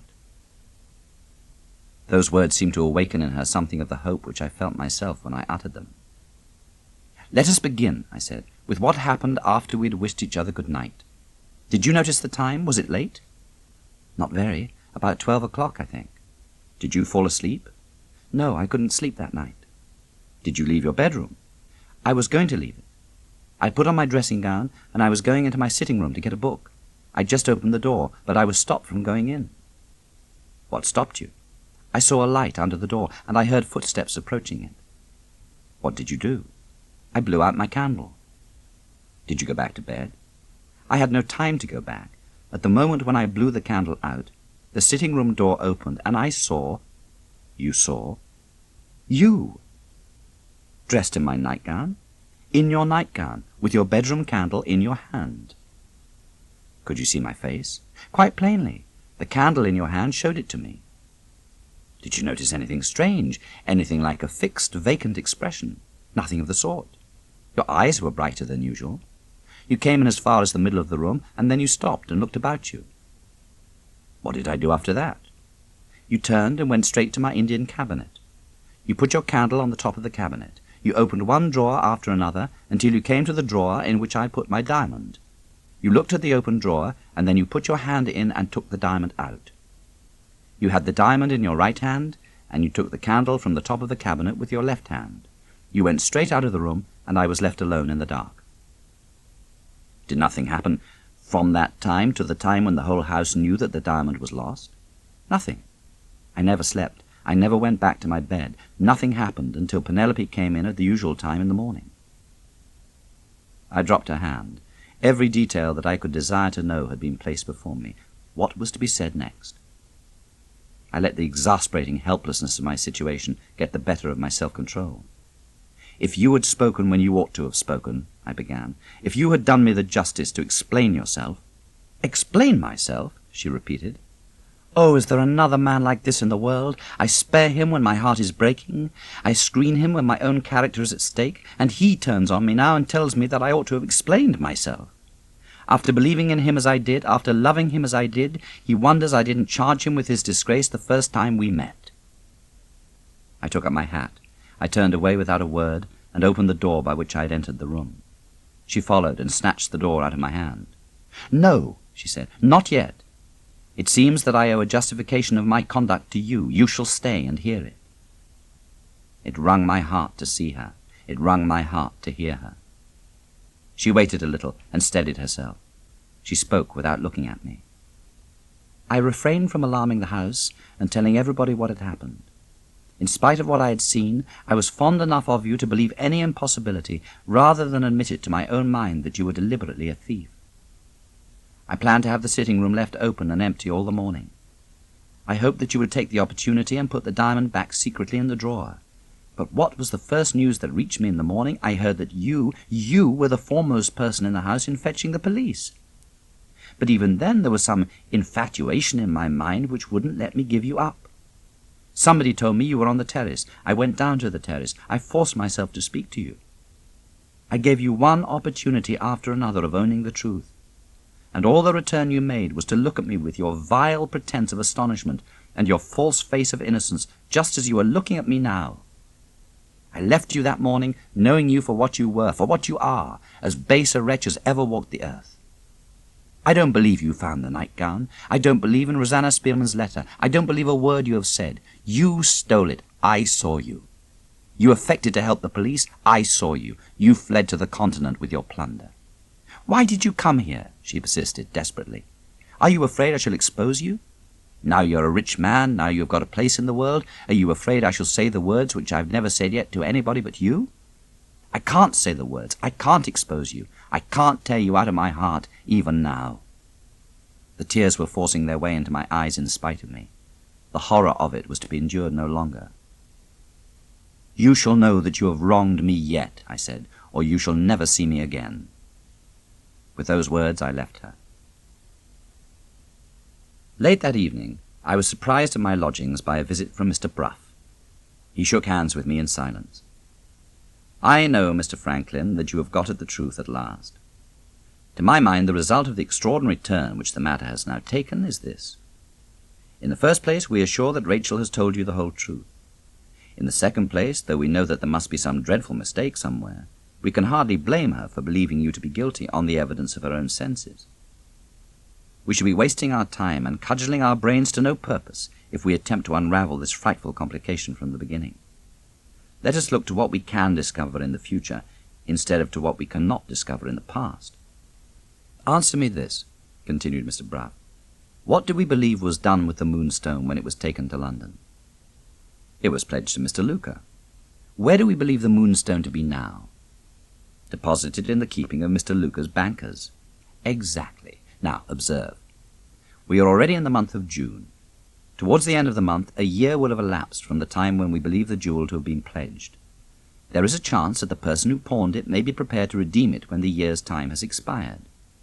If he redeems it, Mr. Luca must himself take the diamond out of his banker's hands. I propose setting a watch at the bank and discovering who the person is to whom Mr. Luca restores the Moonstone. That person, you may rely on it, is responsible for the position in which you stand at this moment. As I reckon the time, it requires you to wait about a fortnight, more or less. Is that so very long? It's a lifetime, Mr. Bruff, in such a situation as mine. My existence will be simply unendurable to me unless I do something towards clearing my character at once. Mr. Bruff smiled and took up his hat. I determined that the next morning should find me bent on a new effort. Searching for something in one of my pockets, I came upon a crumpled piece of paper, and taking it out, found Betteridge's forgotten letter in my hand. Devoting myself once more to the elucidation of the impenetrable puzzle which my own position presented to me, I now tried to meet the difficulty by investigating it from a plainly practical point of view. Looking back at the events of the birthday dinner, I found I was not even capable of accurately remembering the guests who had sat at the same table with me. With the plan of proceeding which I now had in view, it was first necessary to possess the complete list of guests. I determined to go back to Yorkshire the next day. I travelled straight to Frizinghall and arranged to open my inquiry among the guests present at the birthday dinner who were personally known to me and who were easily within my reach. These were my relatives, the Ablewhites, and Mr. Candy. The doctor had expressed a special wish to see me, so to Mr. Candy I went first. After what Betteridge had told me, I naturally anticipated finding traces in the doctor's face of the severe illness from which he had suffered, but I was utterly unprepared for such a change as I saw in him when he entered the room and shook hands with me. His eyes were dim, his face was wizen, his figure had shrunk. "I have often thought of you, Mr. Blake," he said, "and I am heartily glad to see you again at last.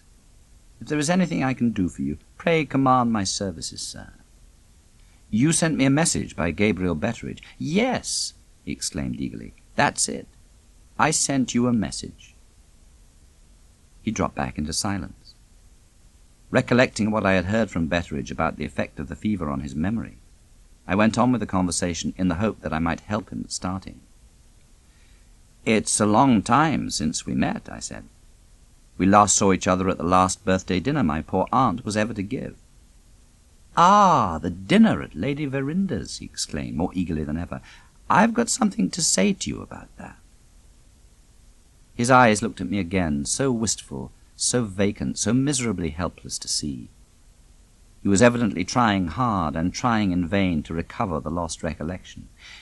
"It was a very pleasant dinner," he burst out suddenly, with an air of saying exactly what he wanted to say. He nodded and smiled, and appeared to think, poor fellow, that he had succeeded in concealing the total failure of his memory. It was so distressing that I shifted the talk, deeply as I was interested in his recovering the lost remembrance, to topics of local interest. Here he got on glibly enough, until the clock on the chimney-piece told me that my visit had been prolonged beyond half an hour. As I rose to take leave, Mr. Candy reverted to the birthday festival of his own accord. "I'm so glad we've met again," he said. "I had it on my mind, Mr. Blake, to speak to you. About the dinner at Lady Verinder's, you know, a pleasant dinner, really a pleasant dinner now, wasn't it?" I went slowly down the doctor's stairs, feeling the disheartening conviction that he really had something to say which it was vitally important for me to hear, and that he was incapable of saying it. Just as I had reached the bottom of the stairs, a door opened softly somewhere on the ground floor of the house, and I found myself face to face with Ezra Jennings. "Are you walking my way, Mr. Jennings?" I said, observing that he held his hat in his hand. "I'm going to call on my aunt, Mrs. Ablewhite." And we left the house together. "Judging by the change I see in him," I began, "Mr. Candy's illness must have been far more serious than I had supposed." "It is almost a miracle," said Ezra Jennings, "that he lived through it." "Is his memory never any better than I found it today? I believe I have a strong interest," I said, "in tracing the lost remembrance which Mr. Candy was unable to recall. May I ask whether you can suggest to me any method by which I might assist his memory?"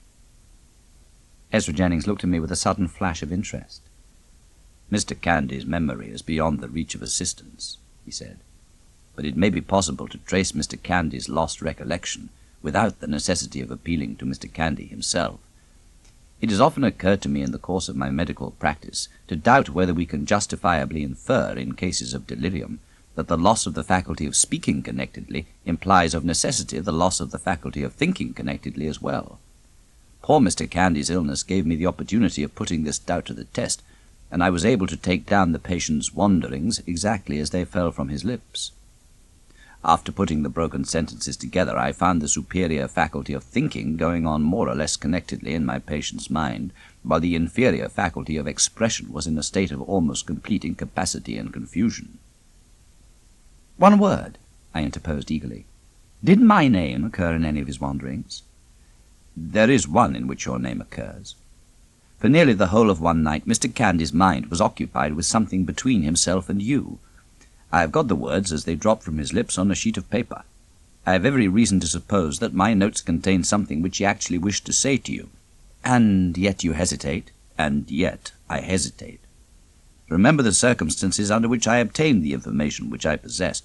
Harmless as it is, I cannot prevail upon myself to give it up to you, unless you first satisfy me that there is a reason for doing so. Is it too much to ask if I request you only to hint to me what your interest is in the lost recollection?" "Mr. Jennings," I said, "a serious personal matter is at the bottom of my visit to Yorkshire. You ought to know, and you shall know, why I am interested in discovering what Mr. Candy wanted to say to me." He looked at me with breathless eagerness as I approached the leading incident of my story. "It is certain that I went into the room," I said, It is certain that I took the diamond. I can only meet those two plain facts by declaring that do what I might, I did it without my own knowledge. Ezra Jennings caught me excitedly by the arm. "Stop," he said. "Were your nerves out of order at this time last year? Were you unusually restless and irritable?" "Yes." "Did you sleep badly?" "Wretchedly. Many nights I never slept at all." "Was the birthday night an exception?" "Try and remember. Did you sleep well on that one occasion?" "I do remember. I slept soundly." He dropped my arm as suddenly as he had taken it. "This is a marked day in your life, and in mine," he said. "I am absolutely certain, Mr. Blake, of one thing. I have got what Mr. Candy wanted to say to you this morning in the notes that I took at my patient's bedside, and I am firmly persuaded that I can prove you to have been unconscious of what you were about when you entered the room and took the diamond. I believe the vindication of your innocence is in my hands." "Explain yourself, for God's sake. What do you mean?" Before Ezra Jennings could answer me, he was hailed from the high road by a man who had been evidently on the lookout for him. "I am coming," he called. "I am coming as fast as I can." He turned to me. "There is an urgent case waiting for me. I ought to have been there half an hour since. I must attend to it at once. Give me 2 hours and call at Mr. Candy's again, and I will engage to be ready for you." He hurried away and left me. I felt incapable of remaining in any one place or of speaking to any one human being until I had first heard all that Ezra Jennings had to say to me. In this frame of mind, I abandoned my contemplated visit to Mrs. Ablewhite and made my way out of the town and roamed the lonely moorland country which surrounds Frizinghall until my watch told me that it was time at last to return to Mr. Candy's house. I found Ezra Jennings ready and waiting for me, sitting alone in a bare little room which communicated by a glazed door with a surgery. "I make no apology, Mr. Blake, for the place in which I am receiving you," he said. "It is the only room in the house in which we can feel quite sure of being left undisturbed. Here are my papers ready for you." "Have some mercy on me," I said. "Tell me what I am to expect before I attempt to read this." "Willingly, Mr. Blake. At this time last year you were suffering from nervous irritation, and you slept wretchedly at night. On the night of the birthday, however, there was an exception to the rule. You slept soundly. Can you assign any cause for the nervous suffering and your want of sleep?" Old Betteridge made a guess at the cause, I remember. Betteridge attributed my sleeplessness to my leaving off smoking. Betteridge was perfectly right, Mr. Blake. When smoking is a habit, a man must have no common constitution who can leave it off suddenly without some temporary damage to his nervous system. My next question refers to Mr. Candy. Do you remember having entered into anything like a dispute with him at the birthday dinner or afterwards on the subject of his profession? The question awakened one of my dormant remembrances. All that I could now recall was that I had attacked the art of medicine at the dinner table with sufficient rashness to put even Mr. Candy out of temper for the moment. "There is one thing more," said Ezra Jennings, "which it is very important I should know. Had you any reason for feeling any special anxiety about the diamond at this time last year?" "I had the strongest reasons for feeling anxiety about the diamond. I knew it to be the object of a conspiracy, and I was warned to take measures for Miss Verinder's protection as the possessor of the stone." Ezra Jennings took up his notes from the table and placed them in my hands. "Mr. Blake," he said, "if you read those notes now, you will make 2 astounding discoveries concerning yourself. You will find, first, that you entered Miss Verinder's sitting room and took the diamond in a state of trance produced by opium. Secondly, that the opium was given to you by Mr. Candy, without your own knowledge, as a practical refutation of the opinions which you had expressed to him at the birthday dinner. Try and forgive poor Mr. Candy," said the assistant. "He has done dreadful mischief, but he has done it innocently. But for his illness, he would have returned the morning after the party and acknowledged the trick that he had played you." "How was it done?" I asked. "Who gave me the laudanum without my knowing it myself?" "I am not able to tell you. Nothing relating to that part of the matter dropped from Mr. Candy's lips all through his illness. Perhaps the laudanum was secretly given to you in some way." I looked at the papers. Mr. Candy's wanderings appeared, copied in black ink. I reproduce the result here. "Mr. Franklin Blake wants taking down a peg when he talks of medicine. He confesses that he has been suffering from want of sleep. I tell him that his nerves are out of order and that he ought to take medicine. He tells me that taking medicine and groping in the dark mean one and the same thing. I say to him, you are groping after sleep and nothing but medicine can help you find it. He says to me, I have heard of the blind leading the blind, and now I know what it means. Witty, but I can give him a night's rest in spite of his teeth. He really wants sleep, and Lady Verinder's medicine chest is at my disposal. Give him 25 minims of laudanum tonight without his knowing it, and then call tomorrow morning. Well, Mr. Blake, will you try a little medicine today? You will never sleep without it. There you are out, Mr. Candy. I have had an excellent night's rest without it. Then come down on him with the truth. You have had something besides an excellent night's rest. You had a dose of laudanum, sir, before you went to bed. What do you say to the art of medicine now? Astonishment was naturally the first impression that I felt on handing the manuscript back to Ezra Jennings. "Do you believe, as I believe," he said, "that you were acting under the influence of the laudanum in doing all that you did on the night of Miss Verinder's birthday in Lady Verinder's house?" "I am too ignorant of the influence of laudanum to have an opinion of my own," I answered. "I can only follow your opinion and feel convinced that you are right." "Very well. You are convinced, and I am convinced. How are we to carry our conviction to the minds of other people?" I pointed to the manuscripts. Ezra Jennings shook his head. "Useless, Mr. Blake. Those notes are of my making. There is nothing but my assertion to the contrary to guarantee that they are not fabrications. No, my notes have but one value. Your innocence is to be vindicated, and they show how it can be done. Are you willing to try a bold experiment?" "I will do anything to clear myself of the suspicion that rests on me now." "You shall do this, Mr. Blake. You shall steal the diamond unconsciously for the second time in the presence of witnesses whose testimony is beyond dispute. I believe it can be done," he went on, "and it shall be done if you will only help me. You have resumed the habit of smoking. I've seen that for myself. Will you give up the habit again? Suddenly, mind, as you gave it up before?" I began dimly to see his drift. "I will give it up from this moment," I answered. "If the same consequences follow which followed last June," said Ezra Jennings, "we shall have gained our first step. We shall have put you back again into something assimilating to your nervous condition on the birthday night. If we can next revive the domestic circumstances which surrounded you, and if we can occupy your mind again with the various questions concerning the diamond which formerly agitated it, we shall have replaced you as nearly as possible in the same position in which the opium found you last year. In that case, we may fairly hope that a repetition of the dose will lead to a repetition of the results. We can only hope to approximate to the conditions, and if we don't succeed in getting you nearly enough back to what you were, this venture of ours will fail.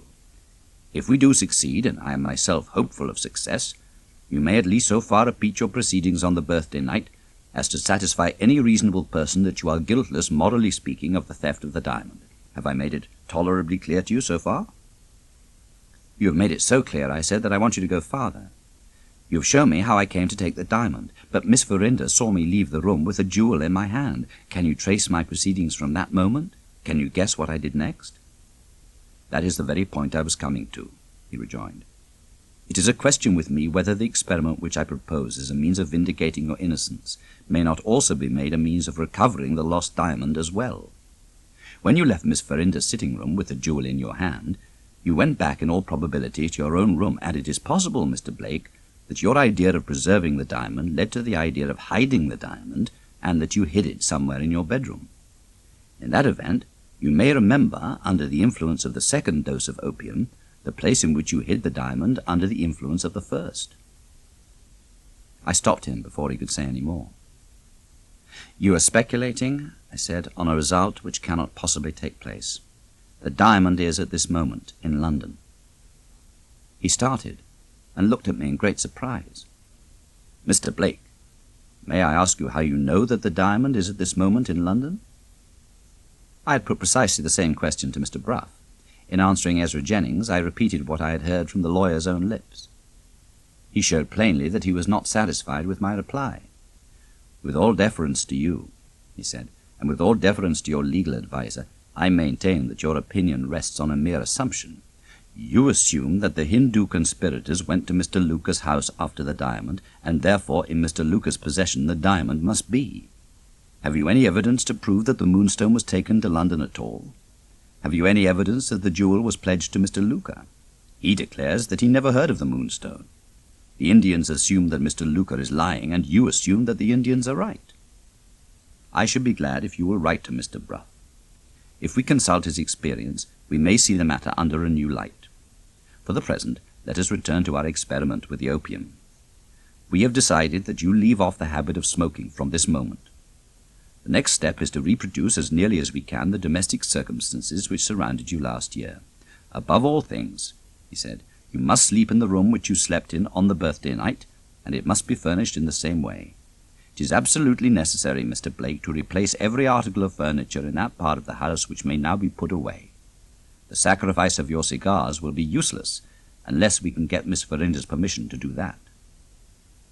Who is to apply to her for permission? I asked. Is it not possible for you to apply? Quite out of the question. After what has passed between us, I can neither see her nor write to her. Ezra Jennings paused and considered for a moment. In that case, I will write to Miss Verinder. I shall have time to write by today's post, he said, looking at his watch. Don't forget to lock up your cigars. I will call tomorrow morning and hear how you have passed the night. We parted. It was then the 15th of June. The events of the next 10 days are all placed on record in the journal habitually kept by Mr. Candy's assistant. Let Ezra Jennings tell how the venture with the opium was tried and how it ended. Fourth narrative, extracted from the journal of Ezra Jennings. June the 16th. It was late morning before I could get to Mr. Franklin Blake. I found him stretched on the sofa, breakfasting on brandy and soda water and a dry biscuit.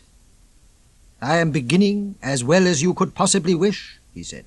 A miserable, restless night, and a total failure of appetite this morning.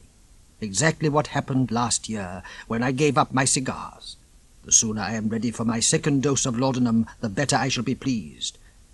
By the by, I wrote to Mr. Bruff yesterday. Have you written to Miss Verinder? Yes, by last night's post. Good, he said. You appeared to think yesterday that our experiment with the opium was not likely to be viewed very favourably by some of my friends. You were quite right. I call old Gabriel Betteridge one of my friends. He protested strongly when I saw him yesterday. You have done a wonderful number of foolish things in the course of your life, Mr. Franklin, but this tops them all. There is Betteridge's opinion. You will make allowances for his prejudices, I am sure, if you and he happen to meet. I left Mr. Blake to go my rounds among my patients. June the 17th. The post brought me Miss Verinder's answer. A charming letter. There is no attempt to conceal the interest that she feels in our proceedings.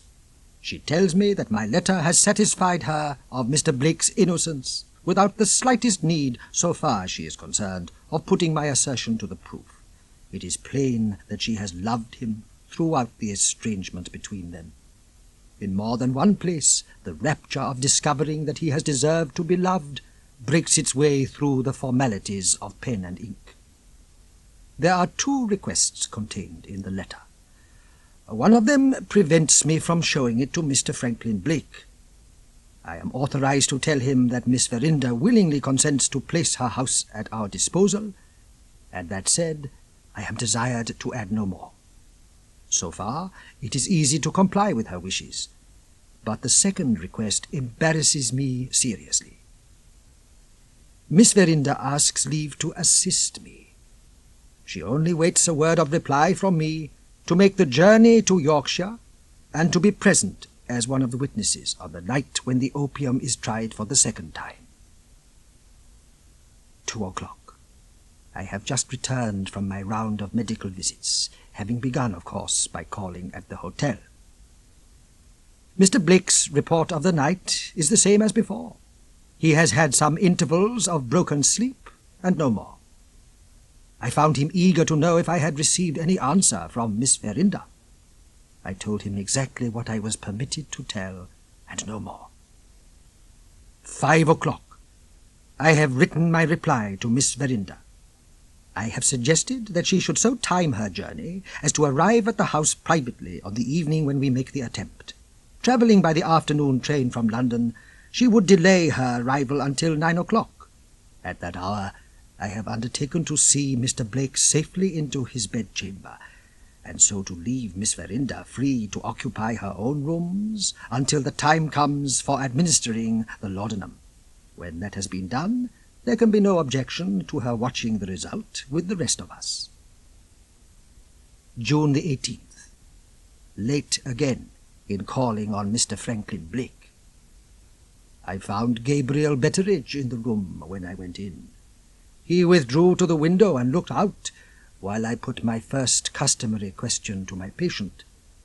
Mr. Blake had slept badly again, and he felt the loss of rest this morning more than he had felt it yet. I asked next if he had heard from Mr. Bruff. A letter had reached him that morning. Mr. Bruff expressed the strongest disapproval of the course which his friend and client was taking.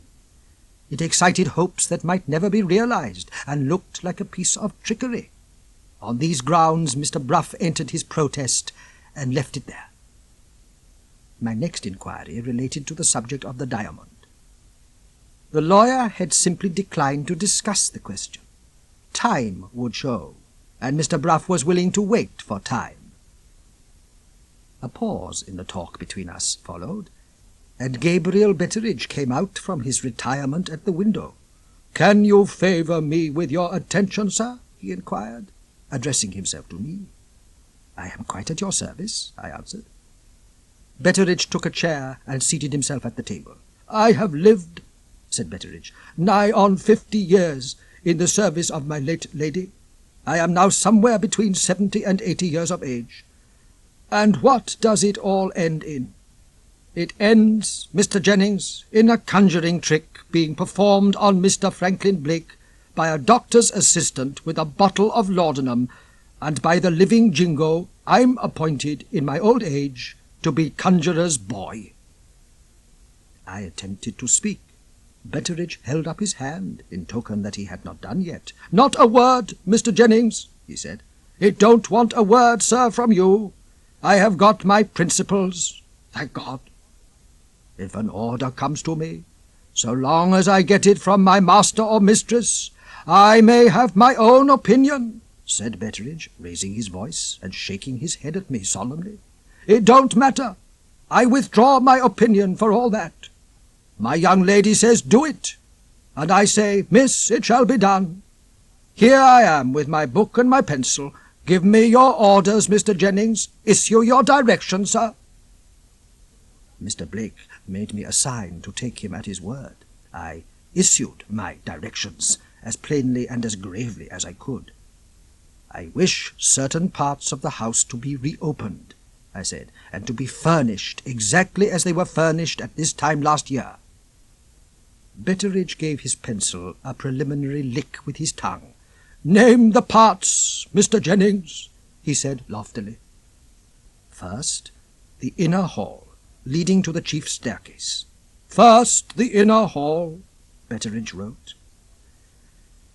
I went on issuing my directions, and when I told him that I had no more directions to give, Betteridge made a last entry in the pocket-book to that effect. "Look in when you like, Mr. Jennings, beginning from tomorrow," he said, getting on his legs. "Speaking as a servant, I am deeply indebted to you. Speaking as a man, I consider you to be a person whose head is full of maggots, and I take up my testimony against your experiment as a delusion and a snare. Don't be afraid on that account of my feelings as a man getting in the way of my duty as a servant. You shall be obeyed. The maggots notwithstanding, sir, you shall be obeyed." With that farewell assurance, he made me a bow and walked out of the room. June the 20th. The morning's post brought me a letter from Miss Verinder, consenting in the kindest manner to the arrangement that I have proposed. Mr. Blake is beginning to feel his continued restlessness at night. June the 22nd. Mr. Blake has had the worst night that he has passed yet. We drove to the house to see if the refurnishing was done. It will be completed tomorrow, Saturday. Until Monday comes, there is nothing to be done but to watch Mr. Blake carefully.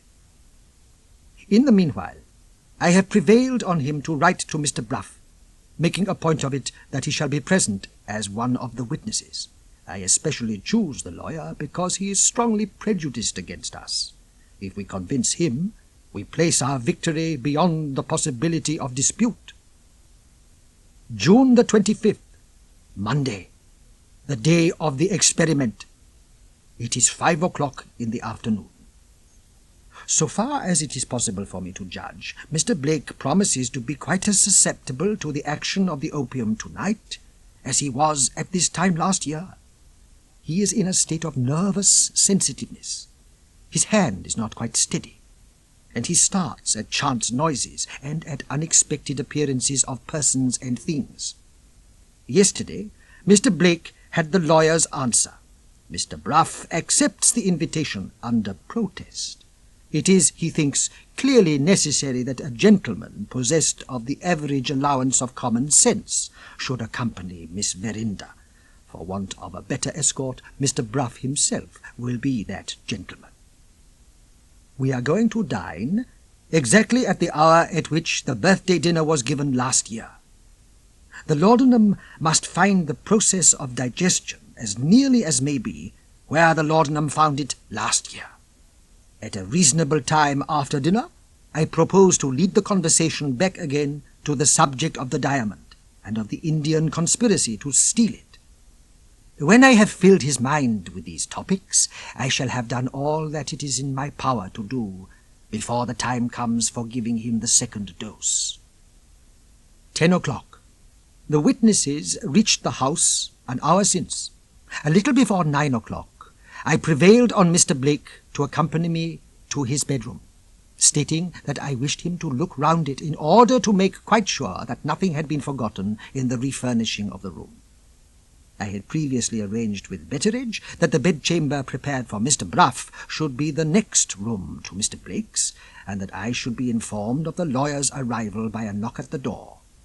5 minutes after the clock in the hall had struck 9, I heard the knock, and going out immediately, met Mr. Bruff in the corridor. I did not hesitate a moment in saying what I wanted to say before the lawyer found his way into Mr. Blake's room. Miss Verinder has probably told you that I wish her presence in the house to be kept a secret from Mr. Blake until my experiment on him has been tried first.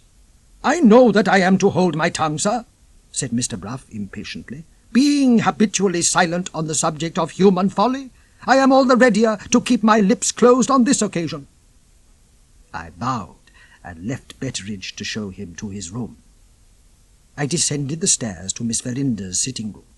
At the first sight of me, Miss Verinder stopped and hesitated, and then with a charming frankness offered me her hand. "I can't treat you like a stranger, Mr. Jennings," she said. "Oh, if you only knew how happy your letters have made me. Where is he now?" she asked, giving free expression to her dominant interest. "What is he doing? When are you going to give him the laudanum? I am so excited. I have 10,000 things to say to you, and they all crowd together so that I don't know what to say first. You have relieved me of indescribable wretchedness. You have given me a new life. I love him," she said simply. "I have loved him from first to last, even when I was saying the hardest and the cruelest words to him. When tomorrow comes, and he knows that I am in the house, do you think—" She stopped again and looked at me very earnestly. "When tomorrow comes," I said, "I think you have only to tell him what you have just told me." At that point in the conversation, we were interrupted by the appearance of Betteridge with the tea-tray. We followed him into the room. "I beg your pardon, Mr. Jennings," said Betteridge, in his most elaborately confidential manner. "Mr. Franklin wishes to know where you are. Being under your orders to deceive him in respect to the presence of my young lady in the house, I have said I don't know." There was not a moment to be wasted. Mr. Blake might make his appearance in search of me, unless I went to him at once in his own room. I found him alone, restlessly pacing his room, and a little irritated at being left by himself. "When are you going to give me the laudanum?" asked Mr. Blake impatiently. "You must wait a little longer," I said. "I will stay and keep you company till the time comes." 2 a.m. The experiment has been tried. At 11 o'clock, I told Mr. Blake that he might prepare himself for bed. I looked out of the window at the night. Betteridge joined me and mysteriously put a little slip of paper into my hand. It contained these lines: "I am alone and very anxious. Pray let me see you measure out the laudanum. I want to have something to do with it, even in the unimportant character of a mere looker-on. R.V." I followed Betteridge out of the room and told him to remove the medicine chest into Miss Verinder's sitting room. I went back into Mr. Blake's room and knocked at the door of communication. Mr. Bruff opened it. "I am sorry to disturb you," I said, "but I am going to prepare the laudanum for Mr. Blake. I must request you to be present to see what I do, and I must trouble you to return here with me and to see me administer the dose." "Oh, very good," said Mr. Bruff. With that reply, he followed me out of the room. We found Miss Verinder, pale and agitated, restlessly pacing her sitting-room floor. At a table in a corner stood Betteridge, on guard over the medicine chest. Miss Verinder drew me aside. "How is he now?" she asked. "Is he nervous? Are you sure it will do no harm?" "Quite sure. Come and see me measure it out." One look at her face told me that I could trust her. I addressed myself again to Mr. Bruff. "I must trouble you for a moment," I said. He followed me to the medicine chest. Miss Verinder joined me with a glass jug of cold water taken from a side table. "Let me pour out the water," she whispered. I measured and poured the laudanum into a medicine glass. "Fill it till it is 3 parts full," I said, and handed the glass to Miss Verinder. I then directed Betteridge to lock up the medicine chest, informing him that I had done with it now. I took the piece of crystal, which was to represent the diamond, from my pocket and gave it to Miss Verinder. She led the way to the Indian cabinet and put the mock diamond into the drawer which the real diamond had occupied on the birthday night. I led the way out again, with the laudanum and water in my hand. At the door, I stopped to address a last word to Miss Verinder. "Don't be long in putting out the lights," I said. "I will put them out at once," she answered. She closed the sitting-room door behind us. Followed by Mr. Bruff and Betteridge, I went back to Mr. Blake's room. In the presence of the 2 witnesses, I gave him the dose and told him to lie down again quietly and wait. The rain fell softly. The house was quiet. Mr. Blake was restless in his bed, fretfully wondering why the influence of the laudanum had not begun to assert itself yet. I encouraged him to talk to me, contriving to direct the conversation back to the subject of the diamond. In this way, I set him talking on the subject with which it was now vitally important to fill his mind. Little by little, he became so interested in putting me right that he forgot to fidget in the bed. I looked at my watch. It wanted 5 minutes to 12 when the preliminary symptoms of the working of the laudanum first showed themselves to me. The sublime intoxication of opium gleamed in his eyes. The dew of a stealthy perspiration began to glisten on his face. In 5 minutes more, the talk which he still kept up with me failed in coherence. Then there was an interval of silence. Then he sat up in bed. Then, still busy with the subject of the diamond, he began to talk again, not to me, but to himself. The next half-hour at most would decide the question of whether he would or would not get up from his bed and leave the room. In the breathless interest of watching him, I had utterly forgotten the 2 companions of my night vigil. Looking towards them now, I signed to them to take off their boots quietly, as I was taking off mine. If Mr. Blake gave us the chance of following him, it was vitally necessary to follow him without noise. 10 minutes passed, and nothing happened. Then he suddenly threw the bedclothes off. "I wish I had never taken it out of the bank," he said to himself. "It was safe in the bank." The doubt about the safety of the diamond was, once more, the dominant impression in his brain. On that one pivot, the whole success of the experiment turned. I was obliged to look away from him. There was another interval of silence. When I could trust myself to look back at him, he was out of his bed, standing erect at the side of it. He spoke again. "How do I know?" he said. "The Indians may be hidden in the house." He walked slowly to the other end of the room. "It's not even locked up," he went on. "How am I to sleep," he said, "with this on my mind?" After a moment, he took the candle in his hand. The next moment he passed us, swift and noiseless, opened the bedroom door, and went out. We followed him. He never looked back. He never hesitated. He opened the sitting-room door and went in. He advanced to the middle of the room, with the candle still in his hand. He looked about him, but he never looked back. I saw the door of Miss Verinder's bedroom standing ajar.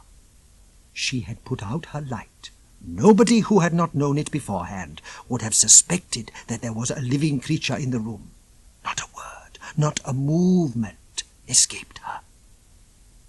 I heard, through the dead silence, the soft drip of the rain and the tremulous passage of the night air through the trees. After waiting irresolute for a minute or more, he moved to the corner where the Indian cabinet stood.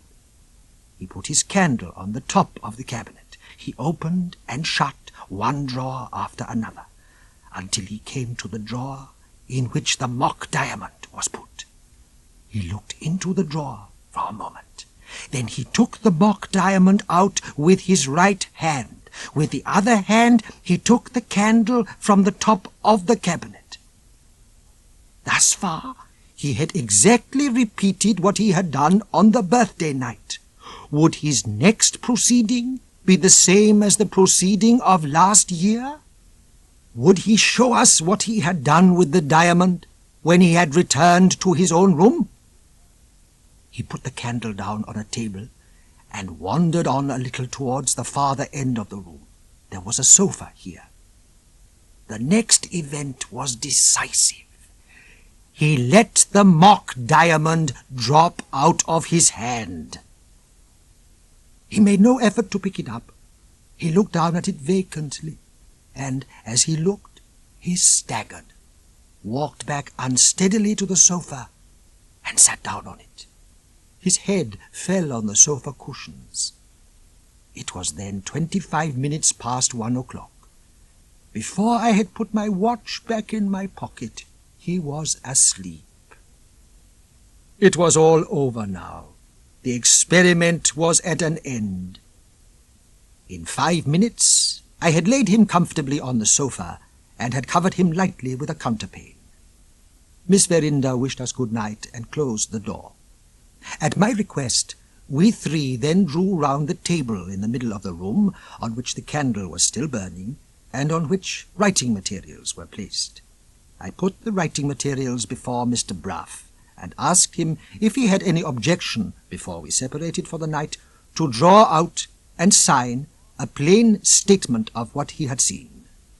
He at once took the pen and produced the statement with the fluent readiness of a practised hand. "I owe you this," he said, signing the paper, "as some atonement for what passed between us earlier in the evening. I beg your pardon, Mr. Jennings, for having doubted you. You have done Franklin Blake an inestimable service." Betteridge signed the paper in his turn. Mr. Bruff took me aside as we rose from the table. "One word about the diamond," he said. "Your theory is that Franklin Blake hid the Moonstone in his room. My theory is that the Moonstone is in the possession of Mr. Luca's bankers in London. We won't dispute which of us is right, but for the last 2 days I have had a watch set for Mr. Luca at the bank, and I shall cause that watch to be continued until the last day of the month. I am going back to town by the morning train," pursued the lawyer. "I may hear, when I return, that a discovery has been made, and it may be of the greatest importance that I should have Franklin Blake at hand to appeal to, if necessary. I intend to tell him as soon as he wakes that he must return with me to London. May I trust to your influence to back me?" "Certainly," I said. Mr. Bruff shook hands with me and left the room. Betteridge followed him out.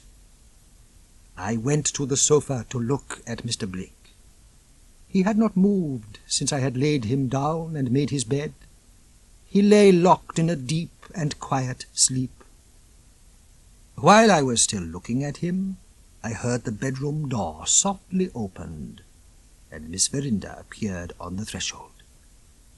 "Do me a last favour," she whispered. "Let me watch him with you." Is it necessary to mention that I gave way? Surely not. She drew a chair to the foot of the sofa. She looked at him till the tears rose in her eyes. So we kept our watch together in silence. The light of the new day grew and grew in the room, and still he never moved. Towards 8 o'clock, he began to move for the first time. Miss Verinder knelt by the side of the sofa, so that when his eyes first opened, they must open on her face. Shall I leave them together? Yes. Fifth narrative. The story resumed by Franklin Blake. Few words are needed on my part to complete the narrative that has been presented by Ezra Jennings. I have only to say that I awoke perfectly ignorant of all that I had said and done under the influence of the opium, from the time when the drug first laid its hold on me to the time when I opened my eyes in Rachel's sitting room. Of what happened after my waking I do not feel called upon to render an account in detail. Confining myself merely to results, I have to report that Rachel and I thoroughly understood each other before a single word of explanation had passed on either side. At breakfast, Mr. Bruff made no secret of his reasons for wishing that I should accompany him to London by the morning train. The watch kept at the bank, and the result which might yet come of it, appealed so irresistibly to Rachel's curiosity that she at once decided on accompanying us back to town. On our arrival in London, Mr. Bruff was accosted at the terminus by a small boy dressed in a jacket and trousers of threadbare black cloth, and personally remarkable in virtue of the extraordinary prominence of his eyes. After listening to the boy, Mr. Bruff asked Rachel whether she would excuse our accompanying her back to Portland Place. I had barely time to promise Rachel that I would return and tell her everything that had happened, before Mr. Bruff seized me by the arm and hurried me into a cab. The boy took his place on the box by the driver, and the driver was directed to go to Lombard Street. "News of Mr. Luca," said Mr. Bruff. "An hour ago he was seen to leave his house in a cab, accompanied by 2 men who were recognized by my men as police officers in plain clothes. If Mr. Luca's dread of the Indians is at the bottom of this precaution, the inference is plain enough. He is going to take the diamond out of the bank. Did you notice my boy on the box there? They call the poor little wretch Gooseberry at the office," he said. "I employ him to go on errands, and I only wish my clerks who have nicknamed him were as thoroughly to be depended on as he is." It was 20 minutes to 5 when we drew up before the bank in Lombard Street. Gooseberry looked longingly at his master. "Do you want to come in too?" asked Mr. Bruff kindly. "Come in then, and keep at my heels till further orders. He's as quick as lightning," pursued Mr. Bruff, addressing me in a whisper. We entered the outer office, which was crowded with people. 2 men among the crowd approached Mr. Bruff as soon as he showed himself. "Well," asked the lawyer, "have you seen him?" "He passed us here half an hour since, sir, and went on into the inner office." Mr. Bruff turned to me. "Let us wait," he said. I looked round among the people about me for the 3 Indians. Not a sign of them was to be seen anywhere. The only person present with a noticeably dark complexion was a tall man in a pilot coat and a round hat who looked like a sailor. Could this be one of them in disguise? Impossible. The man was taller than any of the Indians, and his face, where it was not hidden by a bushy black beard, was twice the breadth of any of their faces at least. "They must have their spy somewhere," said Mr. Bruff, looking at the dark sailor in his turn, "and he may be the man." Before he could say more, his coat-tail was respectfully pulled by his attendant sprite with the gooseberry eyes. Mr. Bruff looked where the boy was looking. "Hush," he said. "Here is Mr. Luca." The moneylender came out from the inner regions of the bank, followed by his 2 guardian policemen in plain clothes. "Keep your eye on him," whispered Mr. Bruff. "If he passes the diamond to anybody, he will pass it here."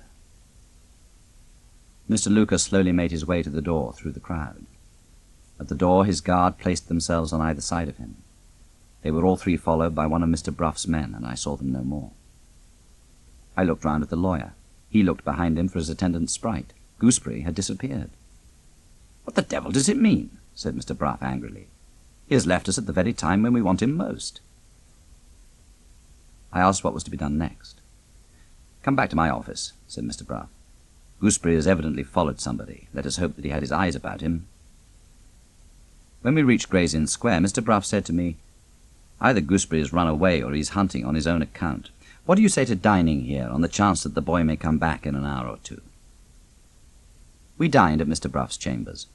Before the cloth was removed, a person was announced as wanting to speak to the lawyer. Was the person Gooseberry? No, only the man who had been employed to follow Mr. Luca when he left the bank. The report presented no feature of the slightest interest. Mr. Luca had gone back to his own house and had dismissed his guard.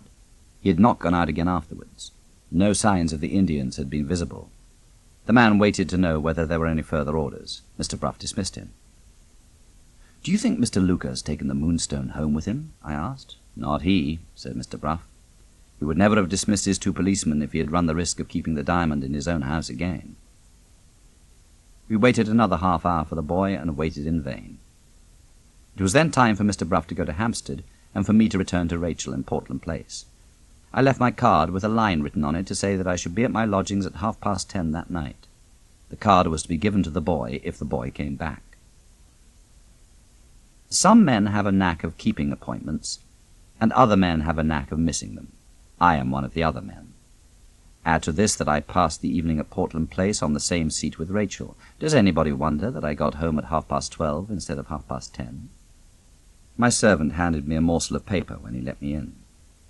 I read in a neat legal handwriting these words: "If you please, sir, I am getting sleepy. I will come back tomorrow morning between 9 and 10. Inquiry proved that a boy with very extraordinary-looking eyes had called, had presented my card and message, had waited an hour, had written a line for me, and had gone home." At 9 the next morning I was ready for my visitor. At 9:30 I heard steps outside my door. "Come in, Gooseberry," I called out. "Thank you, sir," answered a grave and melancholy voice. The door opened. I started to my feet and confronted Sergeant Cuff. "I thought I would look in here, Mr. Blake, on the chance of your being in town before I wrote to Yorkshire," said the sergeant. "I have been informed of your recent history by Mr. Ezra Jennings." "I don't hold with Mr. Jennings that you hid the Moonstone," said Sergeant Cuff, "but I agree with him that you must certainly have taken it back to your own room." "Well," I asked, "and what happened then?" "Have you no suspicion yourself of what happened, sir?" "None whatever." Sergeant Cuff rose and went to my writing table. He came back with a sealed envelope. It was marked private, it was addressed to me, and it had the sergeant's signature in the corner. "I suspected the wrong person last year," he said, "and I may be suspecting the wrong person now. Wait to open the envelope, Mr. Blake, until you have got at the truth, and then compare the name of the guilty person with the name that I have written in that sealed letter." It was close on 10 o'clock when my servant interrupted us by announcing that the boy was below. On being brought into the room, Gooseberry stopped at the threshold of the door and looked distrustfully at the stranger who was in my company. "You may speak before this gentleman," I said. "He is here to assist me, and he knows all that has happened. Sergeant Cuff," I added, "this is the boy from Mr. Bruff's office." "What is your name?" said the sergeant. "Octavius Guy," answered the boy. "They call me Gooseberry at the office because of my eyes."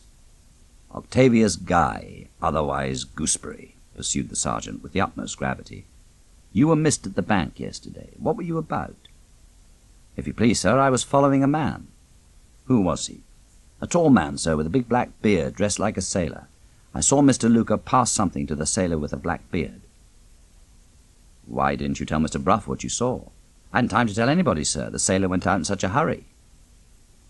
Sergeant Cuff went on. "Well, and what did the sailor do when he got into the street?" "He called a cab, sir." "And what did you do?" "Held on behind and run after it." Before the sergeant could put his next question, another visitor was announced, the head clerk from Mr. Bruff's office. I received the clerk in another room. He came with bad news of his employer. He had awoken with an attack of gout and was confined to his room.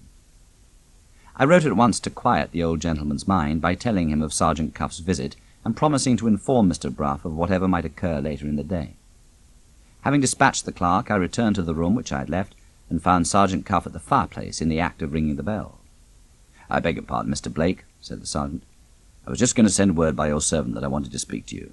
There isn't a doubt on my mind that this boy has followed the right man. Precious time has been lost, sir, through your unfortunately not being at home at 10:30 last night.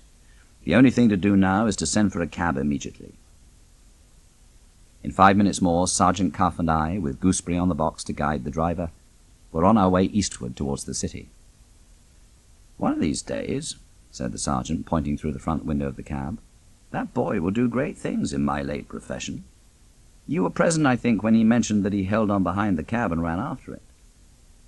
"Well, sir, the cab went from Lombard Street to Shore Lane, leading into Lower Thames Street. There he stopped before a public house under the sign of the Wheel of Fortune and went in. Gooseberry went in too. Sailor asked if he could have a bed. The landlord said number 10 was empty. A waiter was sent for to show the sailor to number 10. The sailor was taken off to his room. Not knowing what to do next, Gooseberry waited on the chance of something happening. Nothing happened. The boy made his way back to Gray's Inn, got your card and message, called, and failed to find you. As for what happened at the Wheel of Fortune after the boy left, we ought to have discovered that last night. It's 11 in the morning now. We must hope for the best and find out what we can." In a quarter of an hour more, the cab stopped in Shore Lane, and Gooseberry opened the door for us to get out. The moment we entered the Wheel of Fortune, it was plain even to my inexperienced eyes that there was something wrong in the house. The barmaid appeared from the inner regions of the parlour, excited and preoccupied. She answered Sergeant Cuff's inquiry for the landlord by telling him sharply that her master was upstairs and was not to be bothered by anybody. "Come along with me, sir," said Sergeant Cuff, coolly leading the way upstairs and beckoning to the boy to follow him. The barmaid called to her master and warned him that strangers were intruding themselves into the house. On the first floor we were encountered by the landlord hurrying down in a highly irritated state to see what was the matter. "Who the devil are you, and what do you want here?" he asked. "Keep your temper," said the sergeant quietly. "I am Sergeant Cuff."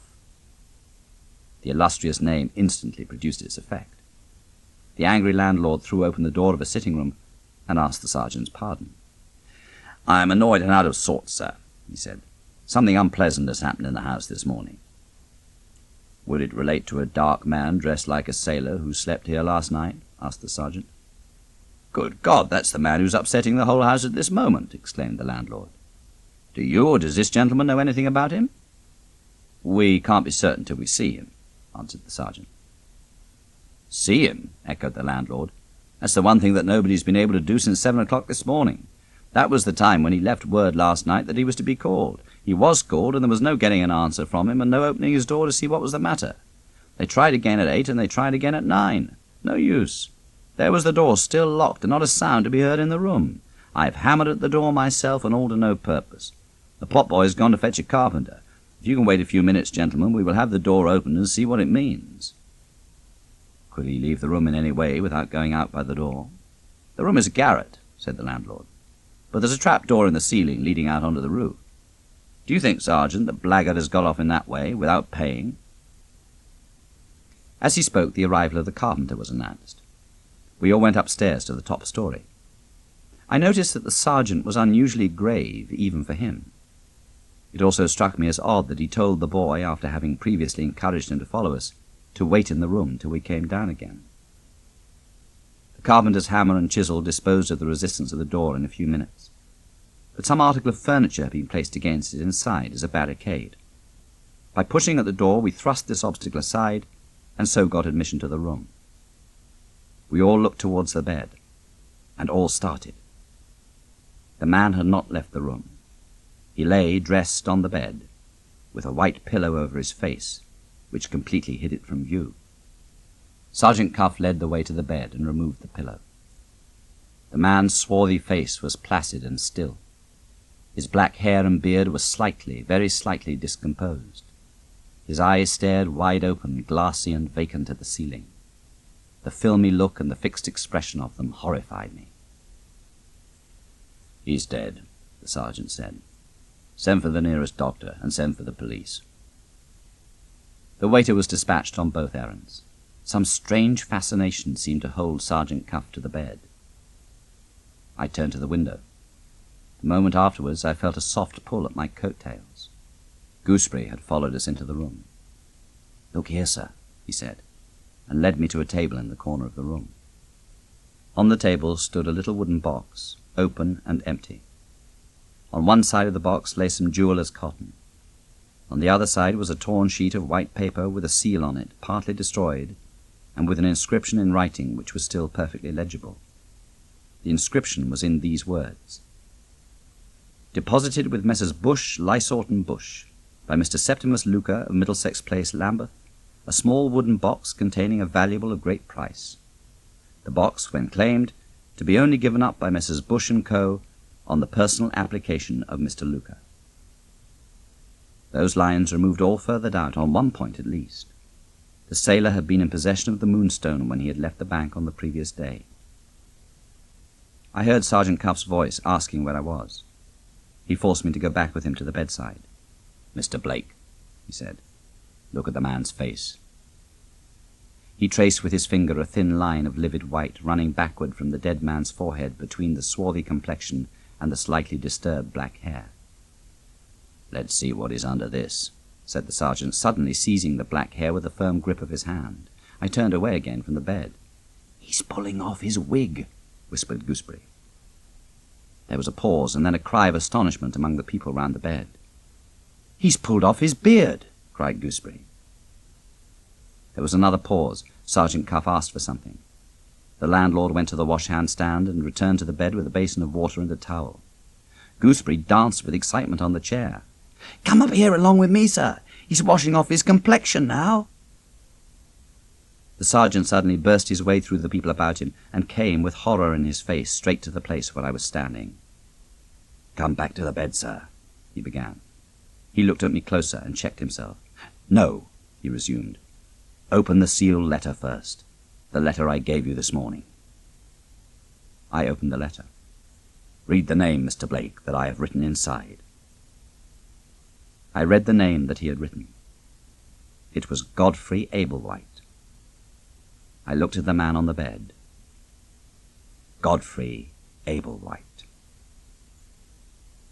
Sixth narrative, contributed by Sergeant Cuff. July the 30th, 1849. To Franklin Blake, Esquire. Sir, you will find in these pages answers to the greater part, if not all, of the questions concerning the late Mr. Godfrey Ablewhite, which occurred to your mind when I last had the honour of seeing you. I propose to tell you what is known of the manner in which your cousin met his death. I shall then endeavour to put you in possession of such discoveries as I have made respecting the proceedings of Mr. Godfrey Ablewhite before, during, and after the time when you and he met as guests at the late Lady Verinder's country house. As to your cousin's death, then, first. It appears to me to be established beyond any reasonable doubt that he was killed by being smothered with a pillow from his bed, that the persons guilty of murdering him are the 3 Indians, and that the object contemplated and achieved by the crime was to obtain possession of the diamond called the Moonstone. As to the manner in which the crime was committed, on examination of the room, A trapdoor in the ceiling leading out onto the roof of the house was discovered open. The short ladder, used for obtaining access to the trapdoor, was found placed at the opening so as to enable any person or persons in the room to leave it again easily. Any person from the outside could have opened the door and have dropped into the room. As to the manner in which he obtained access to the roof of the tavern, it is to be remarked that a house lower down the street was empty and under repair, that a long ladder was left by the workmen leading from the pavement to the top of the house. The testimony of the inhabitants also declares that Shore Lane, after midnight, is one of the quietest streets in London. Therefore, it seems fair to infer that any man or men might have ascended by the ladder and might have descended down again unobserved. Lastly, as to the person or persons by whom the crime was committed. It is known, 1. That the Indians had an interest in possessing themselves of the diamond. 2. A morsel of torn gold thread was picked up in the bedroom, which persons expert in such matters declare to be of Indian manufacture, and to be a species of gold thread not known in England. 3.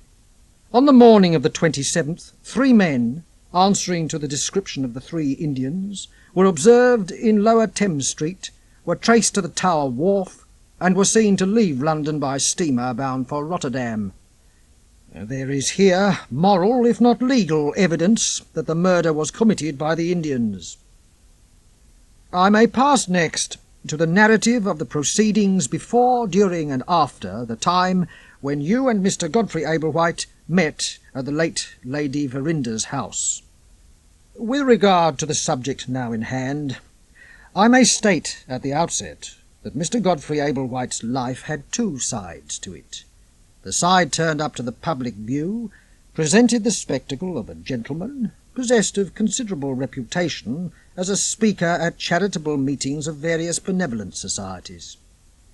The side kept hidden from the general notice exhibited this gentleman in the totally different character of a man of pleasure, with a villa in the suburbs which was not taken in his own name, and with a lady in the villa who was not taken in his own name either. My investigations in the villa have shown me several fine pictures and statues, furniture tastefully selected and admirably made, and a conservatory of the rarest flowers. And my investigation of the lady has resulted in the discovery of jewels which are worthy to take rank with the flowers. All this is common enough, but what is not common is that all these fine things were not only ordered, but paid for. As to the villa, it had been bought out and out, and settled on the lady. An inquiry into the state of Mr. Godfrey Ablewhite's affairs elicited these facts: that Mr. Godfrey Ablewhite was entrusted with the care of a sum of £20,000 as trustee for a young gentleman, that the trust was to lapse, and the young gentleman was to receive the £20,000 on the day when he came of age in February 1850, but the £20,000 had been sold out of the funds at different periods, ending with the end of the year 1847. In these facts lies the explanation of Mr. Godfrey's conduct in paying the debts incurred for the lady and the villa, and of more besides. We may now advance to the date of Miss Verinder's birthday, in the year 1848, the 21st of June. Mr. Godfrey Ablewhite rode over with you to Lady Verinder's house. A few hours afterwards, Mr. Godfrey made a proposal of marriage to Miss Verinder. Here he saw his way, no doubt, to the end of all his money anxieties. But, as events actually turned out, Miss Verinder refused him. On the night of the birthday, therefore, Mr. Godfrey Ablewhite had £20,000 to find. Failing to raise this sum, he was a ruined man. Late on the evening of Friday, the 23rd of June, Mr. Luca was surprised by a visit from Mr. Godfrey Ablewhite. He was more than surprised when Mr. Godfrey produced the Moonstone. No such diamond, according to Mr. Luca's experience, was in the possession of any private person in Europe. Mr. Godfrey Ablewhite had two modest proposals to make in relation to this magnificent gem. First, would Mr. Luca be so good as to buy it? Second, would Mr. Luca, in default of seeing his way to the purchase, undertake to sell it on commission, and to pay a sum down on the anticipated result? Mr. Luca tested the diamond, weighed the diamond, and estimated the value of the diamond before he answered a word. His estimate, allowing for the flaw in the stone, was £30,000. Having reached that result, Mr. Luca put a question. "How did you come by this?" Only 6 words, but what volumes of meaning in them. Mr. Godfrey Ablewhite began a story. Mr. Luca opened his lips again, and only said 3 words this time. "That won't do." Mr. Luca wasted no more words on him. He got up and rang the bell for the servant to show the gentleman out. Upon this compulsion, Mr. Godfrey made an effort, and came out with a new and amended version of the affair to the following effect. After privately slipping the laudanum into your water, he wished you good night and went into his own room. His money troubles kept him awake. He sat for nearly an hour thinking over his position. Just as he was preparing to get into bed, he heard you talking to yourself in your own room. He looked into your room to see what was the matter. He discovered you with the candle in your hand, just leaving your bedchamber. He heard you say to yourself, in a voice quite unlike your own voice, "How do I know? The Indians may be hidden in the house." He followed you to Miss Verinder's sitting-room and saw you go in. He detected you in taking the diamond out of the drawer. Before you left the sitting-room again, you hesitated. Mr. Godfrey took advantage of this hesitation to get back again to his bedroom before you came out and discovered him. He had barely got back before you got back too. You called to him in a strange, drowsy voice. He came back to you. You put the diamond into his hand. You said to him, "Take it back, Godfrey, to your father's bank. It's safe there. It's not safe here." You turned away unsteadily and sat down in the large armchair in your room. You heaved a heavy sigh, and you fell asleep. Mr. Godfrey Ablewhite went back with the diamond into his own room. His statement is that he came to no conclusion at that time, except that he would wait and see what happened in the morning. When the morning came, your language and conduct showed that you were absolutely ignorant of what you had said and done overnight. The Moonstone stood between him and ruin. He put the Moonstone into his pocket.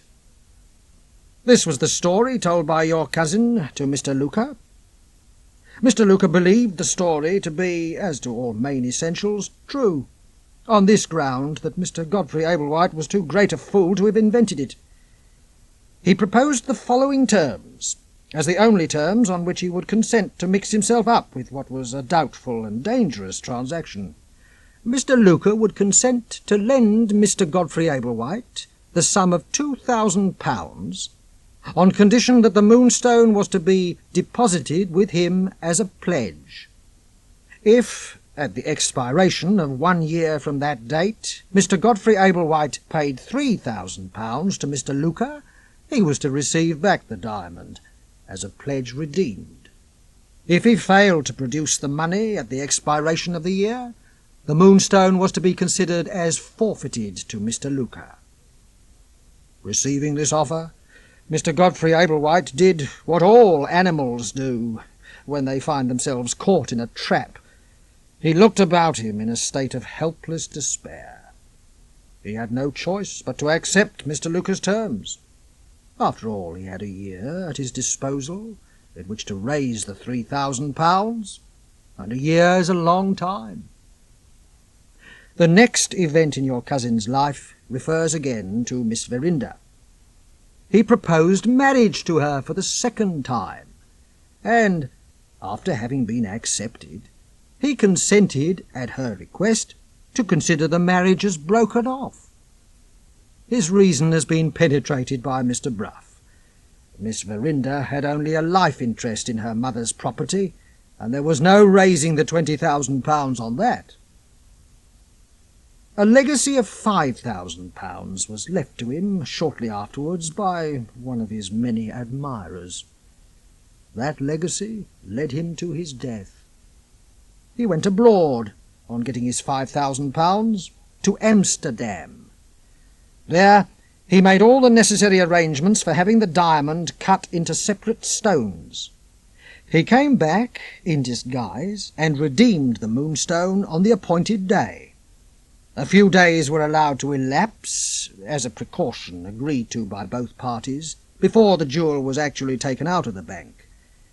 If he had got safe with it to Amsterdam, there would have been just time between July 49 and February 50, when the young gentleman came of age, to cut the diamond and to make a marketable commodity of the separate stones. Judge from this what motives he had to run the risk which he actually ran. It was neck or nothing with him. I have only to remind you that there is a chance of laying hands on the Indians and of recovering the Moonstone yet. They are now, there is every reason to believe, on their passage to Bombay in an East Indiaman. The ship will touch at no other port on her way out, and the authorities at Bombay will be prepared to board the vessel the moment she enters the harbour. I have the honour to remain, dear sir, your obedient servant, Richard Cuff. The Statement of the Captain, 1849. I am requested by Sergeant Cuff to set in writing certain facts concerning 3 men believed to be Hindus who were passengers last summer in the ship Beaulieu Castle, bound for Bombay, direct under my command. In the latter part of the voyage we had the misfortune to be becalmed for 3 days and nights off the coast of India. The discipline of a ship, as all seafaring persons know, becomes relaxed in a long calm. Certain gentlemen among the passengers got some of the smaller boats lowered and amused themselves by rowing about and swimming when the sun at evening time was cool enough to let them divert themselves in that way. The boats, when done with, were left moored to the ship's side. On the 3rd night, nothing unusual was heard or seen by the watch on deck. When the morning came, the smallest of the boats was missing, and the 3 Hindus were next reported to be missing too. If these men had stolen the boat shortly after dark, I have no doubt they got ashore in that calm weather before daybreak. On reaching our port, I learnt for the first time the reason these passengers had for seizing their opportunity of escaping from the ship. I can only make the same statement to the authorities which I have made here. Since that time, nothing has been heard to my knowledge of the 3 Hindus. The Statement of Mr. Murthwaite, 1850, in a letter to Mr. Bruff. Have you any recollection, my dear sir, of a semi-savage person whom you met out at dinner in London in the autumn of '48? Permit me to remind you that the person's name was Murthwaite, and that you and he had a long conversation together after dinner, related to an Indian diamond called the Moonstone. Since that time, I've drifted back to the scene of some of my past adventures in the north of India. About a fortnight since, I found myself in a certain district called Kathiawar, and I resolved not to leave without looking once more on the magnificent desolation of Somnauth. I was some 3 days distant, journeying on foot from the sacred city. I had not been long on the road before I noticed that other people appeared to be travelling in the same direction as myself. I learnt that the multitude was on its way to a great religious ceremony, which was to take place on a hill at a little distance from Somnauth. The ceremony was in honour of the god of the moon, and it was to be held at night. By the time we reached the hill, the moon was high in the heaven. We found the shrine hidden from our view by a curtain hung between two magnificent trees. Looking back down the hill, the view presented the grandest spectacle of nature and man in combination that I've ever seen. The lower slopes melted imperceptibly into a grassy plain, the place of the meeting of three rivers. People this lovely scene with tens of thousands of human creatures, all dressed in white, stretching down the sides of the hill, overflowing into the plain, and fringing the nearer banks of the winding rivers. Imagine the moonlight of the east pouring in unclouded glory all over, and you will form some idea of the view that met me when I looked forth from the summit of the hill. A strain of plaintive music, played on stringed instruments and flutes, recalled my attention to the hidden shrine. I turned and saw the figures of three men. In the central figure of the three I recognized the man to whom I had spoken in England when the Indians appeared on the terrace at Lady Verinder's house. The other two, who had been his companions on that occasion, were no doubt his companions also on this. One of the spectators, near whom I was standing, explained to me the apparition of the three figures on the platform of rock. They were Brahmins, he said, who had forfeited their caste in the service of the god. The god had commanded that their purification should be the purification by pilgrimage. On that night the three men were to part. In three separate directions they were to set forth as pilgrims to the shrines of India.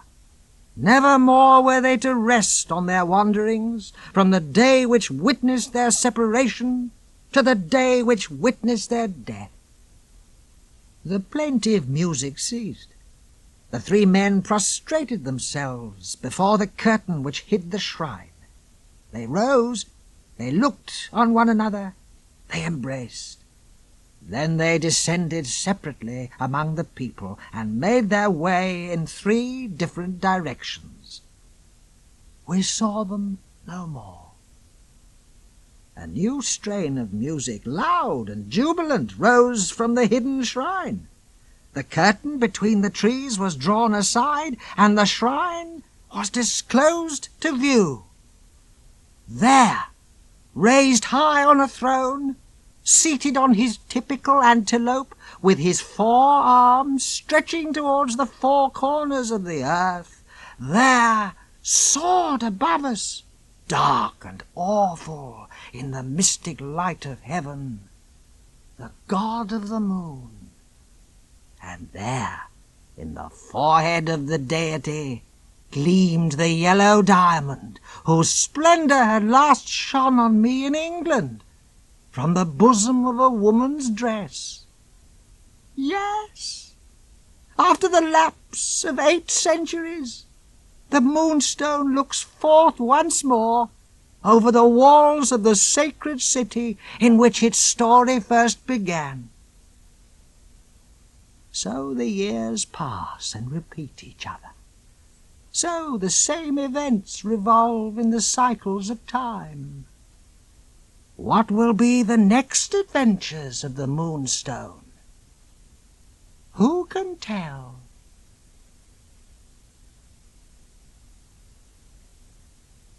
This audiobook was produced and published by Penguin Books Limited.